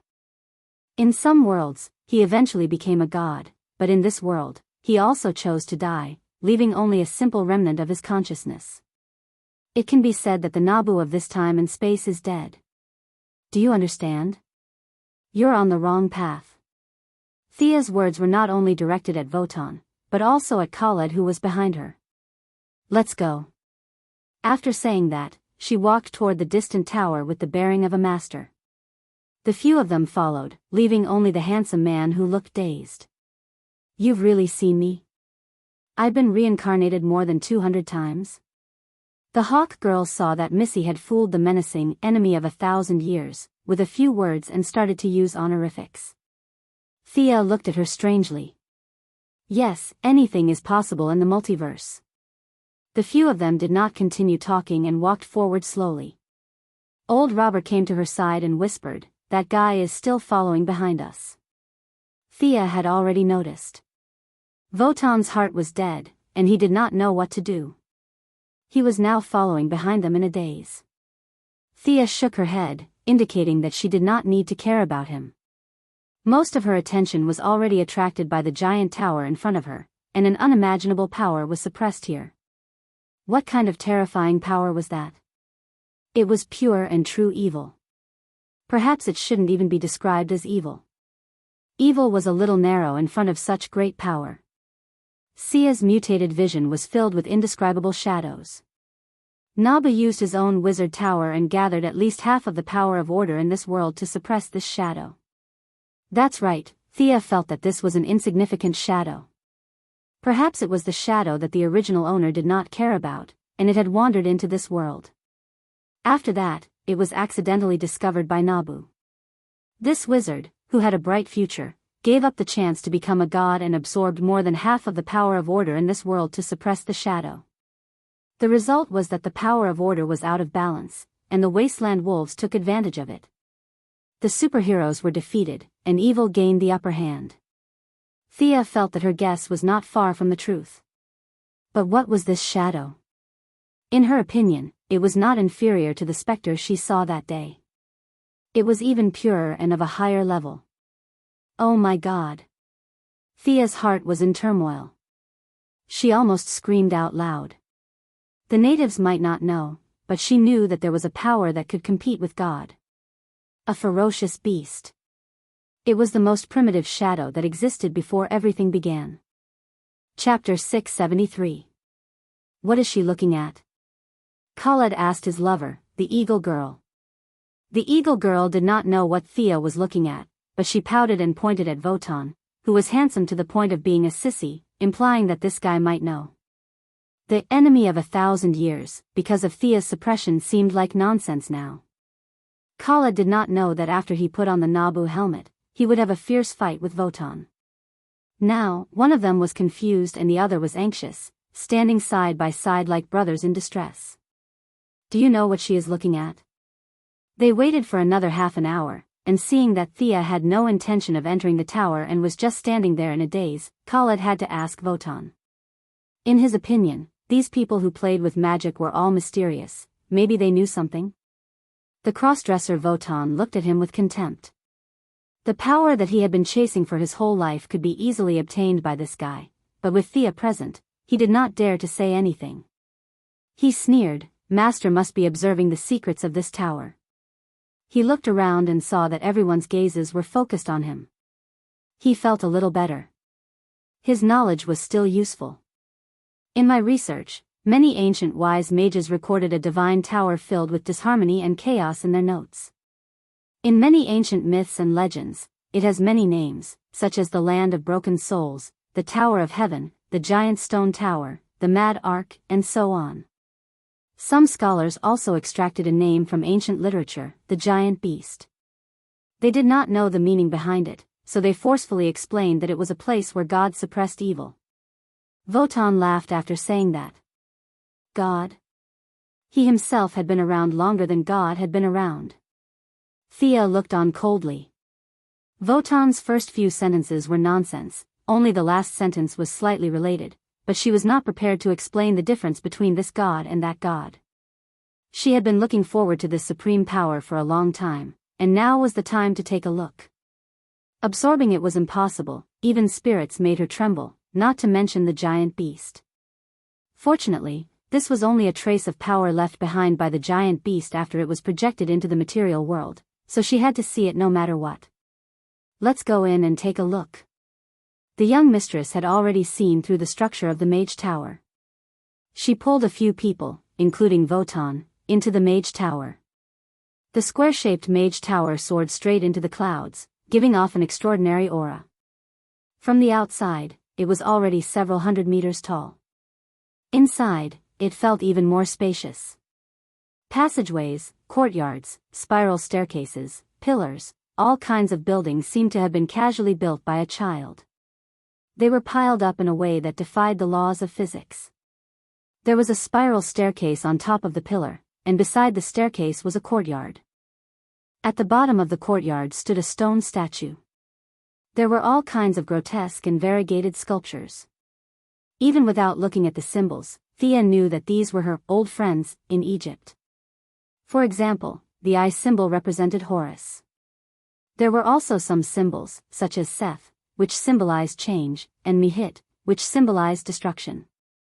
Many of the Egyptian gods had left their divine power here to suppress the pure and deep shadow. Thea felt very uncomfortable when she entered this place. The divine power here was repelling her.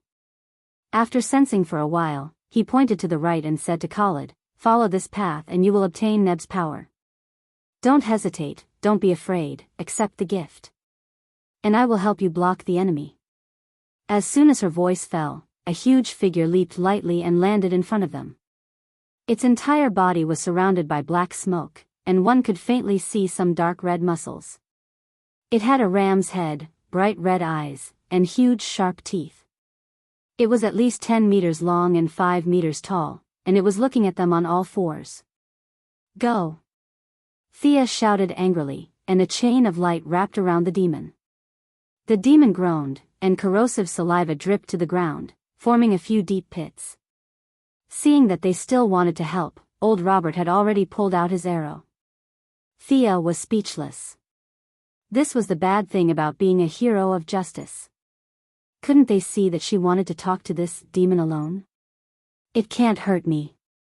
As long as you get the helmet, you will complete the mission. Go. The path ahead will be weightless, but if you follow the path, you will definitely reach the end." Thea's acting skills were on full display, and she finally managed to trick them into going to get the helmet.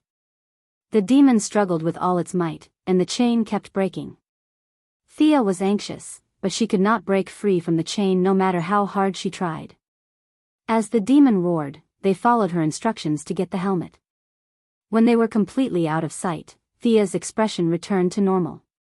She looked gloomily at the crossdresser, Votan, who had not moved at all. This handsome man's legs were a little weak in front of the demon.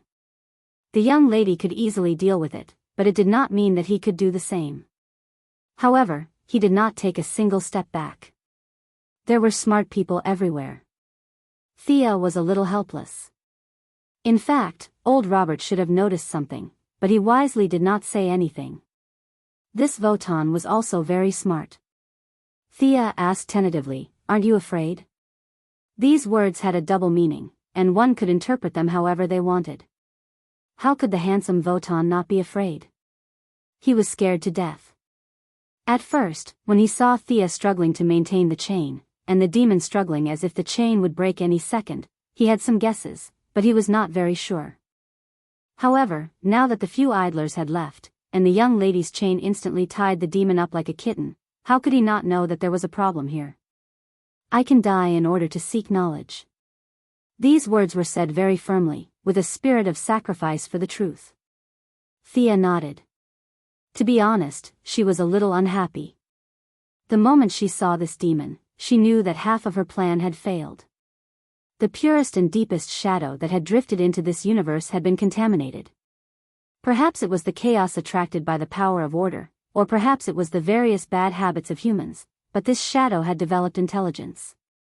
It gave birth to this demon in the purest and deepest shadow.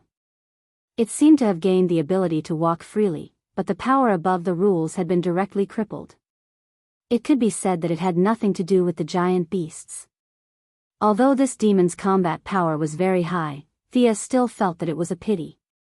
After mixing with this world's debris, it had lost its pureness, and its value had shrunk by tens of thousands of times. As for tracing it back to its origin, the young lady only thought about it. Even if she had the combat power of a ghost, she did not dare to trace the origin of this demon.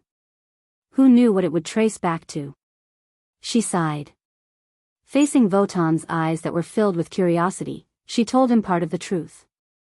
"If I'm not wrong, this guy is the giant beast described in your ancient books. I originally thought that it would be something else, but now," she then shook her head with a look of pity. Chapter 674. Wotan looked at the demon. He was not stupid. Something that could be valued by a mage of Thea's level must be extraordinary. However, he also knew that he was too far away from that level. There was no point in worrying about it.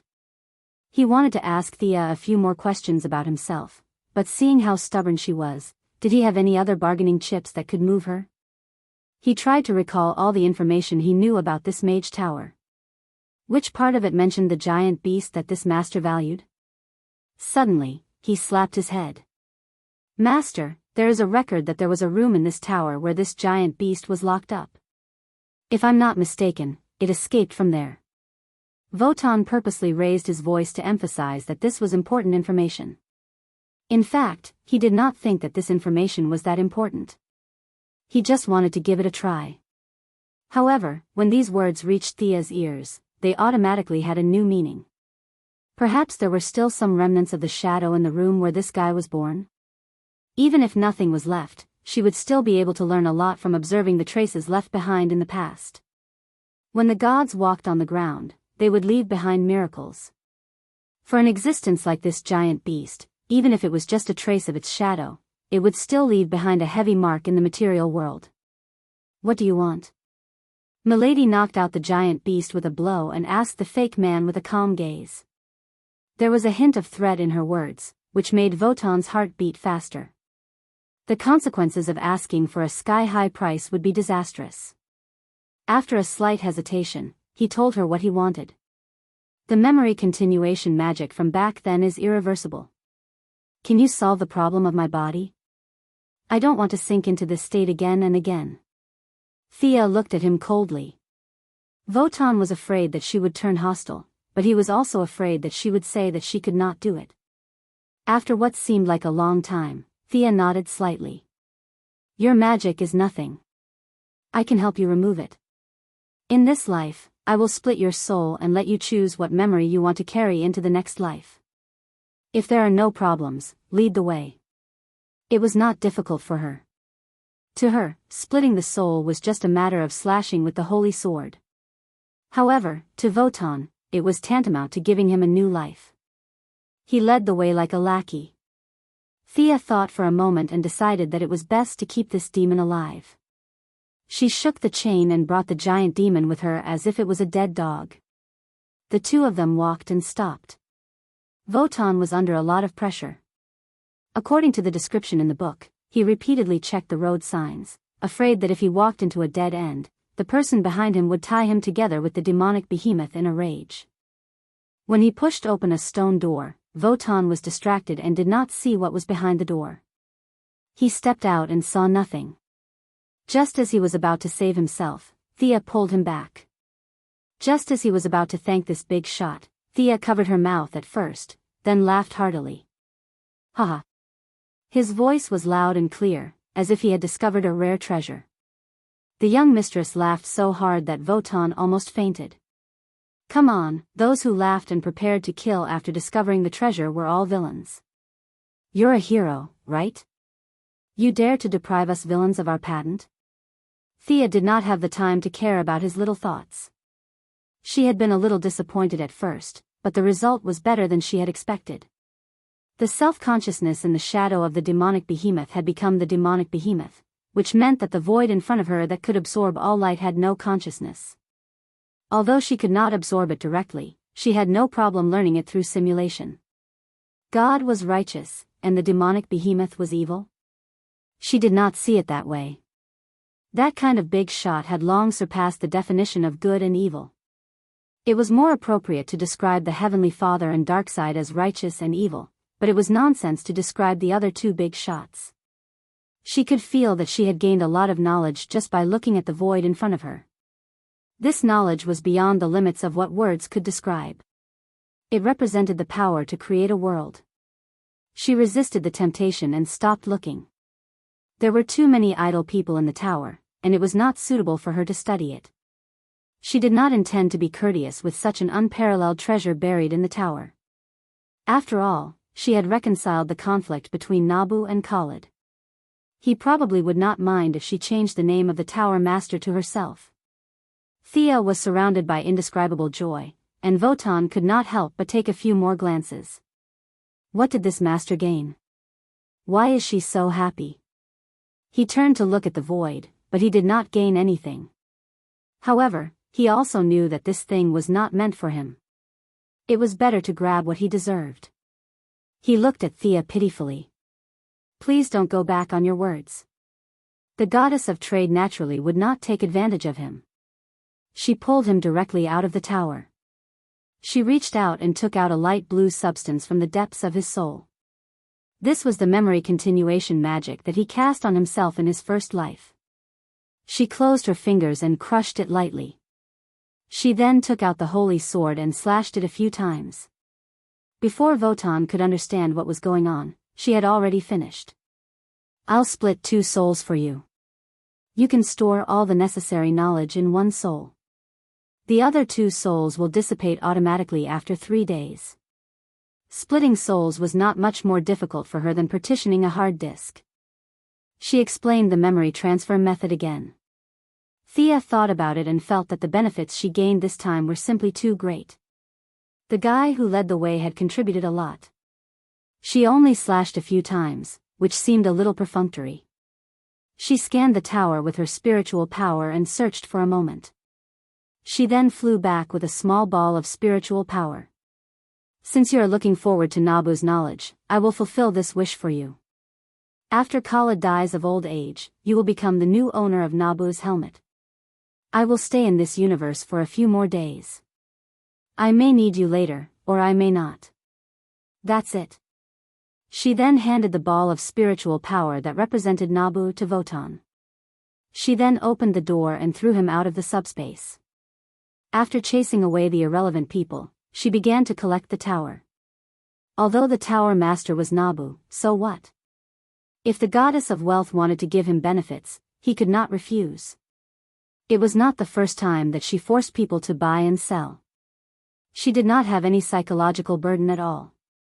However, this time she did not use a single copper coin to buy the tower. Didn't you, Nabu, value your successor?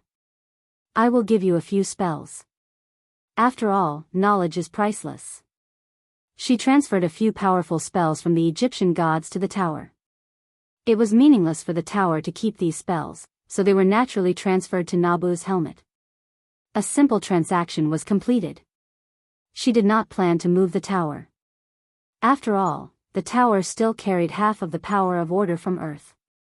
Whether it was to suppress the shadow or to stabilize it, it was not suitable to be moved. If Thea wanted to study it in the future, she could come to this subspace. What? What if Dr. Fate did not have the Tower of Fate? She did not care about that. Moreover, she felt that Khalid Hussein might not realize that the tower originally belonged to him. The reality was not far from what she expected. Khalid put on a fully enclosed helmet. When he came out again, he did not know that the tower was given to him. The three of them met up with Sia. At that time, she was meditating outside with her eyes closed about the knowledge she had just learned. The mysterious knowledge was intoxicating, and she only woke up when old Luo called her twice. There were a lot of things to do in the outside world. It was not a good time to think about it. She took them back to New Orleans. She used simple magic to exchange a few moves with Khalid, who now called himself Doctor of Fate. There were many hidden dangers in this kind of power transfer. His state of mind was unstable, arrogant, and his magic power was extremely crude. He thought that the heavens were his number two.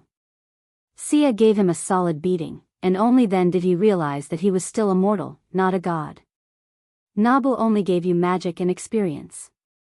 You still have a long way to go before you can use his knowledge freely, Mr. Khalid. Khalid, who was wearing a metal helmet, kept insisting that they call him Doctor of Fate. He wanted to separate the two identities. Thea was not going to tolerate his bad habit. You even forgot your own name? I have to teach you a lesson for your true master. After a round of beating, Khalid Hussein finally remembered his name. He was no longer so stubborn about others calling him Doctor of Fate. Leaving Hawk Girl to help Khalid familiarize himself with his new ability, Thea took old Robert back to the Bat Cave. Looking at Psyker, Caitlin had a strange expression. After asking, she found out that Barry Allen had picked up a handsome guy when he installed the intercept node. Chapter 675. Jay Garrick, a very energetic young man. At the same time, he was also the fastest person in this world. His speed came from an old acquaintance, the Greek god Hermes. The Hermes here had the power of speed and was also a good god. He was seriously injured in the battle with the Great Plains wolf, and before he died, he passed his power of speed to Jay Garrick, who was passing by. Barry met his peers when he was running. After that, in order to strengthen the power of justice, he brought him back. A slightly large silver helmet that looked like a pot lid was placed on his head. There were two golden wings on both sides of the helmet. He was wearing a red tights and there was a huge yellow lightning bolt drawn on his chest. At this moment, Jay Garrick still couldn't fully understand his own ability. Barry was explaining it to him out of kindness. This guy? Thea's gaze was a little strange.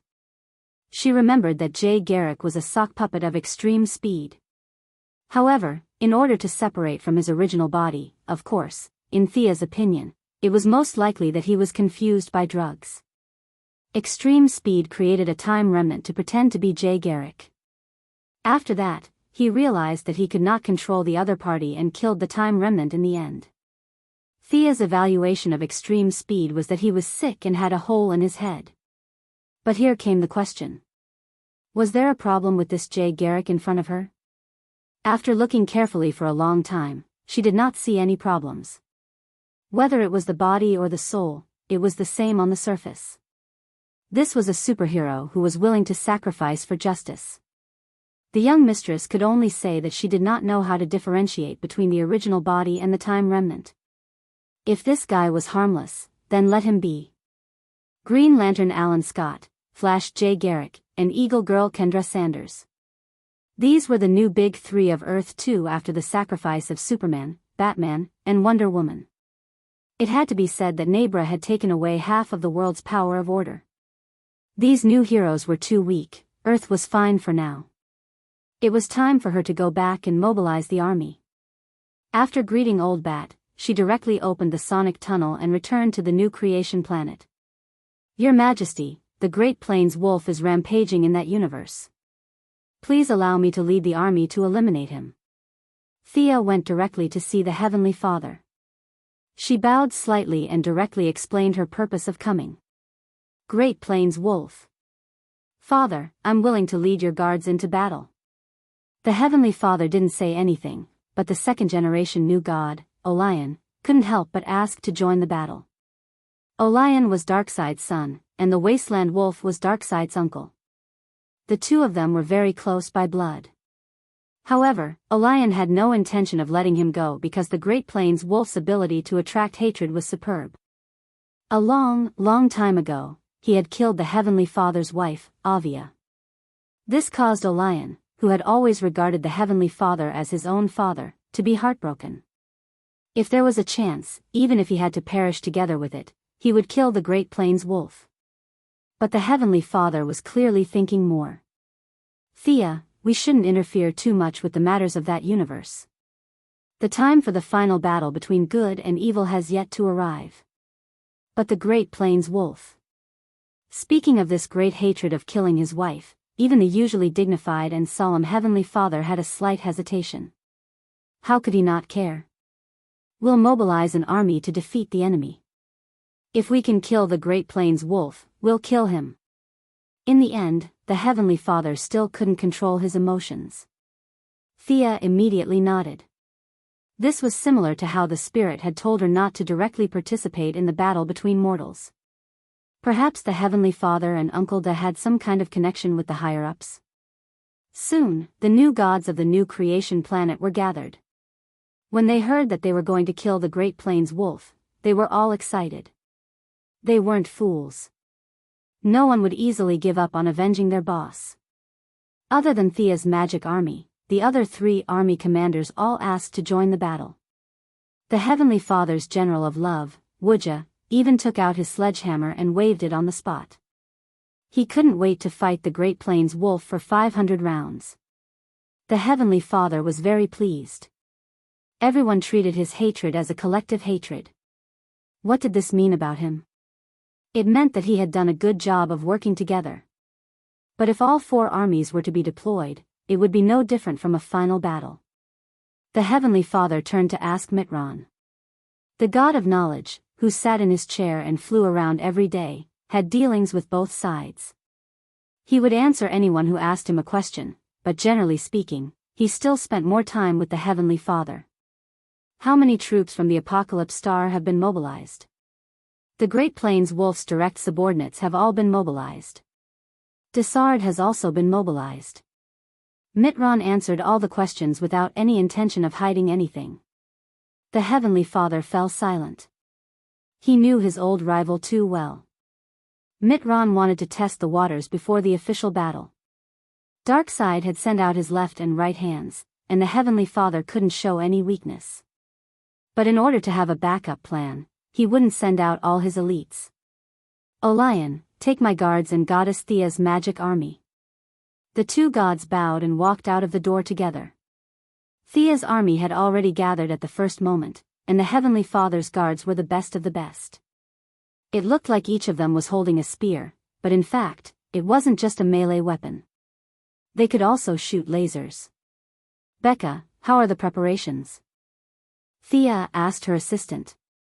The blonde lady, Becca, was a demigod who was proficient in both magic and martial arts.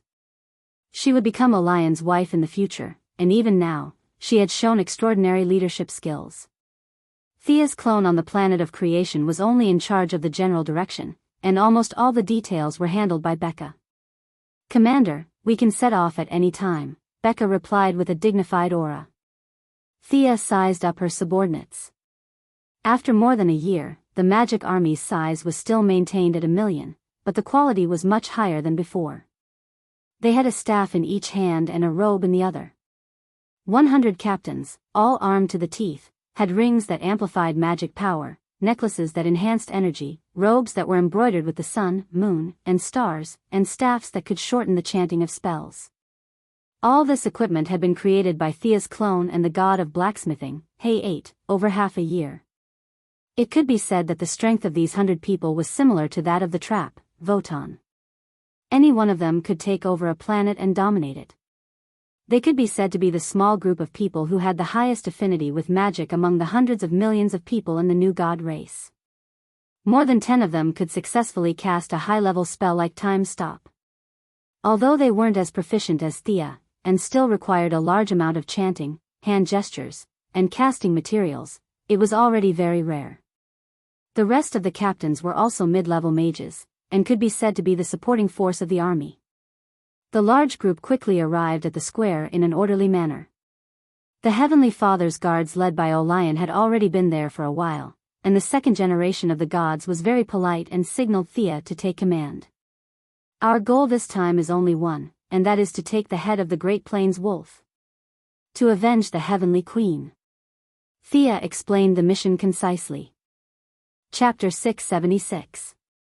Hearing that they were going to kill the Great Plains wolves, not only did her magic army start to get excited, even the Heavenly Father's personal guards led by Olion could not control their emotions. They originally thought that it was just a daily killing, but they never thought that it would be such a glorious mission. Revenge for Queen Avia. That was everyone's thought. The members of the magic army all ran back home. They wanted to take out their best equipment to fight the Great Plains wolves. Gem magic was convenient and fast, saving time and energy. This magic was fully developed in the hands of Missy. She would then bring it to the magic army.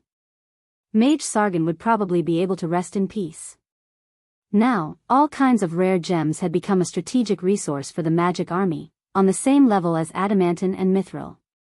Once they engaged in battle with the enemy, tens of thousands of gems would be thrown out. The scene would be spectacular and magnificent. It was completely indescribable. Low-level mages who threw out gems that sealed high-level magic in battle could basically turn the tide of the battle. Now that they heard that they were going to fight the Great Plains wolves, everyone took out their treasures and swore to give the enemy a good beating. It took some time to regroup. Boiling blood was not enough to describe the fanaticism of this group of people. Many of the soldiers only hated themselves for not learning more magic and practicing more martial arts. Justice will prevail. The young miss shouted a few slogans before activating the sonic boom channel to head to Earth 2. The orange tunnel was opened for a whole day before the large army was sent over. The Great Plains wolves troops were also deployed. Thea glanced over and was a little sad. The enemy had gathered all their troops in what was supposed to be the metropolis. The originally prosperous city, the City of Hope, was completely dead. The metropolis of this time and space suffered a devastating blow the moment the Great Plains wolves descended. Louise Ryan died. Jimmy Olsen died. There was no Baldy Luther in this time and space, but Lena Luthor also died in this land. Superman, who once brought hope to the people, became a different kind of creature. He became one of the countless monsters that he destroyed in his lifetime. Fear, hesitation, trembling, all sorts of negative emotions surrounded this world, surrounding everyone. This world should not be so lonely. If there is no hope, then I will give you hope. Light blue, water blue, light blue. Her body emitted a faint blue light at first. As her faith grew stronger, the color of the light became darker. The light of hope. Thea only felt that her heart was calm. She never thought that in this universe, in this land of annihilation that had already been half destroyed by evil, the world would actually help her ignite the flame of hope. He had thought that anger would be the third emotion he had mastered, but he had not expected that hope would be the first emotion he had mastered. The will of the world was begging her to save this land and save the intelligent life here. Thea agreed without any hesitation. Her mission was to eradicate evil and bring new hope to this land. The feeling of hope inspired all the righteous people. Olion and Becca did not know what Sia had done, but their beliefs were firm, and their combat power was rising. This was not fake. The remaining soldiers were even more affected. They felt as if their bodies were filled with energy, and the combat power of the entire army seemed to have increased by 20%. This was the power of hope. We should charge over while our morale is still high. Olion, the second-generation god, suggested excitedly as he felt the divine power in his body rising. Thea closed her eyes and felt the emotions of hope. She was not moved by his suggestion at all. Are you kidding me? This is a magic army, not a cavalry army. Do you think we are all Gandalf? Charge over with a sword and a staff? Damn! He secretly tagged Olion as he stared into the distance with rapt attention. A cold and vicious gaze met her eyes. It was the wasteland wolf, the god of hatred. This guy's strength had at least doubled since the last time they met, and he had personally come to Earth. Thea secretly estimated the strength of the two of them. She felt that the other party was stronger than her. After all, he was the younger brother of Yoja Khan and Darkseid's uncle. Even if he had not learned anything new, he had lived for so many years and should be stronger than her. However, now that the emotions of hope had gathered in her, it was hard to say who was stronger. At the same time, another guy with an evil aura entered her field of vision. He wore a red robe and seemed to feel Thea's gaze. He took off his hood and looked up. Disgusting. His face was cracked and distorted, and his exposed skin was green. His eyes were murderous. As if he felt Thea's scrutinizing gaze, he muttered some evil words and disappeared from Thea's field of vision. Oh, this guy was a magician. He was different from a traditional magician. He was more like a sorcerer or a warlock. He did not use the elements of earth, fire, water, or wind. Instead, he controlled the power of demons and hell. This was the fundamental difference between Thea and this guy. This was Darkseid's general, one of the members of the Dark Elite Guild, the god of pain, Dizzard, who was in charge of the internal affairs of the Apocalypse planet. He was slightly weaker than the Great Plains wolf, but he had more tricks up his sleeve and was more difficult to deal with. Both sides had sent out two new gods, and each side chose an opponent. This was the inevitable outcome. Thea thought to herself. Should she deal with the Great Plains wolf and let the weaker Olion deal with Dizzard? Or would it be warrior versus warrior, mage versus mage? Should he take care of Dizzard first before going to support Olion? Of the two choices, one was safe and the other was radical. Thea did not rush to start the battle. Instead, she commanded the army to set up camp in Gotham to set up a temporary magic net, organize the equipment, and set up teleportation nodes. The mage army needed to do a lot of work in the early stages before they could unleash their full power. The mighty army descended from the sky. The citizens of Gotham who were still alive revealed themselves from the streets and alleys. They secretly observed this group of soldiers who were different from the current world. Tens of thousands of people would fill the mountains, not to mention 1 million. Dark robes, white staffs. The appearance of these magicians made the survivors feel like they were in a dream. Was this a movie? The new gods did not care about the feelings of these ordinary people.